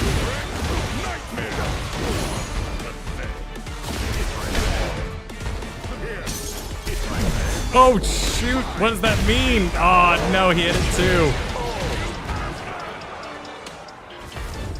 Do you see now the difference in our power? Where am I looking for? Okay.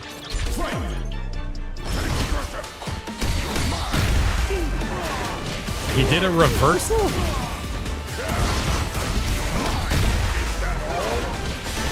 Oh my god! Oh my god!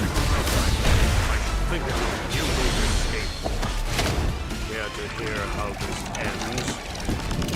In ruin.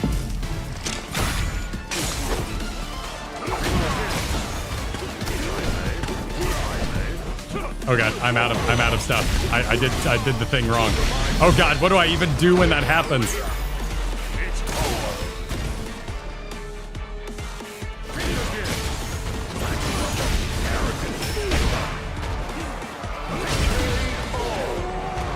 Oh, but my leg was up. I've reached the required amount of something. Sure, it's customary to get your ass beat twice.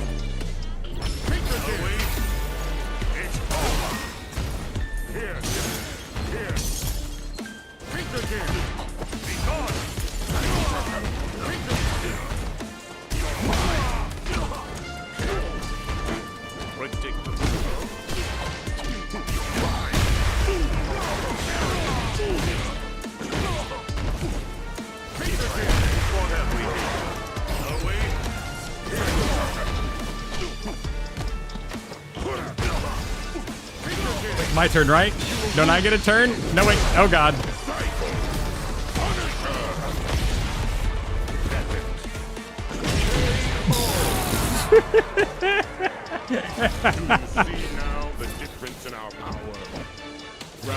Okay, there. Okay. All right.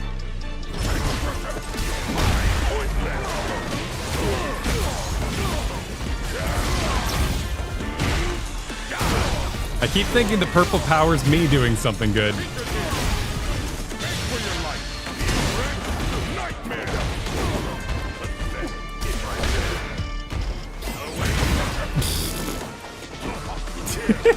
Okay.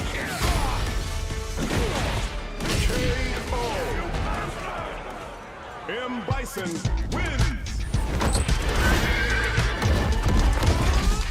So which part was me? But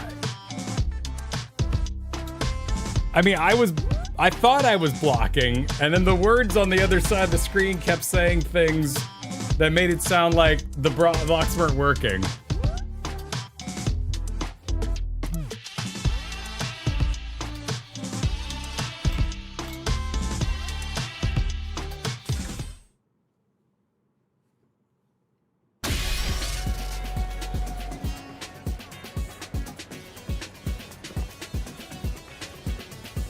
Oh, on wake up? So wake up is when I got knocked down. I was supposed to hit 2 buttons, right? But I was already in a corner.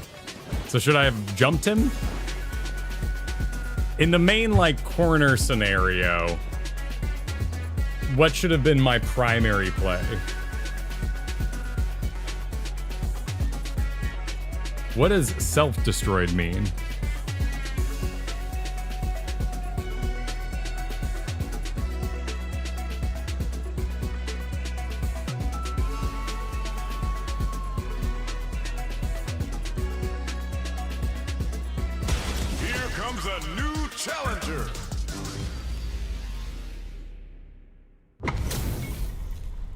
How would he have self-destroyed if I was blocking? Would he have, like, run out of momentum or juice or something? He was burning his resources.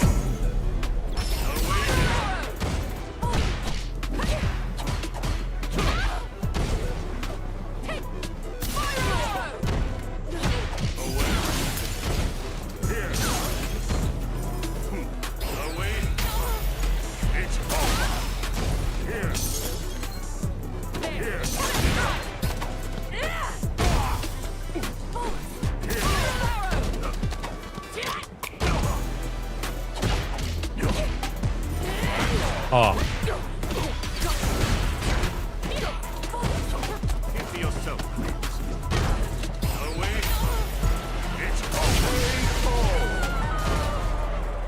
All right, this next one I'm going to try playing more defensively. Very good indeed. Round 2. Fight. Here. Away. It's And like try to take him at a distance.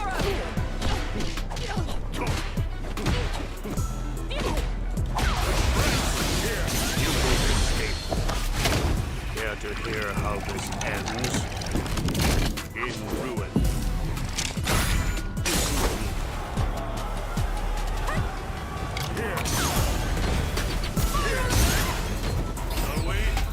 Not trying to be that guy, I just think this is how I do it. I think I'm a wizard. I'm not trying to be rude. Am I being rude?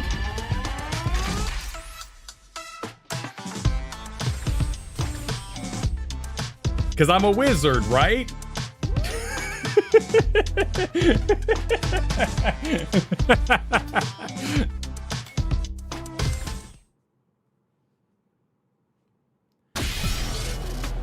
Okay, that's his game plan. Okay. I need like a what's my filler, like just they're on me and I want to just do something about it. Like I've got drives and that's all right. I've got light A. Here comes a new challenger. Just use light normals. Here's to a fair fight. Time to play. Round one. Fight. Away. It's over. Here. Here.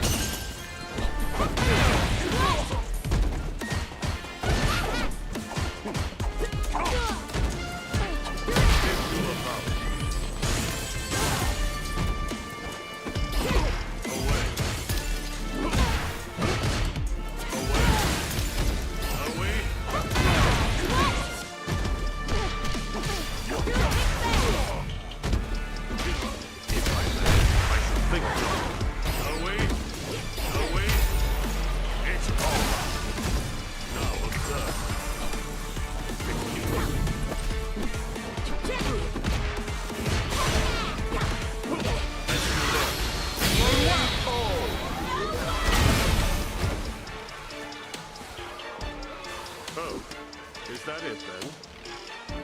Okay. Checking my notes.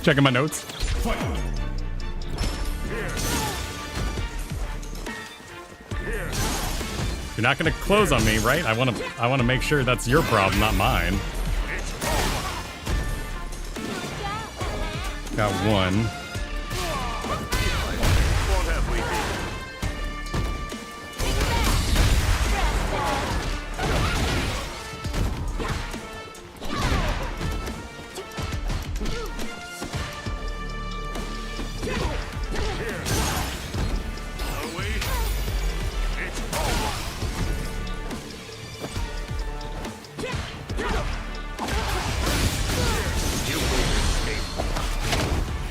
hear how this ends in ruin. KO. Okay.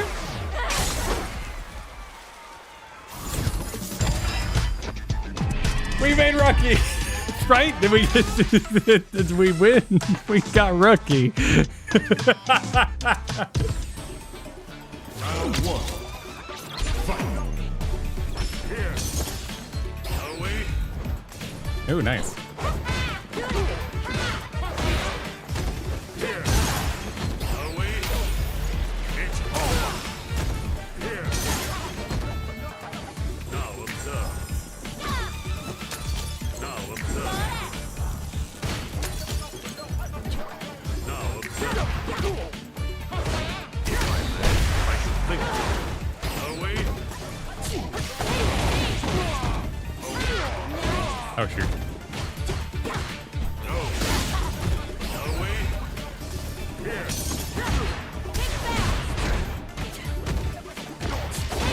Oh god. Oh god. Oh god. I want out of here. Won't have we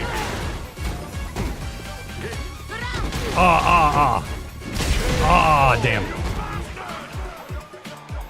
Come on now. Give me a little bit more. Round two. Everyone's insane in this game. Here. Away. It's over. Okay, two.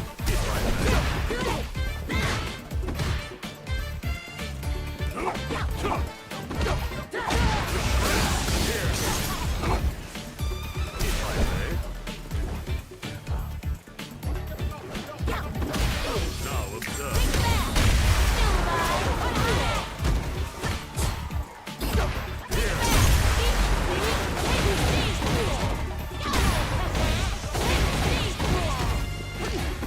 Oh dear. Wow. Alright, they didn't let me do my wizard bullshit so much. Why am I holding... Okay, I'm holding the wrong button. I need to parry his right button. Round Wait, did we rematch again? Here. Are we? It's over. Now observe. Oh, me now observing doesn't work if So it goes. I get interrupted. Now observe.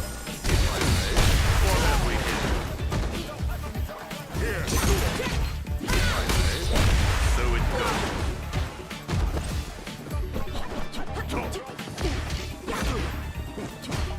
Be gone. Here.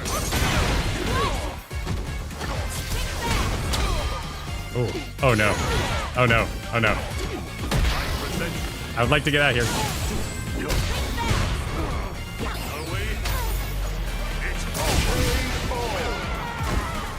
Okay, jumping got me out of there.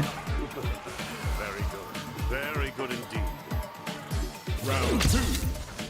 Fight. I don't want to be too predictable, but you know, here.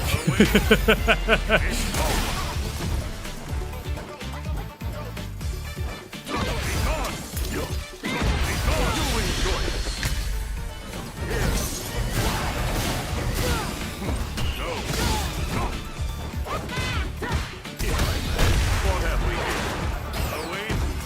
Let's do this.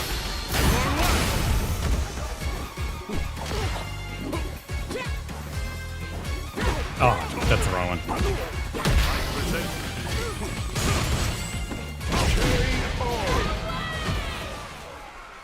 JP wins. Whimsy bus. And now we're done. It is a big snake, yes. If I land the drive impact, try to follow up with an auto combo. So an auto combo would be me holding down my auto and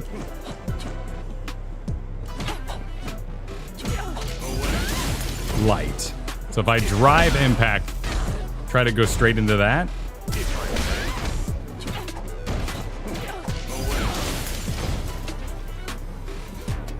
Light or medium if I have meter. Yes, yes, because the medium gets me 2 spend and heavy does 3. So sticking to light doesn't cause me to spend.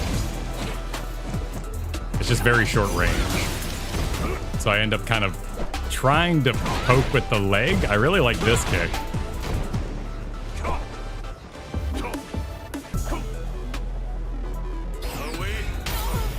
I got that part down. It said if I held down auto and did this, I should spawn multiples. But I don't think I'm doing that right. How do I spawn multiple rifts? Here comes Oh, here we go. new challenger.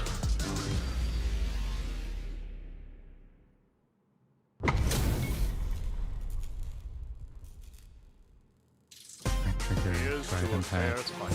Parry. You call my answer. Round 1. Fight. Oh, she doesn't know my bullshit. Away. We just met. Unleash my usual bullshit. Here. Here. Got him. It's over.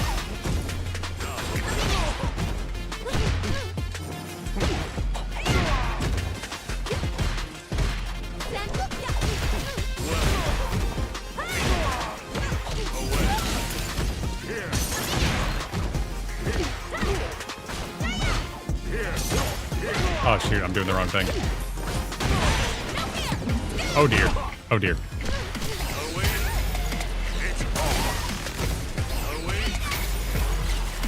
What's with the sparkler? I'm not trying to spam, I'm sorry. I'm trying to do other things. I was trying to activate my other things. I didn't mean to. Very good indeed. I didn't mean to. Fight.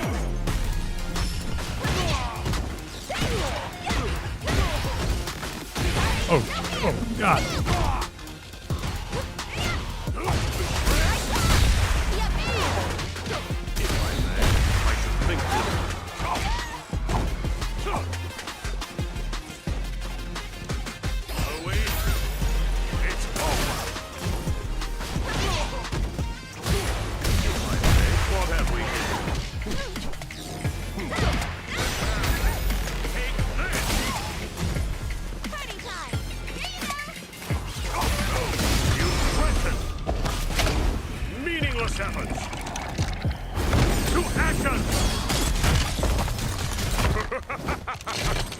Why was it so long? What did I when it kills, does it have a special animation? JP wins.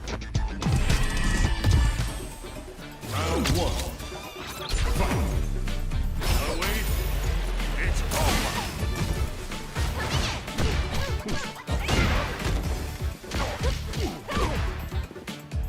Oh, wait. It's over. It's a critical. Here.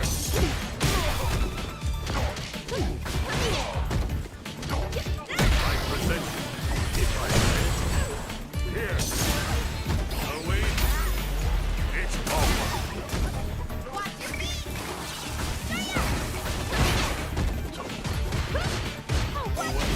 Oh, wait. It's over. I should think through. Here. Be gone.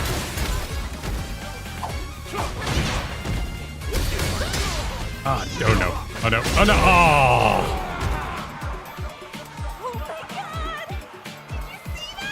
Too hot on M. Okay. Fight.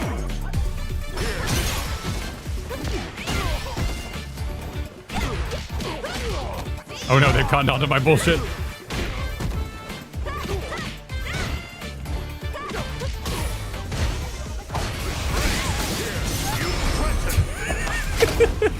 I'm sorry. I'm just a wizard trying to survive in a crazy mixed up world.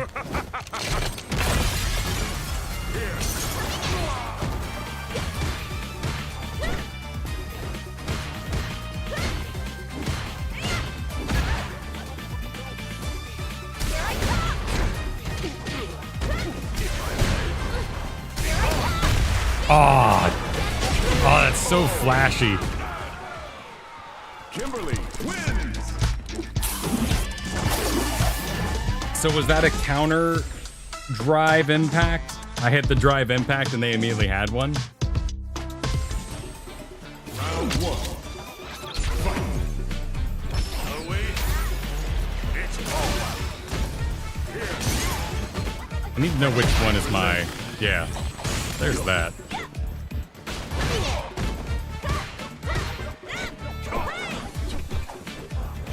wait. It's over.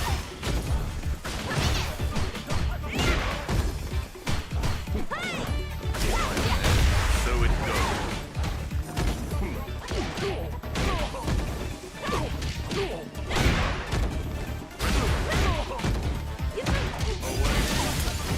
Oh, wait.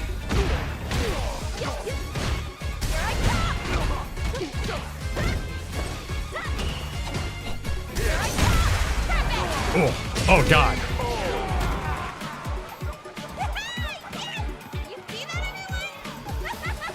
I don't APP, so I'm gonna have 2.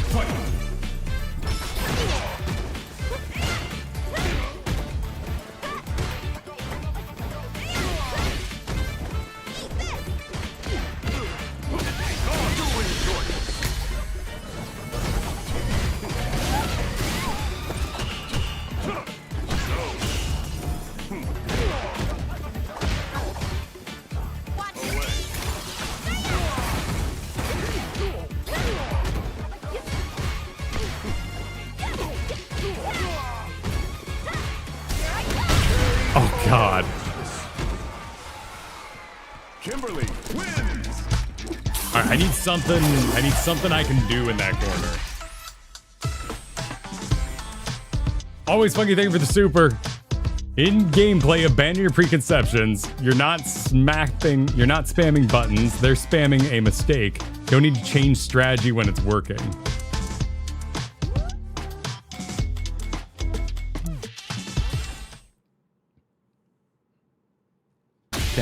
Down, LL. That one's okay. That one I'm doing all the time, that's fine. This is... I'm starting to predict that range. And I think forward is the sort of counter parry thing. But it has a very small window. And I'm defending way more than the enemy, so I'm not really using throw at the moment. Oh, wait.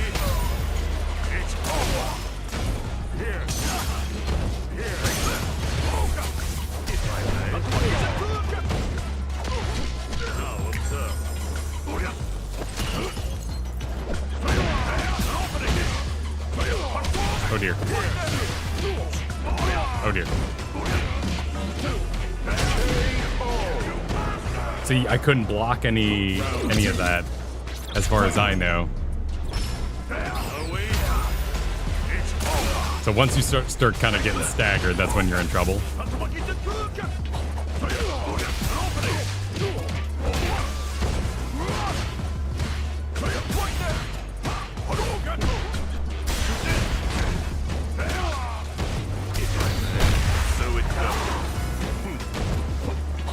I wanted to get on the other side of him.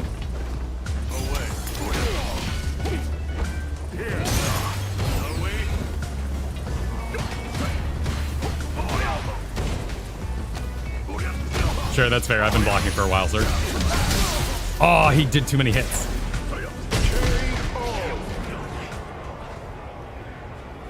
Ryu wins. I think we put up a decent fight. Am I unranked? I thought we were ranking. No, we're ranking. Round one.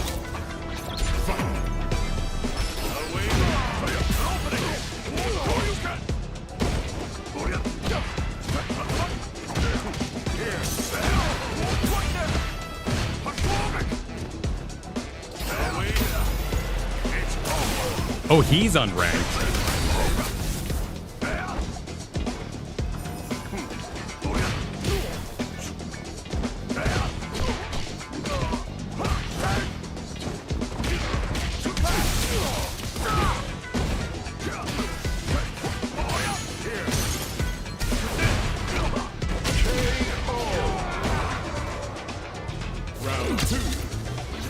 Not that he's playing unranked, he's currently ranking. I need to practice hitting the double buttons when I get up.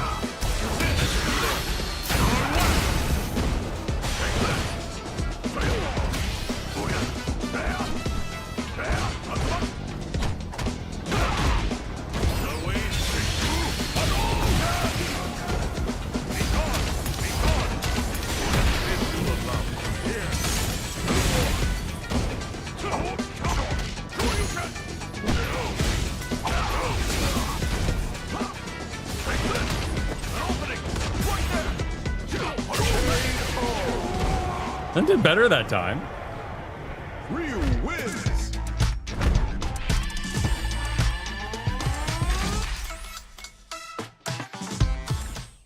So I need a little something. Doing better, blocking more. But when things are kind of plain and I can't get space, I need like a little space maker. Honestly, that Super Art 1 is pretty okay at making space. It's really hard to get a heavy out.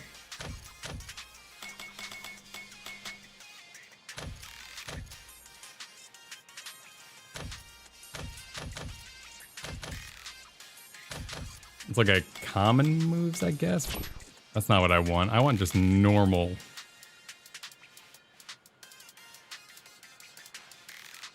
Yeah, so where could I find that? It looks like special... Command list is like special moves. Now I need like a... I have this one, which is down, down, but it has to hit.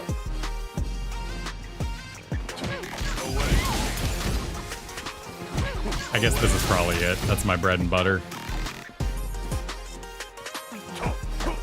Then I have a back M.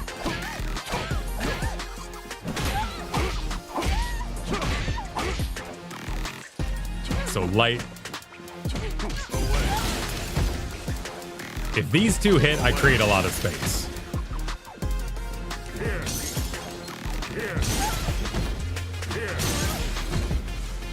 What would be punishing? What normal moves do you have that are medium range, medium speed? I don't know how to see them, to be perfectly honest. I don't know where I would find that, because command list definitely seems more geared towards special moves. Maybe it's just assist combos? Rapid cancel assist combos?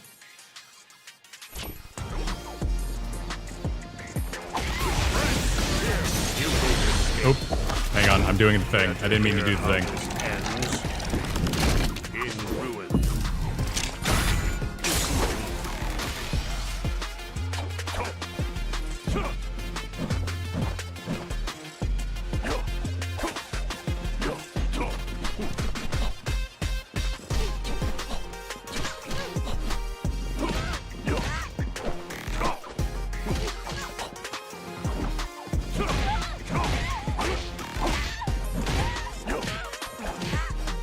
What's just this? Okay, that doesn't do anything special, so I need to remember that.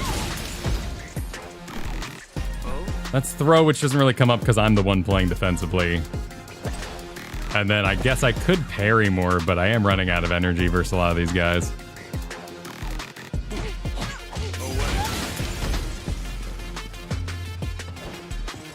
Need one combo to punish, one button for space poke.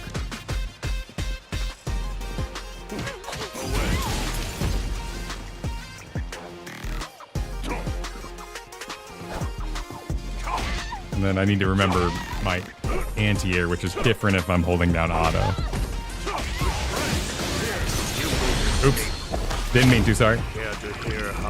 Sorry, lady. I was experimenting.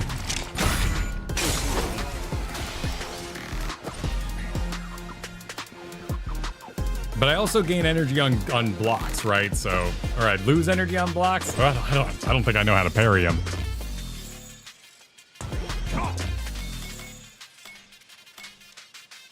Open matchmaking settings. How do I queue up in here? Options, settings, view tour, open recent replays, character selections, return to mode select.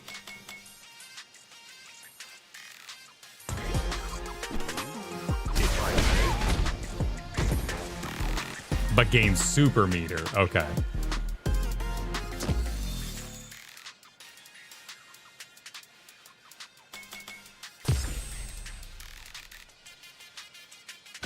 These are my settings.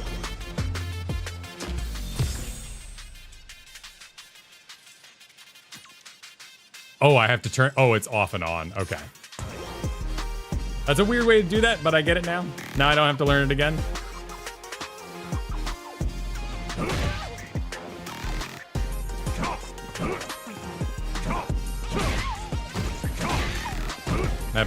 That forward kick is great. Normal spam. It's pretty decent. I don't seem to have a lot of power in the air, but that is just my complete nub observation. Here comes a new challenger. Is he a computer? Nope. But you can control your face? All right, you ready? An honor, to be sure. Round one. Fight. Now observe.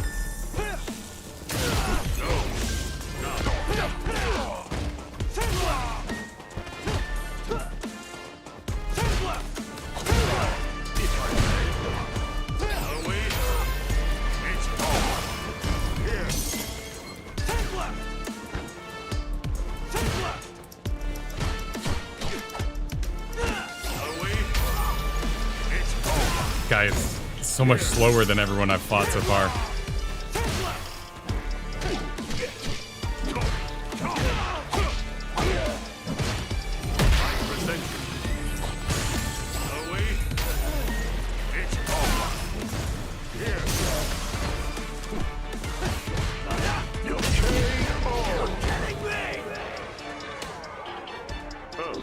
Felt like a time warp compared to that previous guy. Round two. Fight. Ooh.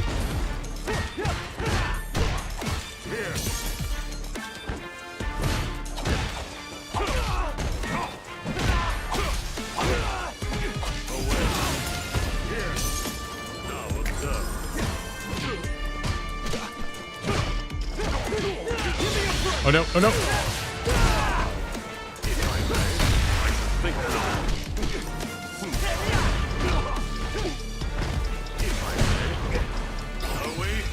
Oh no, oh no, oh no, oh no.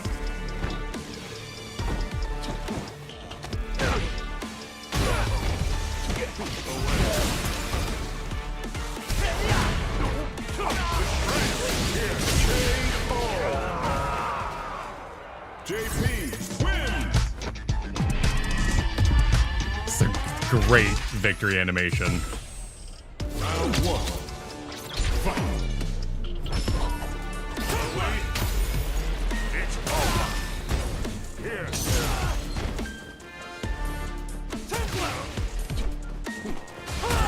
Oh. Guess I should parry those.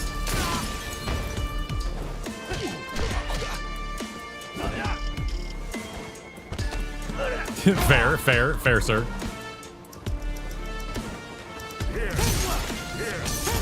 Oh, that was cool.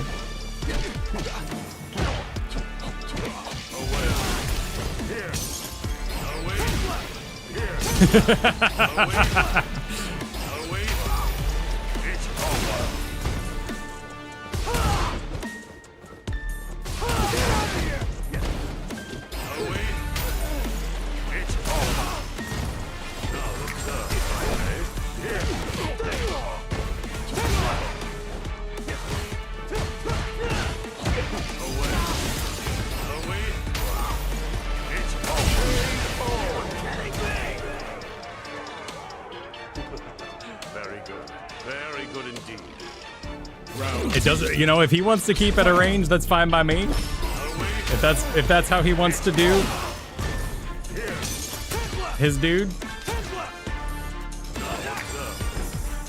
Kind of wish I could cast those further out.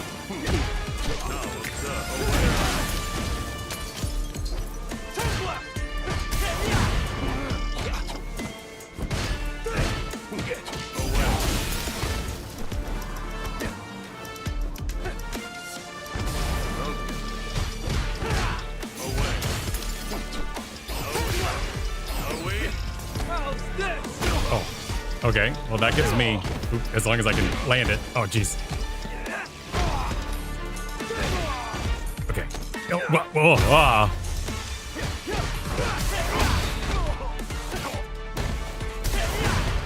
Oh God. Oh God. Not bad. Final round. Fight. Probably ran out of juice and I didn't know my bar.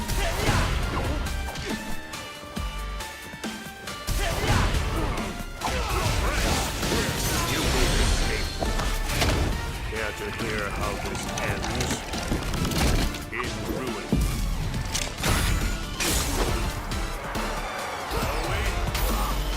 It's over. Oh, nope, that was the wrong button.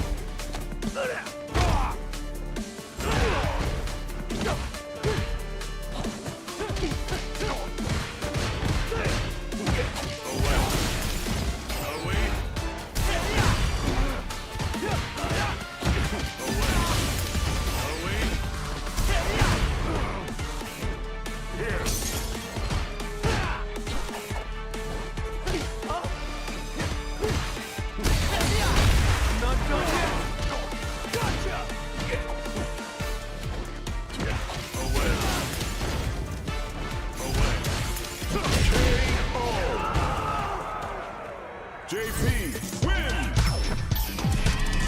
All right.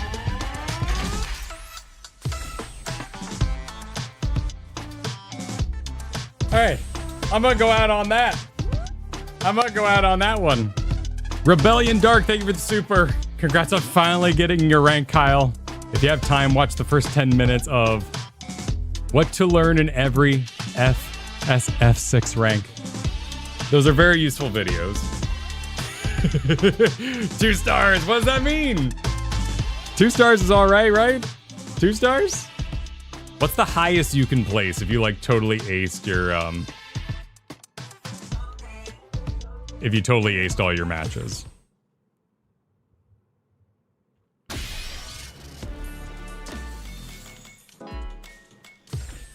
Oh, well that was an intense learning day. Diamond 5, really? Wow.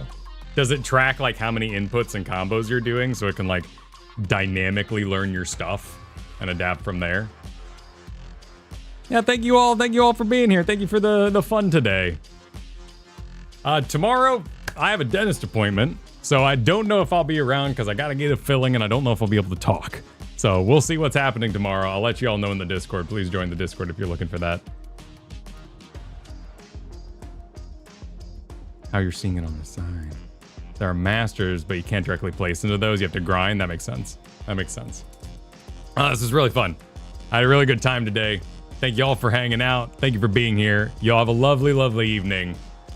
Probably no stream tomorrow, but there's other things that are going to be coming out soon. We got FanFest Berlin this weekend, so look forward to a video and all that. I'll let y'all know if I'm able to speak.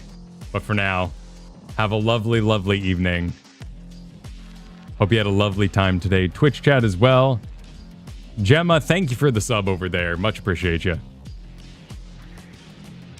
Night, everybody.